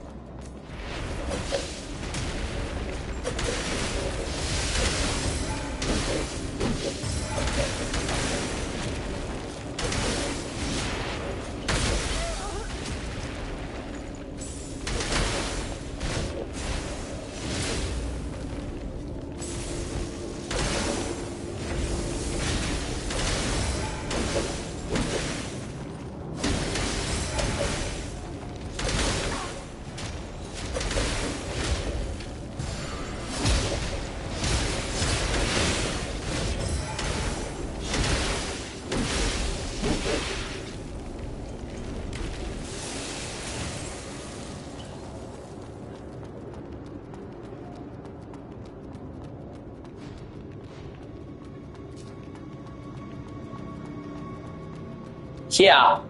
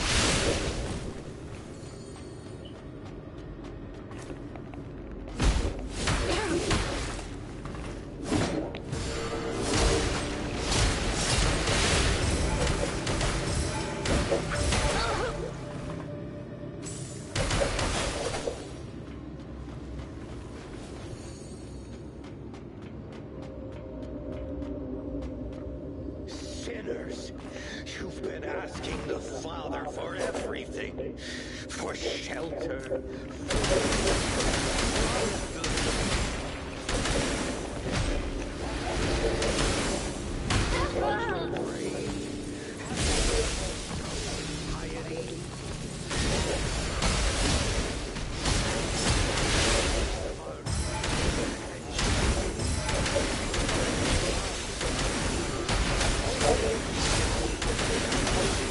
To Elysium.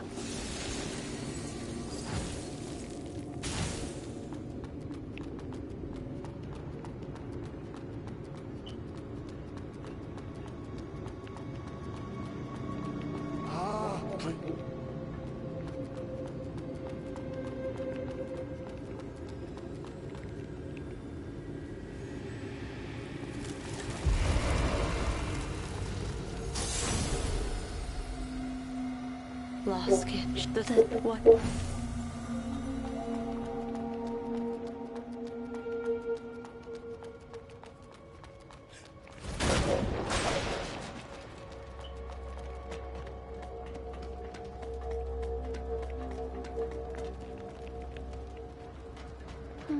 Master Lost Kid.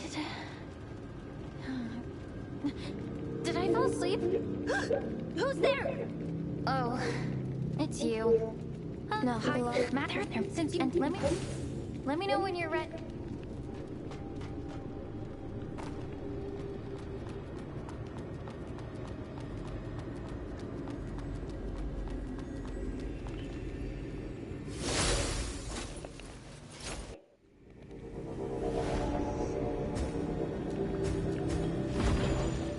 Basically, you have to buy these items because you lose a fixed amount of your souls on death, like I've said before.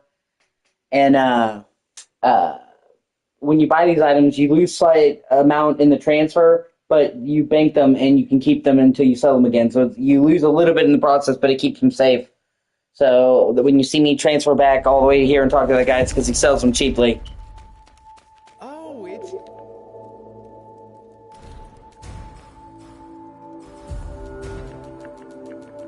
See, mechanical part. You buy them for $5.50, and then you can sell them for $4.75. So you lose about $60 on each, but overall you're keeping all your shit safe.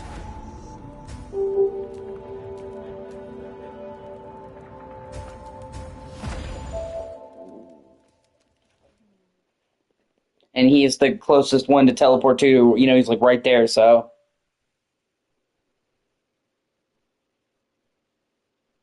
I get a bunch of souls, go to the gear, and then when I'm ready to level up, I cash them in.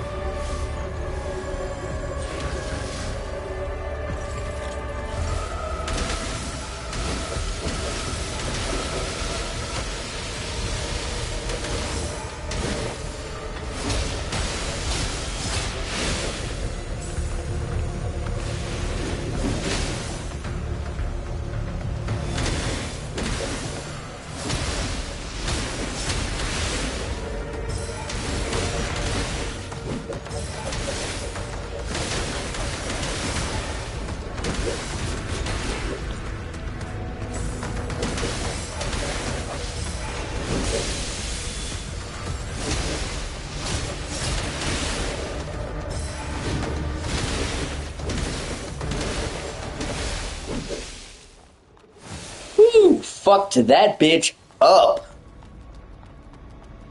Damn.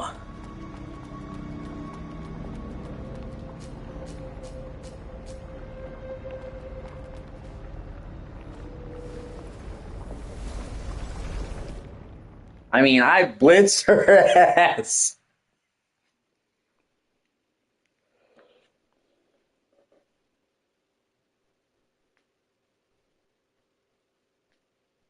I mean, she barely touched me, dude. I was fucking stomaching her. Yeah, this place is pretty cool. It's all like gold and religious and shit. The game has a good amount of variety in the different places.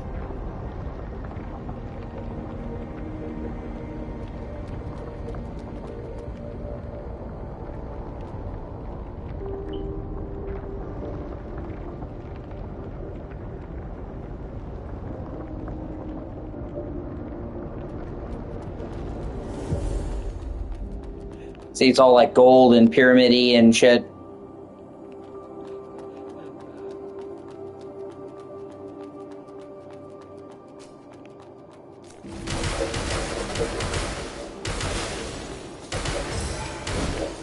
Kind of a fresh take on the religious, headquarters thing.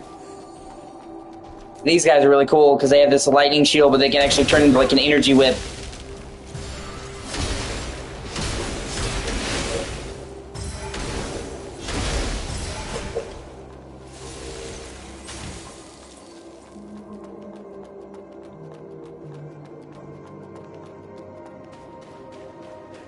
And then in between, you go outside and see the city. You're really high up.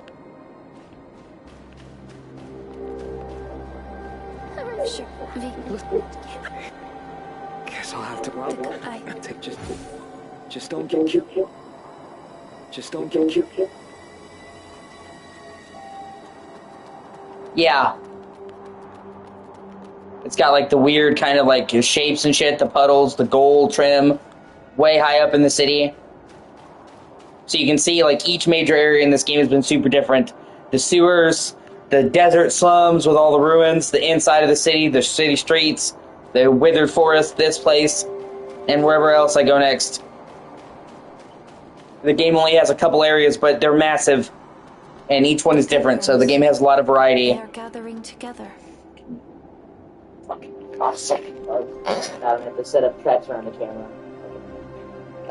Well, more traps, I guess.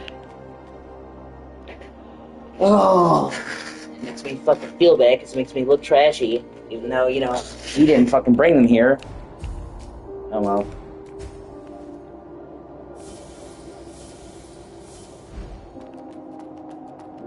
I should return to the branch and wait for a while.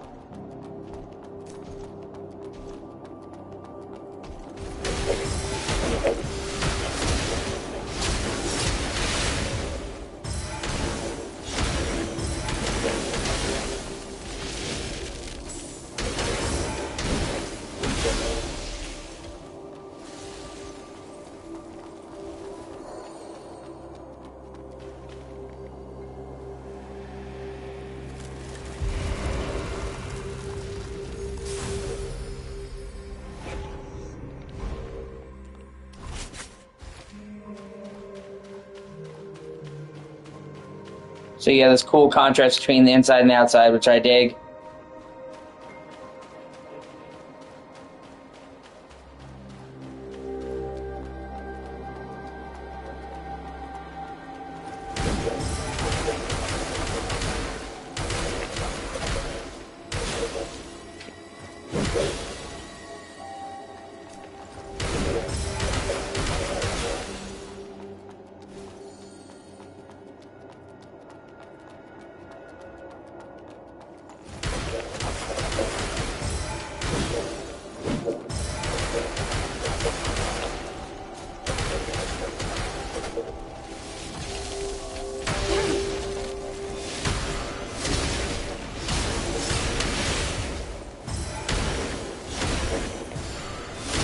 Beware the Ooga Booga!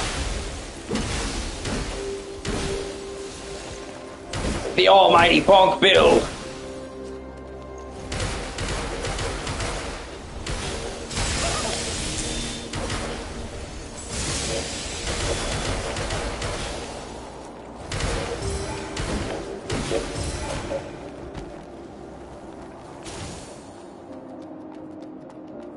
Brought to you by Fuck You, That's Why.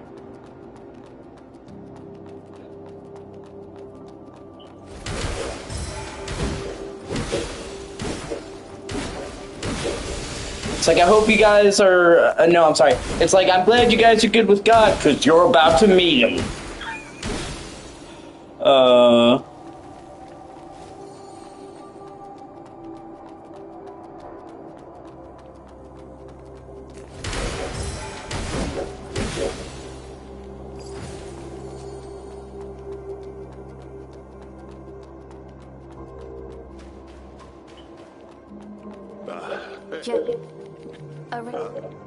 Did you run? You keep it vague. Please don't.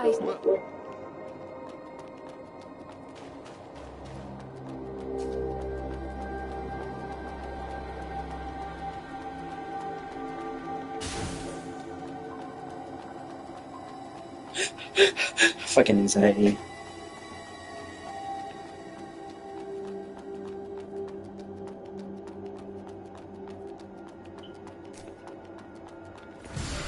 Ooga booga!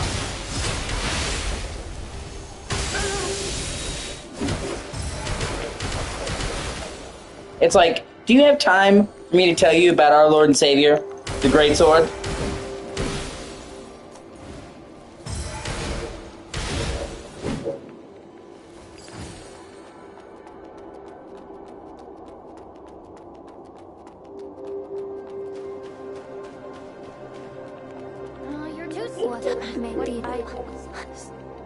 Since the bishop, anyway, there's me coming short. I'll never give.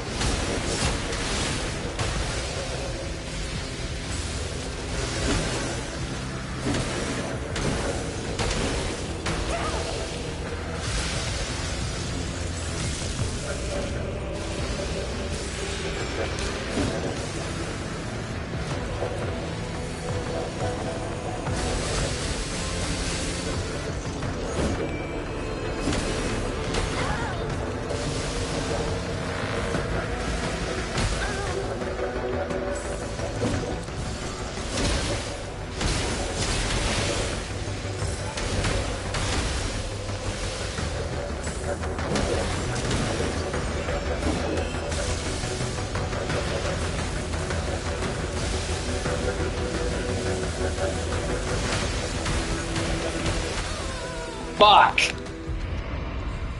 That attack is difficult to dodge. Fucking douchebag.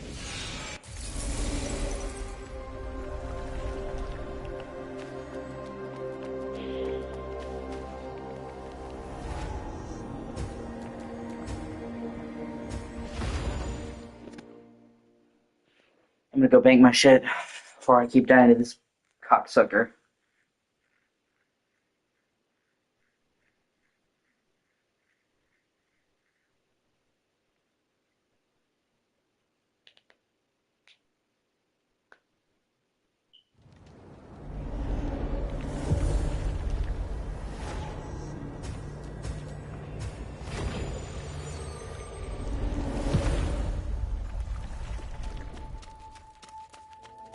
Oh, it's...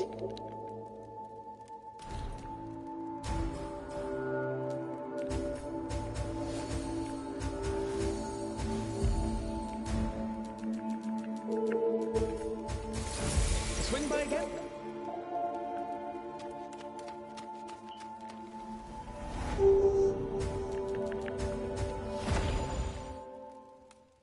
And this is just the lower level. Later on, you come up to the upper level of this place.